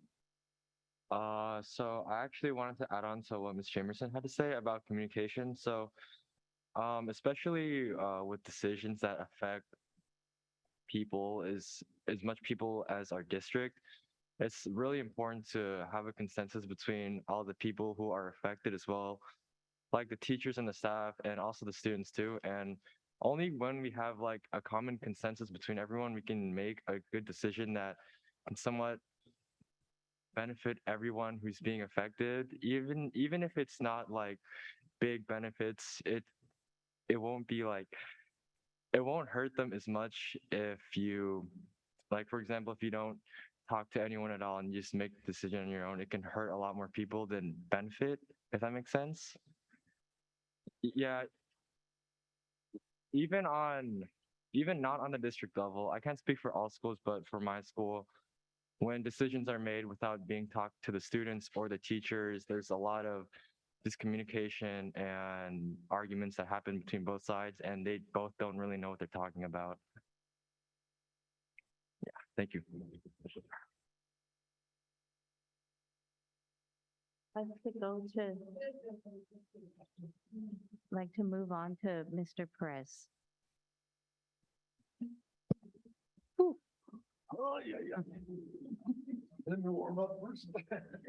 Well, I like to say, I also had a child, my firstborn, Anthony Perez Jr., Down syndrome. Full inclusion at a daycare center, Grace Day. From there, he went to Anna Kerpsgater, full inclusion, first one in the district, I think. And then from there, he graduated all the way from Florence High School. Still living at home, trying to run me out. Independent studies. And so, yeah, I was kind of upset with how this process happened, because when I learned about IEPs, that you have to, the parent and the school district, the team at that elementary, and all the resources that assigned that IUP, whenever there was a change in delivery of services, but they had to meet and agree. That didn't happen here. That didn't happen here. So I'm wondering to myself, and I see what your signs are out there, and there's a good sign out there. It really got to me. Don't sign the IUP. What would that mean? Does that become a legal issue? Because is an IUP a legal contract with the school district and the parents and the child, the student? Okay, that's what I believe it is. So when we went forward to change the program, are we on non-compliance now? Is that the question that I should be? Hold on, I got the floor. I'm just wondering if you could please speak. We want to capture what you're saying to the mic. I think I speak loud enough. You have to speak. Classroom, please. No, you have to speak to the mic so that people at home can hear you. So Yeah, so that people at home can hear you yes. too. Okay, so is that a legal situation in which I should ask our legal representation, who's here in this room, to ask that, to answer that question? Is that a legal binding contract that we broke? And are we liable? Are we in non-compliance? So are we going to be losing a lot of money going to court if we don't comply with the IUPs?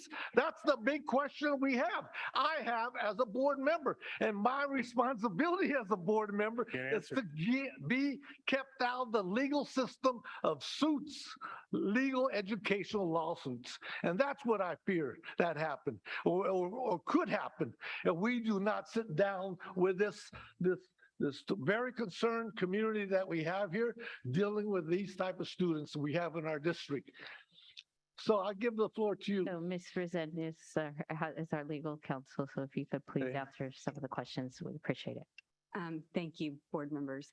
So generally, the presentation addressed issues regarding IEP amendments when they are required and when they're not required. Right.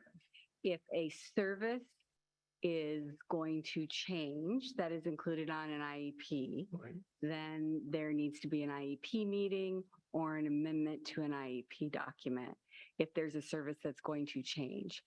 If the service is going to continue, but a different district certificated employee is going to be providing that service, there may not need to be anything that is included in an amendment or an IEP. May not. Remember that. Okay. Yes, Okay. it may not. Okay. Correct. I did say may not. Okay. It is going to be, and I think I've heard this expressed several times by Mr. Riley, it's going to be a very individualized determination. I know the district has looked at an entire series of IEPs on this topic way before some of these things were implemented. The other issue that I would share with you at this point, you also had this other group of students, over 500 students, that did not have access to a regular teacher on a long-term basis. They had substitutes, they had school site administrators that were serving them. And that's another population of students that as a school board and as a district, you're obligated to serve consistent with their IEP. And if those students weren't receiving services from a qualified teacher, you also have an issue. Right. It's an unfortunate situation because you have an issue if you do nothing that's very serious. And you have an issue if you do something that's very serious. So you have to work through each and every student situation and make that determination. There are no blanket answers. Right. I hope that answered your question. Well, I know that because I know of other school districts that have gone through this process. And, you know, they have, and I don't want to go to litigation. I want to deal, that's why I'm very pressed that we deal with this as soon as possible because we have the audience here. We have a new committee group here that I know would come every month or every day to resolve this issue. And the fact that you mentioned there was 520 students, but yet you mentioned that how many students needed to amend the contract, I mean, the IEP? I would say approximately half. Half. I think you said a little bit more than half, numbers wise. So anyway, okay, but yet, and the other students were possibly even getting services by those instructors, correct? But yet they didn't have them in the language was not put in their IEPs, but yet they were probably being served by the team concept dealing with special ed services that we have in our district. So that's the issue. Another issue I'm thinking about, they might not have the actual language of being served by that particular 32 instructors, but yet those instructors was providing services, but it was not written in their IUPs. That's why I say, I talk to my fellow students and Mr. Hoff, fellow board members that We need educational training for parents, how to advocate for their students and community engagement to empower, to advocate for their students. And that's what we are weak within our school district, to empower students how to advocate legally, academically, and socially, emotionally, health and that. The smarter community we have, the less problems we have in dealing with the legal system. So the only thing I like, we need to sit down. We need to sit down and resolve this issue because we have the money in our budget right now. We have the money to get those 32 inclusion the specialists back into the regular classroom. I know for a fact that like you students, my son, he has a set program. You cannot deviate from that set program. And he excels, when he's programmed to do this on Monday, Tuesday, Wednesday, just like the students I hear from and the parents. They have a set program or a schedule that it's really hard to break away from a teacher. They break down. I see my son break down a couple of times when the teacher was reassigned or this or that. They have to have a set pattern of instruction and continuously have the same educational environment setting. Can't deviate from that. There's a lot of issues that go on when change happens like us. Even common folks like me can't handle change, but I can. But, it's harder for special ed students. So I might even make a proposal that we, as the board members, reinitiate 32 positions back into special ed and go back to the same model. I'm about to make that motion right now. Right now, this is just looking at the item. It's a report. We are not taking action, is my understanding, because we have the next action items. For a future agenda item down the road, that's something that could be discussed. But at this time, this is not an item for action. I disagree with that, but that's your prerogative. It's a report out, so. Then I make a proposal that at our next meeting that we do. That would go on the future agenda item, like it's under the next item, on the report. Do you have any questions? Yes. Other questions or comments related to the presentation?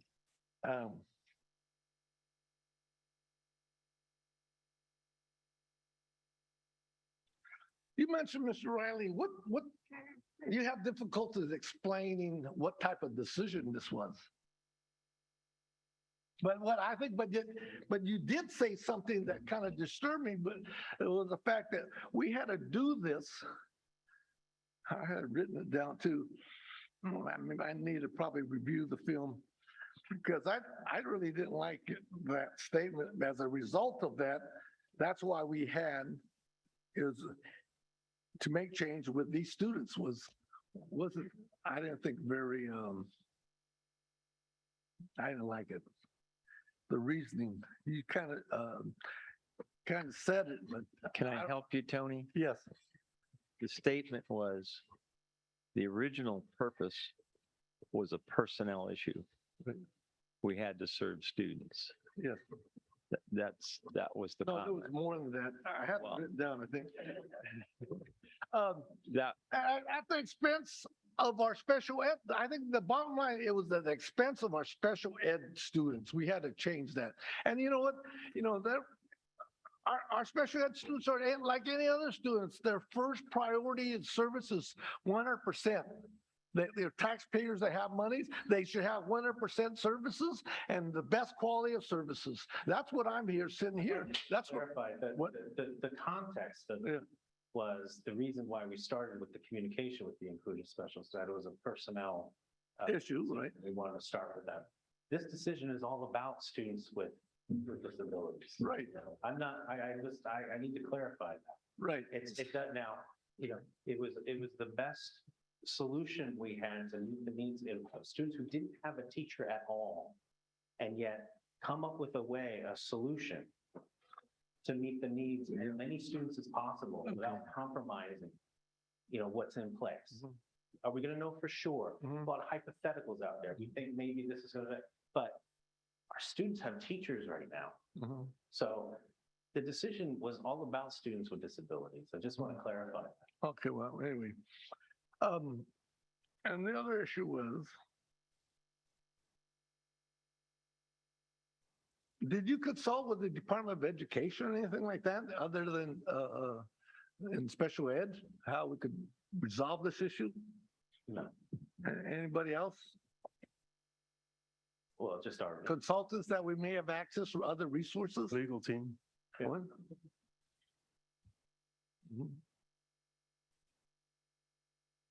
So what, I think, what model of services, or what is the long-term plan then? What are we going to do? Well, I think I explained in response to Mr. Fortina's question, is to continue to build our response to this new service delivery model, to get feedback and input from the sites where, are there gaps? How can we fill them?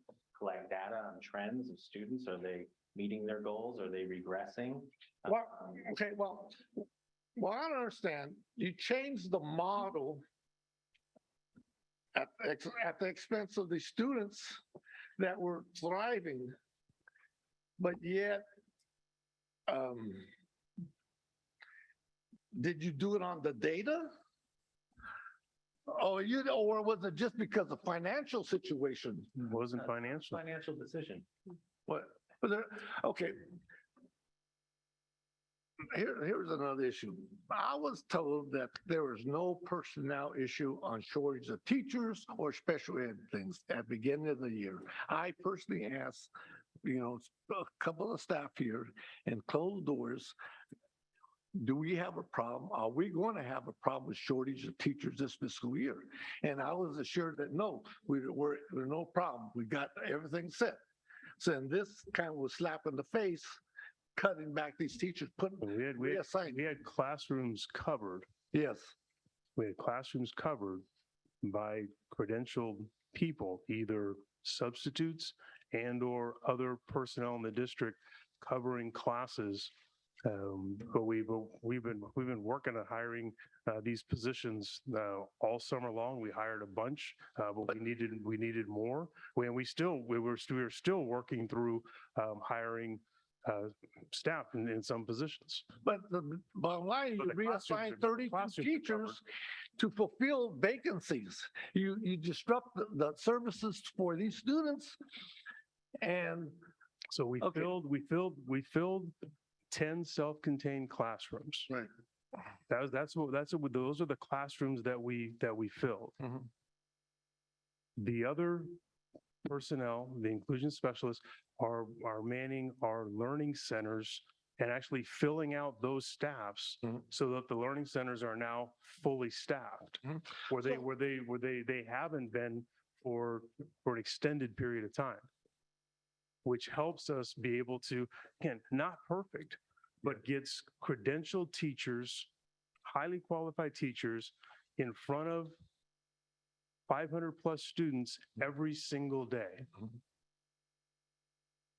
And the students that are getting the inclusion services are in their gen ed classroom with their teacher every single day. Okay. And what we're trying to make sure we have covered are the support services and organization of all the things to make sure the inclusion process is working for the kids that are benefiting from being in those gen ed classrooms. And that's the piece we have to make sure that we don't drop the ball on. Yeah. That we are coordinating those services. And that's what we're committed to do. And, and I've talked to you about some of the solution ideas that I have. We presently have administrative program, credentialing program. We just okayed one in our consent calendar. That was, seems like we don't have no shortage of administrators, but yet We don't have vice principals. We're short on vice principals right now. Oh, you We're need, like I said, you need to double your class or your program for administrators. You need to double up on your teachers credentialing program in-house. We need to double up on special ed teachers and paraprofessionals and support services. And Mr. Riley shared In-house. the slide. We're doing the internship with UOP. And what that's allowing is our existing employees to be able to work with us, work with UOP, and they are gaining the credentials. And we know there's 30 some odd that we've done in the last few years, and we have another batch. Now, But how many of those teachers come to and stay within our area? Maybe all of them. All of them. Okay. It's part of the agreement. Why do we have okay, when did that program start? 3 years ago. 3 years ago, but what's wrong? What's the problem that Got we 30 have of them. today then? We've got 30 of them. It's not enough. It's Double one. it. It's Double one. it. But I we told you double it. we offer the programming. It's a matter of people wanting to enter it. We have more slots. And what about another issue that we need an upper mobility for paraprofessionals to go take training and all this stuff?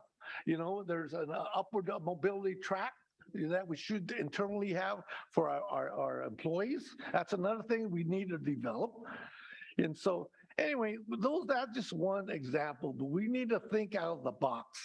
We need to think out of the box, be creative, get these people served, these students served. And we're going to work through, part of the pieces, working through our negotiation processes this year. So we can't negotiate outside of the room, but that work is going to be, that's going to be a focus. Well, okay, yeah, but the main focus, I've seen that it's mainly, no, I better not say. Yeah, you got to keep. Yeah, so if you can please finish But that's your final another piece comments, Mr. that we Perez. need to do. That's another piece that we need to do, and working through this. Go back there and talk some more, okay? We got lots of talking to do. I'm gonna talk to the audience. Hopefully, they're gonna give you time to speak of, the questions that we didn't ask, that you had.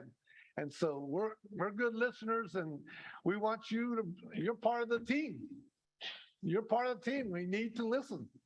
So hopefully this board will listen to you and try to resolve this problem as soon as possible. Were you going to say something? I wanted to thank our parents and teachers who are here, and to make our inclusive education less exclusive and more inclusive, and increase the numbers, and that's our goal. Right. And we need some type of mechanism to develop more teachers in this arena. And we're going to do that. Yeah. We're going to work together and get the feedback and work together. Thank you. So the data that we. So Showing the data. give the audience some time. I'm gonna go into, I'm next for the questions. I'm following the format. Sorry, Mr. Perez. So I know, this conversation was one that was impacted with emotion. There's room always for improvement. I think that's what you're taking in tonight with the feedback, seeing how this transition worked, and that we really need that communication is key. My colleagues have mentioned that tonight. Some of the questions that came out, what are the measurable outcomes, right, for the students? How is this change going to be impacted long-term for the students? And I know the biggest question of all was that how is the relationship still going to be par if our students preferred a certain staff, right, or specialists working with them? How do we continue to ensure that relationship is a smooth relationship, one that they can entrust the member who's working with them? And I know some of these questions are rhetorical. You may not have all of that data here now. When I look and think of the district, having that data and that survey and that feedback when we talk about next steps is so critical. Our student voice is critical. Our parent voice is critical. our teachers' input is critical. And so if anything that we learned from these conversations and tonight in the feedback we heard, is there's still much more work to be done. It's not finished here. So I know that I understand that we're all here together. And so my hope is that we can continue to capture the questions and comments. And I just want you to reassure me of that. There's other questions, there's other communications. Moving forward with the plan, what else can be done to make sure that communication is a smooth transition? Like I shared before, we have staff noting all of the questions and such, so we will meet starting tomorrow and review all of the questions, delineate the ones that need to be addressed, and we'll talk about the best way to communicate that, whether it's, sending something out, written, translated, for everyone to access. We can look at translating this presentation as well to get the information out. And then again, we've talked several times about parent advisories, way to bolster the CAC, the Community Advisory Committee, and perhaps having subcommittees that are more specific to parents. So that is the plan moving forward. So it's expansion of subcommittees, parent advisories, also hopefully the student input and feedback will be captured through that. Just looking at this, and it was brought up by one of my colleagues here on the board, we need a plan to reassess and reevaluate. So that report, I know in this presentation, I think you captured annually, but I think there's a need to reassess this quarterly, like to do that check-in. I understand we were in a position, right, of selecting, like making this adjustment either this year or the next school year. But I feel like when we rolled out, the platform, we didn't get to have the normal meetings that would occurred that we were hoping for. So if anything, I think there should be a timeline at some point where we can reassess and reevaluate and capture what's working in this model and what's not, because that's really critical, because that's going to be the deciding factor of how to move forward. We have to continue in the balance. So for me, we need to ensure that we capture that. I appreciate all the comments that were brought forth by my colleagues, by the audience, by the parents, and the continuous questions. I think there's some trust building that still needs to occur because of the rollout and the timeline. That was your biggest regret that you mentioned tonight, was the timeline of this. So I go back to that. Is that, can we continue to move forward, but with the understanding that we do have to have a point in time where we reassessed, and knowing that that reassessment could mean we have to readjust what's being done, or it could mean that we have to bring back different interventions or preventions for students.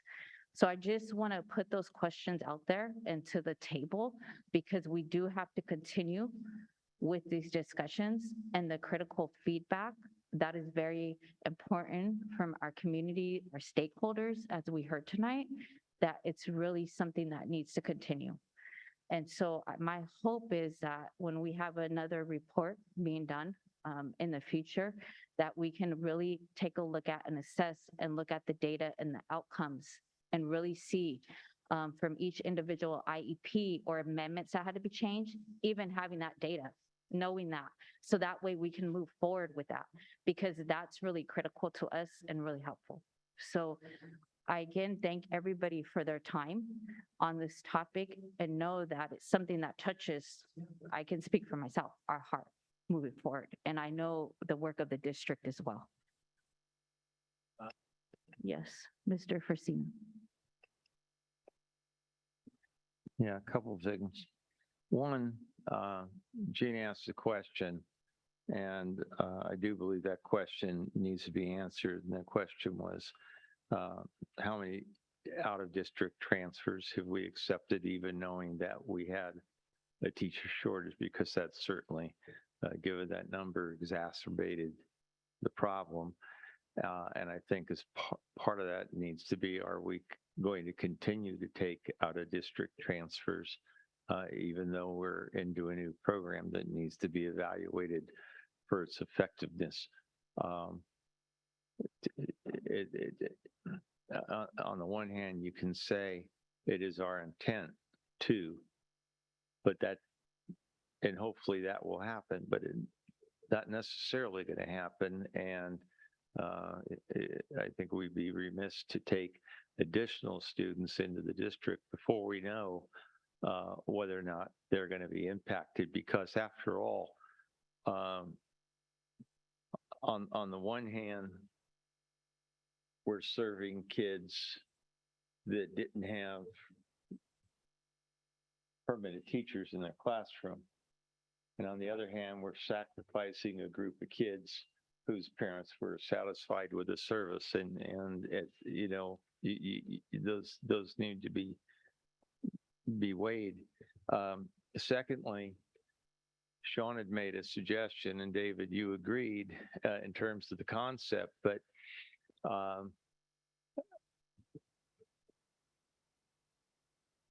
we all have a responsibility for the decision that was made.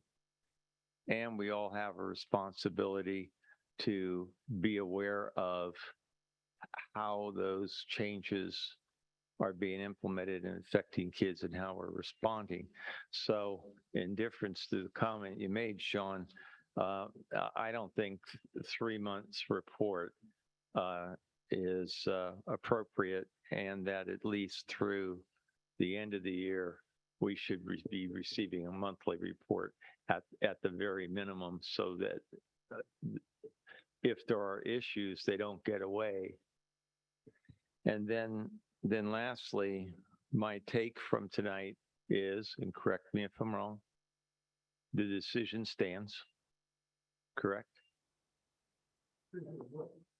The decision to change the inclusion program stands. That's No, we my never voted on that. No, But- Tony, Decision. if you can certainly put a motion on, We never which, voted Tony, for this, Tony, this wait. so-called new model. You can certainly, the board can make a vote on anything with respect to its intention. The decision that was made is not our decision. It was never our decision. It is the superintendent's decision. Right. And if we don't like the decision, then there's things that can be done about that down the road. But in the meantime, it's not our decision, and therefore it doesn't matter what motion we make and vote on. It's kind of it doesn't change anything. Well, But what, you know, so it would be a vote that says that we support one position over another position, but it doesn't carry any weight. Anyway, as I was saying, I do believe that they should be minimum of a month, because we're dealing with children's lives, and to wait 3 months is jeopardizing people's children, and I don't want to do that. We can commit to doing a monthly progress report as we're working through the process. We can certainly do that. We will have to identify, the specific metrics we're going to use, to measure something, but the progress report for sure. And part of that early work is identifying what the metrics will be and how often we can get those metrics to the board and the public. Yeah. And then Stakeholder feedback as well. Yes. Stakeholder and feedback. then Tony, Board President, lastly, I would like to He just had one more comment. clarify a question that you had asked, because it really, and I would think that you already knew the answer, because it is pretty clear. and I had asked David the question also, vis-a-vis the IEP process, which you certainly went through with your own son. The district's going to propose changes where those changes need to be proposed. Parents can agree or disagree. If the parents disagree, we're going into then they can file for due process. If we go to due process, that takes time and money. And we lose in due process, then the district gets to decide if it wants to pursue it legally. If the parent loses in due process, they can decide if they want to pursue it legally. Either way, the district will possibly be incurring cost. That's the reality. Okay. So the bottom line is. Tony, can I respond to? Okay, I just want to, responding to that. I just want to, When you say, okay, Dr. Martinez, when you say a model, this new model, I disagree. It's a new model because each individual, like the presentation said, has particular needs. Every student has a unique need. So we don't have a district-wide model. This issue is just about evolved because our staff did not predict that we were going to have a teacher shortage in special ed. So they grabbed these other professional educators, specialists, and fulfill these vacancies that we couldn't find.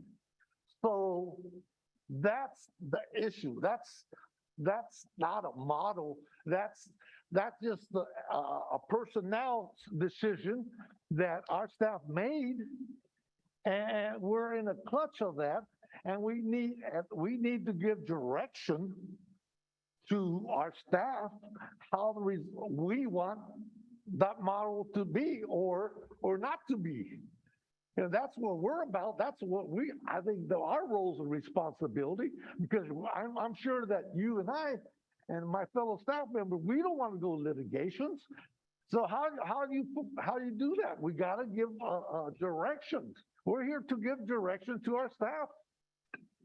And that's where we were coming back with, and we are responding with, and Mr. Yang wanted to comment on as well, is having that updated report monthly so we can have a check-in period to know exactly how this is working for our families and students. And that's what was brought up in the comment. Well, already you got a report of unsatisfactory from our parents.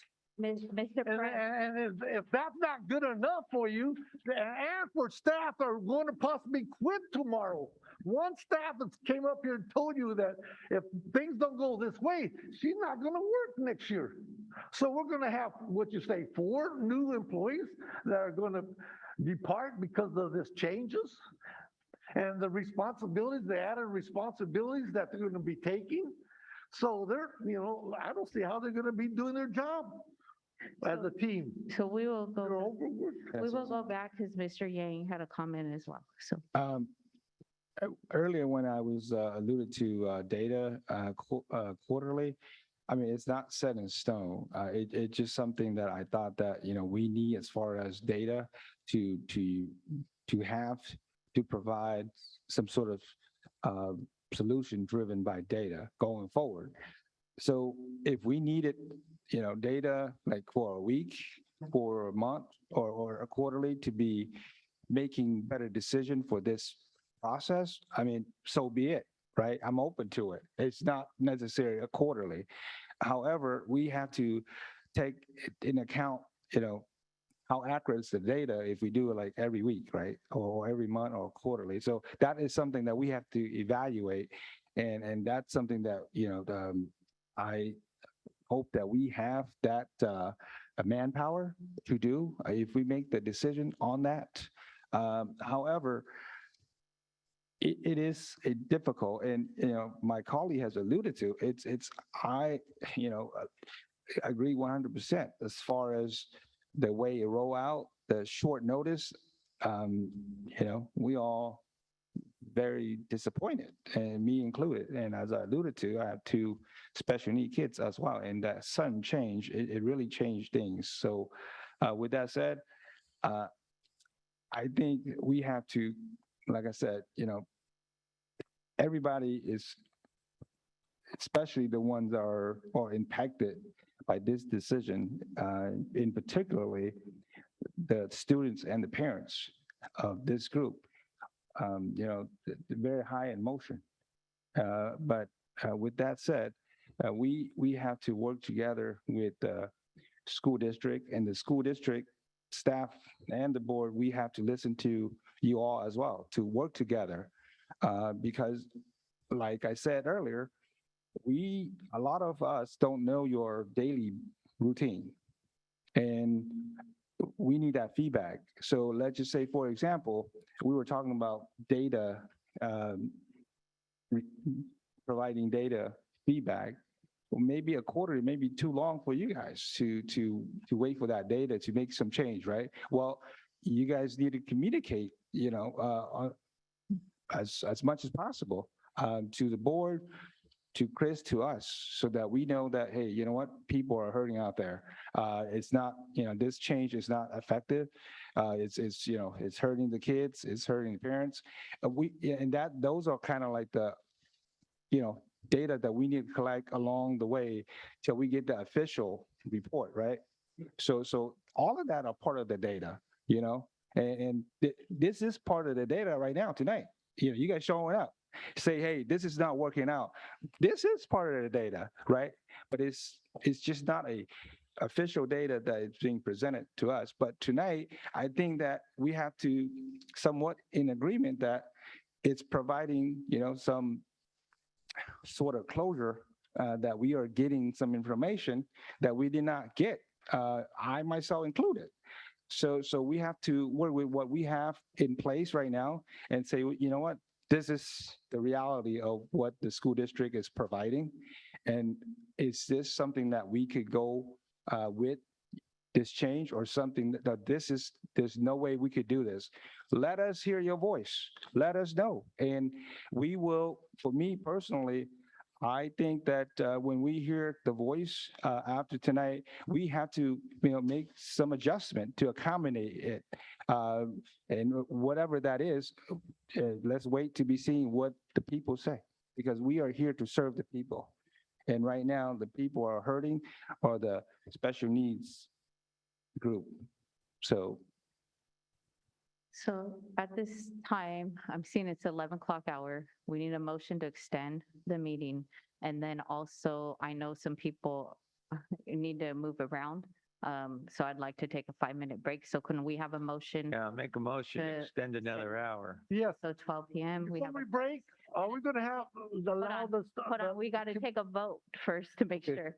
So Mr. Perez, for the motion to extend, you got a first and second? Yes. Ms. Jamerson? Aye. Mr. Yang? Aye. Mr. Forcina? Aye. And myself is an aye. So we will extend the meeting till 12 p.m.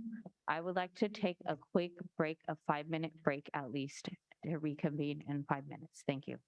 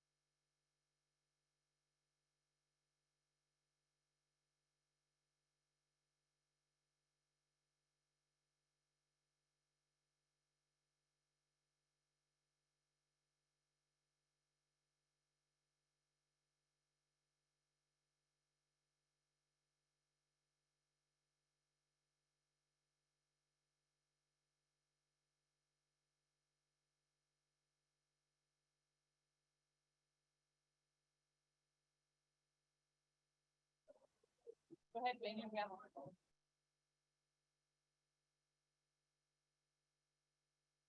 Attention at this 11 o'clock hour. I was like, bam, bam.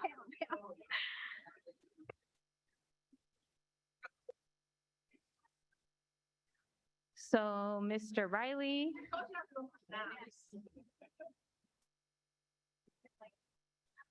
I know you heard the feedback. It's my understanding there will be a report and follow-up as soon as possible on the questions and comments from tonight.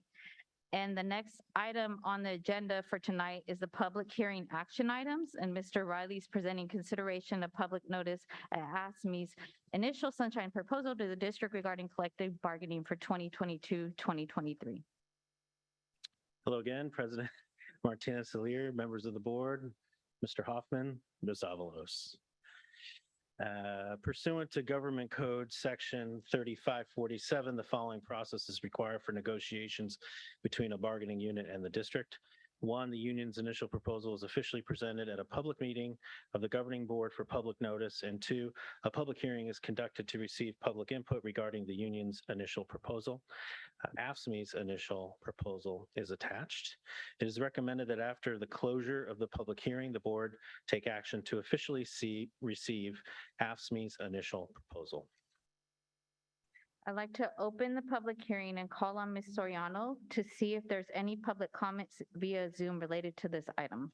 Madam Board President Martinez-Alir, there are no public comments related to this item. Are there any blue cards related to that? Madam Board President, there is no blue call on this item. I'd like to close the public hearing and call for a motion to approve AFSCME's initial proposal to the district regarding collective bargaining for 2022-2023. So moved. Second. I have a first and second, Mr. Yang. Aye. Ms. Jameson. Aye. Mr. Perez. Aye. Mr. Forcina. Aye. And myself is an aye, it's unanimous. The next item is consideration, Mr. Riley again, for public notice of the Elk Grove School District's initial proposal to Elk Grove Education Association, EGEA, regarding collective bargaining for 2022-2023 school year. Thank you again. Also pursuant to Government Code Section 3547, the following are stipulated for negotiations between a bargaining unit and the district. One, the district's initial proposal is officially presented at a public meeting of the governing board for public notice. And two, a public hearing is conducted to receive public input regarding the district's initial proposal. EGUSD's initial proposal is attached. And this is our proposal to the Elk Grove Educators Association. I'd like to open the public hearing and call Ms. Soriano to see if there's any public comments via Zoom related to this item. Madam Board President Martinez-Alir, there are no public comments on Zoom related to this item. Are there any blue cards relating to this item? Madam Chair, President, there's no blue card for this item. I'd like to call for a motion. I'd like to close public hearing at this time because there's no public comment. And I'd like to call for a motion to accept the district's initial proposal to EGEA regarding collective bargaining for the 2022-2023 school year. So moved. I have a first and a second, and I'll conduct a roll call vote. Ms. Jamerson. Aye. Mr. Perez. Aye. Forcina. Aye. Mr. Yang. Aye. And myself, aye. Unanimous, thank you. The next item is Mr. Riley again. Consideration of public notice for the Elk Grove Unified School District's initial proposal to the ATU Local 256 regarding collective bargaining for the 2022-2023 school year. Thank you again.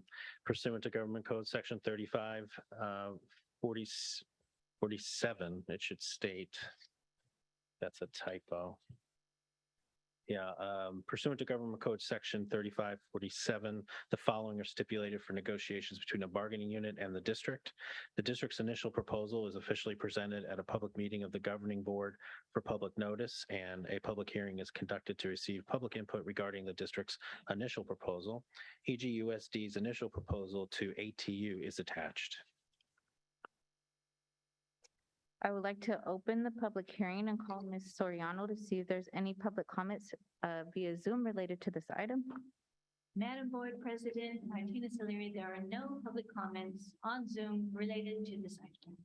Are there any blue cards related to the item? Madam Board President, there's no blue card on this item. I'd like to close the public hearing and call for a motion to accept the district's initial proposal to ATU Local 256 regarding what? collective bargaining for the 2022-2023 school year. Do we have a motion? Aye. So moved. And a second by Ms. Jamerson. I'll conduct a roll call vote. Mr. Perez, Aye. Mr. Forcina, Aye. Mr. Yang, Aye. Ms. Jamerson. Aye. And myself is an aye. It's unanimous. Thank you. The next item on the agenda are action items. And the first item is a resolution for readopting and increasing the 2021-2022 gain limit and adopting the 2022-2023 gain limit. And I'd like to call on Mrs. Hayes.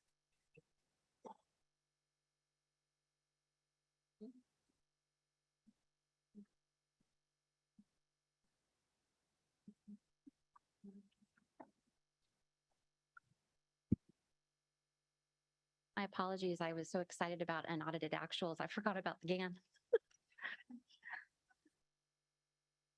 Good evening, members of the board. Superintendent Hoffman and Ms. Avalos.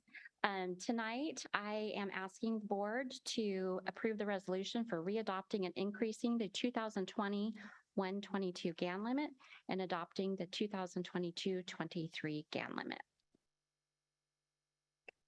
I'd like to call for a motion to adopt resolution number 22, which recalculates and increases the 2021 GAN limit and reestablishes the 2022-2023 estimated GAN limit. I move. I have a first and a second. I'll conduct a roll call vote. Mr. Track, Aye. Mr. Forcina, Aye. Mr. Yang. Aye. Ms. Jamerson. Aye. Mr. Perez. Aye. And myself is an aye. It's unanimous. The next action item is a 2022-2023 budget update and the 2021-2022 unaudited actual income and expenditures. And Mrs. Hayes, feel free to present on the item. I know you're excited about it. Thank you.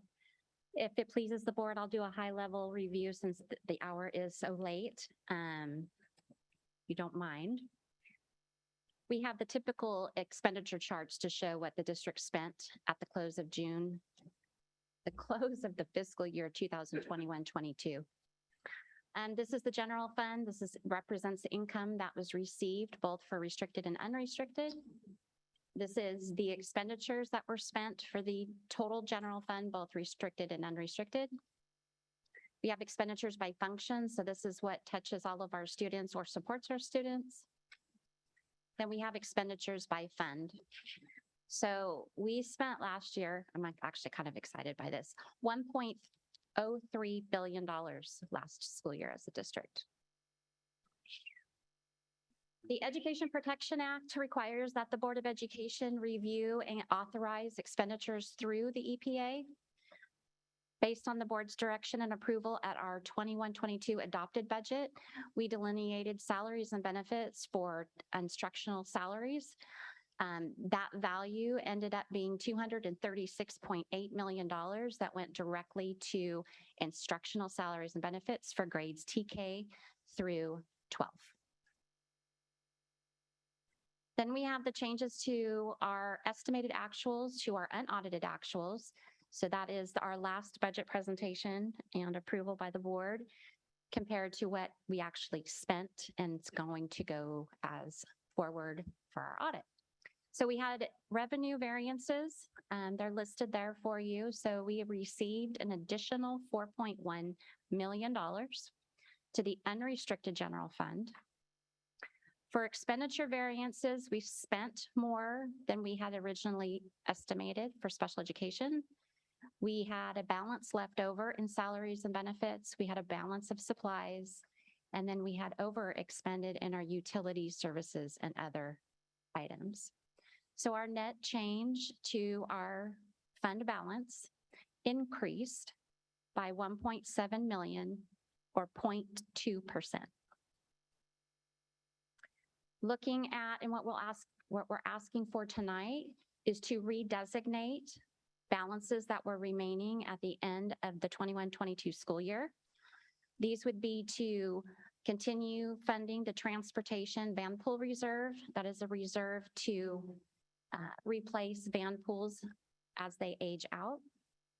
We have the technology utility. This is to refresh all of our computers district-wide, both administrative and instructional, kid-based technology. We have supplemental and concentration balances available of 7.4 million that we would like to continue those programs. And then for purchase orders, we had $1.7 million in purchase orders that were processed, but goods were not received by June 30th. So instead of starting people out in a negative status, we'd like to carry over the funds to go with those as well. If the board is agreeable, this would be $15.1 million in one-time expenditures that we would remove from the reserve balance and rebudget as expenditures so that staff can continue the programs that we currently have in place. That represents a decrease in our fund balance to the tune of 1.73%. This is the multi-year projection that the board adopted for the 22-23 school year. At that point in time, we were deficit spending 10 million. We have a projected surplus of 12 million in the second year and a surplus of 20 million in the third year. The percentages you see off to the far right that reference 22-23, we have to now adhere to the reserve cap that was triggered by state reserves being up to a certain level, so we have to maintain no more than 10%. The board did, at budget adoption, we committed 2 different line items that we've had in our reserves. One of them is the decrease in our UPP enrollment, and we're trying to flatten that out and make sure that we do not remove funding for our high needs students. And then we have a negotiated agreement for professional development for 28 hours per staff person over a 2-year period. So those 2 line items, because they are now committed in our reserves, they are not calculated in the 10% cap. So right now, when we adopted our budget in June, we were under the 10% cap, just slightly.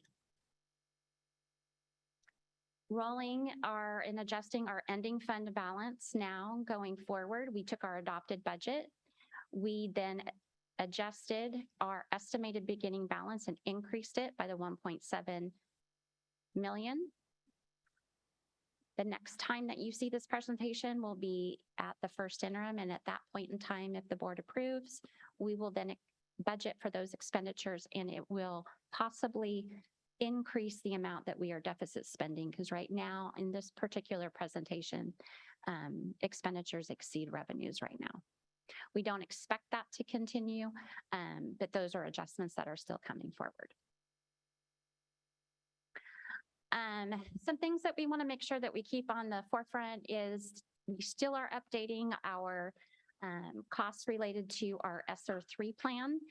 Right now, there's about $56.2 million that we are currently budgeting for and projected to expense by the end of June of 23.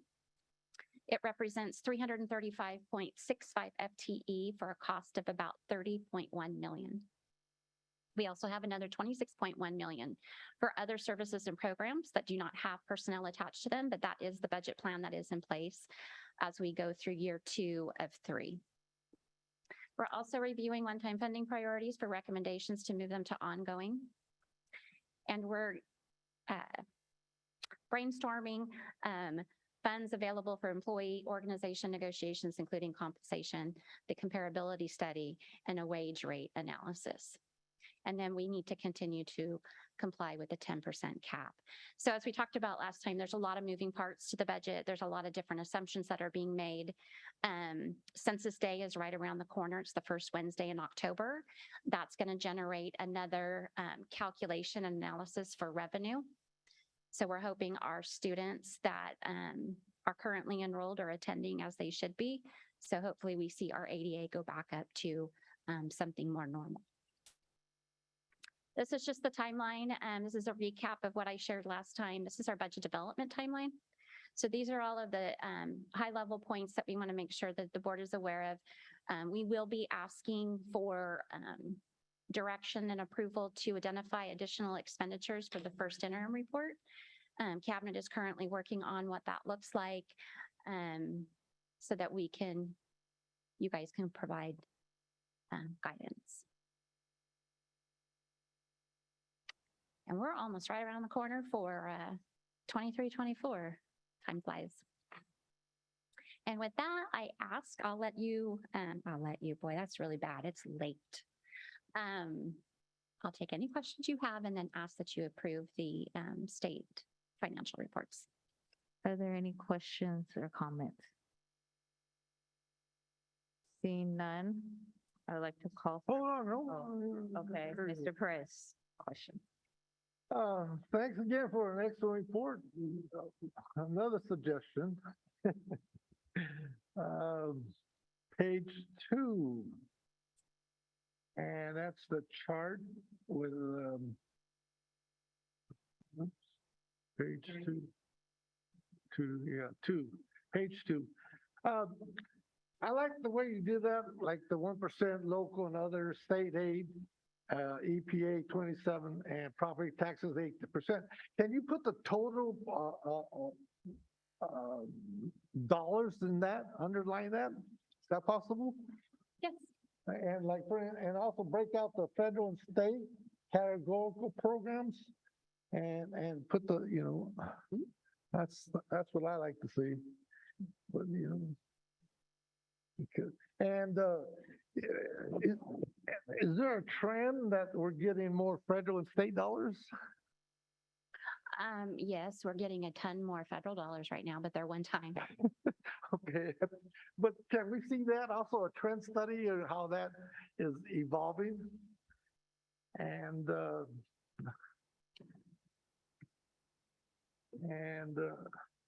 that's for page 2, page 8. The other issue there. Excellent report. Very good. Where are you here? Come on, come on.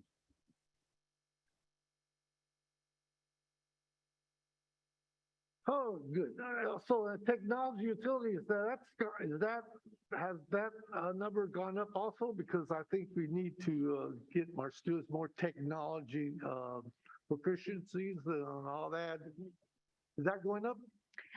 It's going up, but not for the unrestricted general fund. So we spent a lot of the COVID relief funding on Chromebooks to get a Chromebook to every student to do some refresh. Right. We have an annual budget of about 3.2 million. Okay. For just technology refresh. It's not enough to do everything that we need to do. So okay. It's. Is that just for the students or for staff? Both. Both, okay.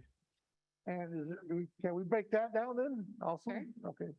Also, the 21-22 supplemental concentration balance, my understanding, we do not receive one of those funds. Which one is it? We don't receive concentration funding. Okay, okay. So that's all supplemental, correct? Yes, that's correct. Okay, that's it. And number 11, page 11, I think was another thing I saw.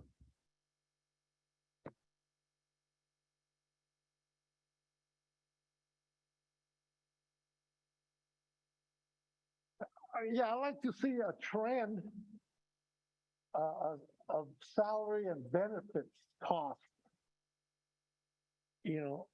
And so the people, the community knows that, the cost of education is going up and we're giving good pay to our employees as a result of having bigger budgets and better outcomes of our students. By the way.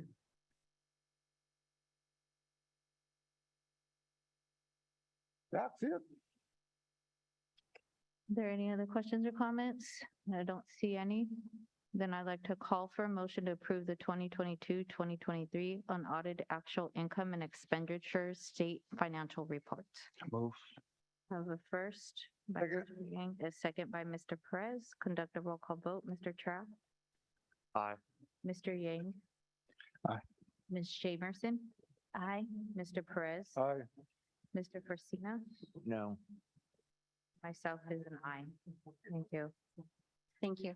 The next item is the board member and superintendent reports. I'd like to call on any board member or the superintendent who wishes to submit reports on organizational and committee meetings relative to the district and its operation. Mr. Hoffman. Just very quickly, I do want to recognize that this is Ms. Soriano's last board meeting, so we stayed late in celebration of you being here. We didn't want to shortchange you, so I want to thank you for your dedication, professionalism, and friendship. And just know that Ms. Soriano was literally never not available when needed, and I appreciate it very much. And my running joke is, and she's going to find out it's really not a joke, is the top button on all of our phones is going to go to the Sacramento County Office of Education, which is going to be her new employer. So if we have a question, we know how to get hold of her. So I just want to say thank you for all that you've done. Thank you.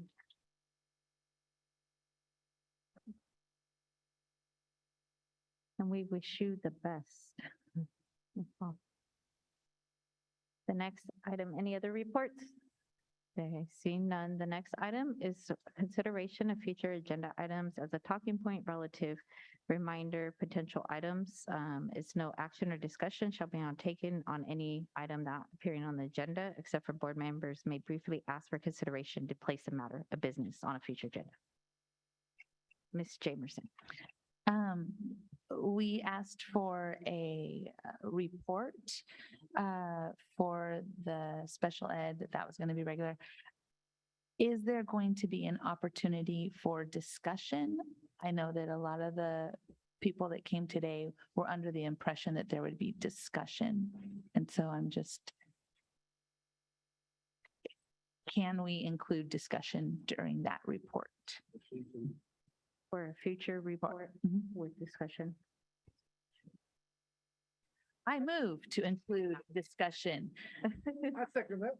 So one of the, so I'm going to make sure that we're working in the right place. If we wanted to hold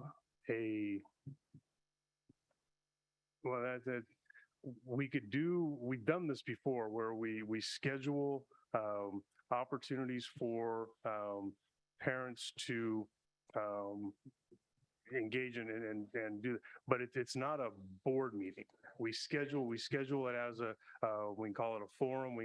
And then what we would do is, but they would be interacting with staff, and we'd have to organize them in a way we couldn't have a majority of the board at, during that time. So we've done it before where we've done multiple opportunities, and then we schedule board members so that we have 3 at a time to be able to, we break up into smaller groups so we could work through some structures along those lines. And I'd have to check in with Mr. Resendiz to make sure we're within Brown Act and make sure we cover those bases. But I'm happy to look into options and get some options to the board with regards to that.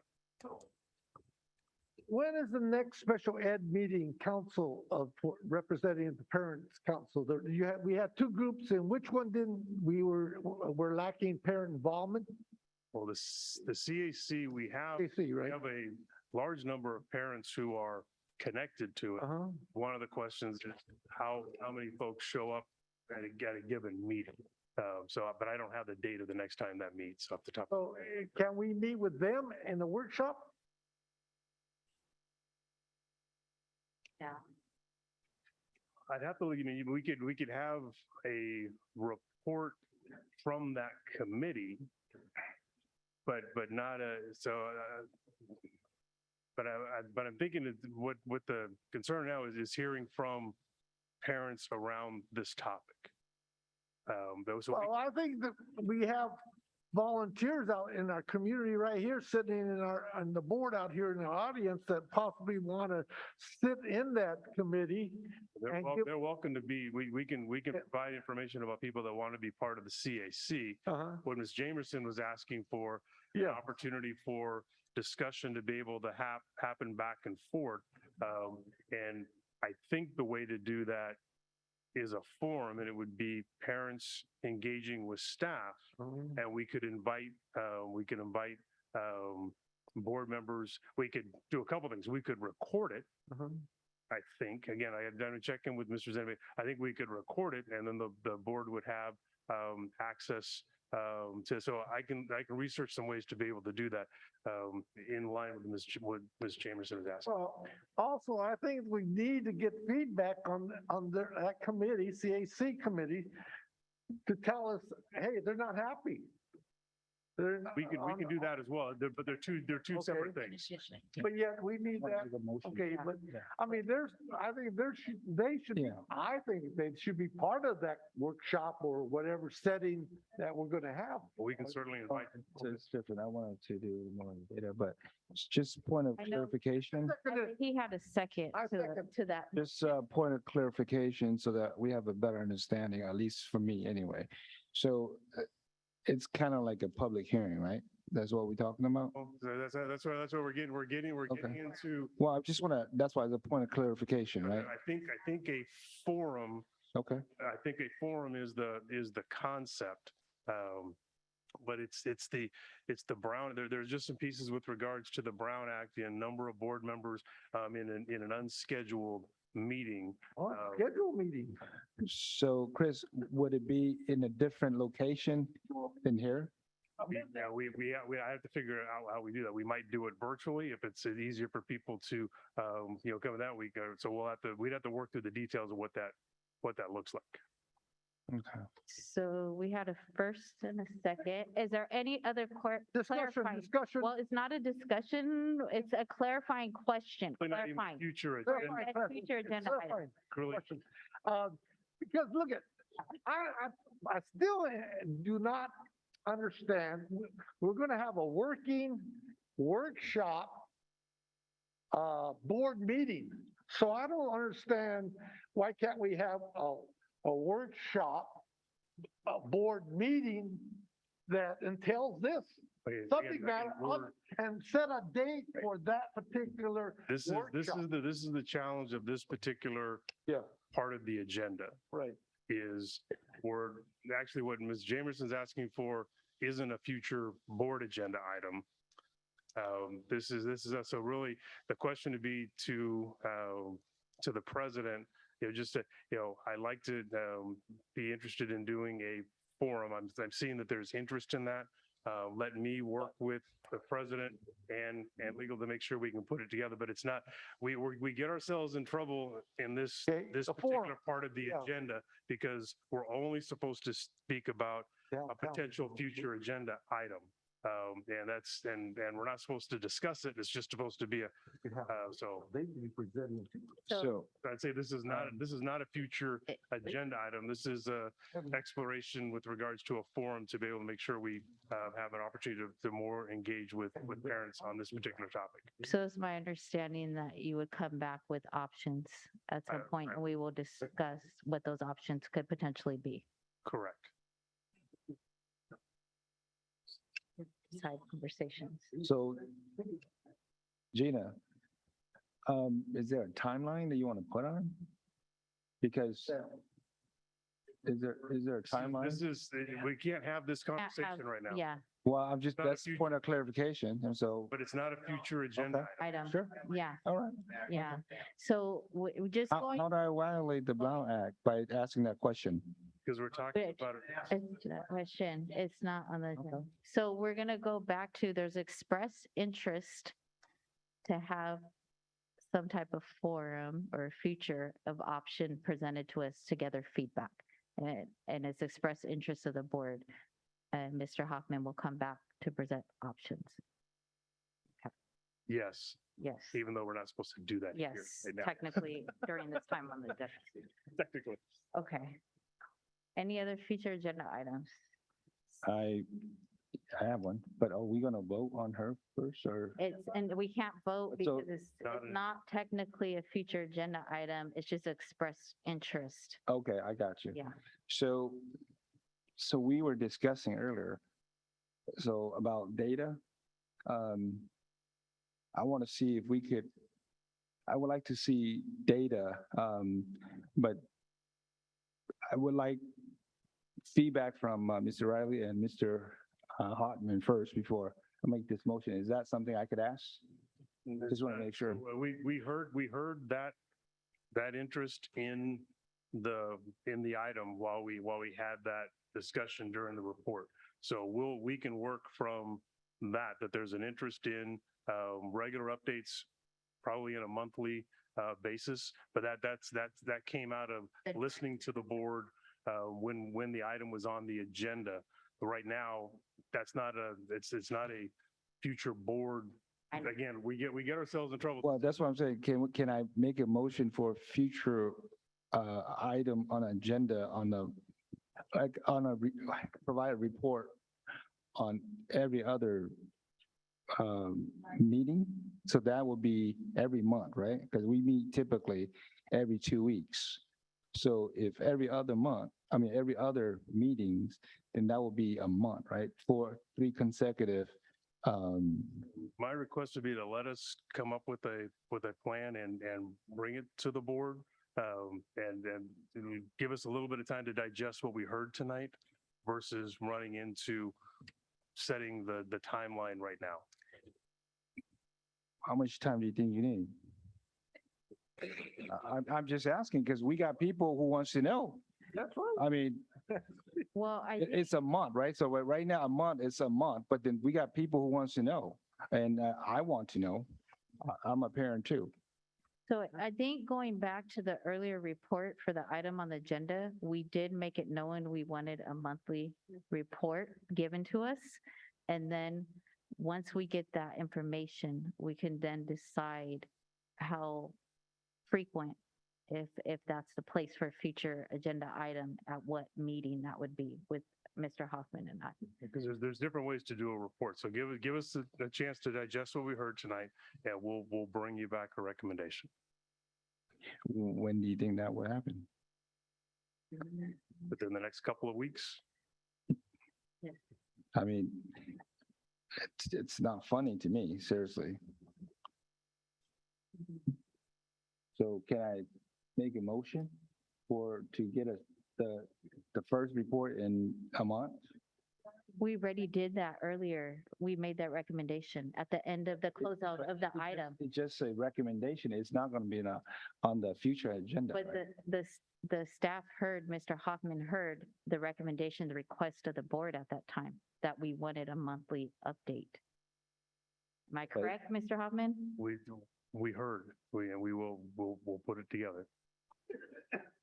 We just. Yes. We had our Discussion, yes. We can say beginning. Okay, we'll go with that for now then. And we'll like to hear back in 2 weeks. We'll talk to you then, Chris, and go from there. We'll get you board communication that outlines that information for you. Okay. Together. Right. Seeing no other future agenda items, I'd like to thank everybody and staff and all the audience for your time tonight. And I'd like to make a motion to adjourn the meeting at 11:40 p.m. Thank you. Thank you.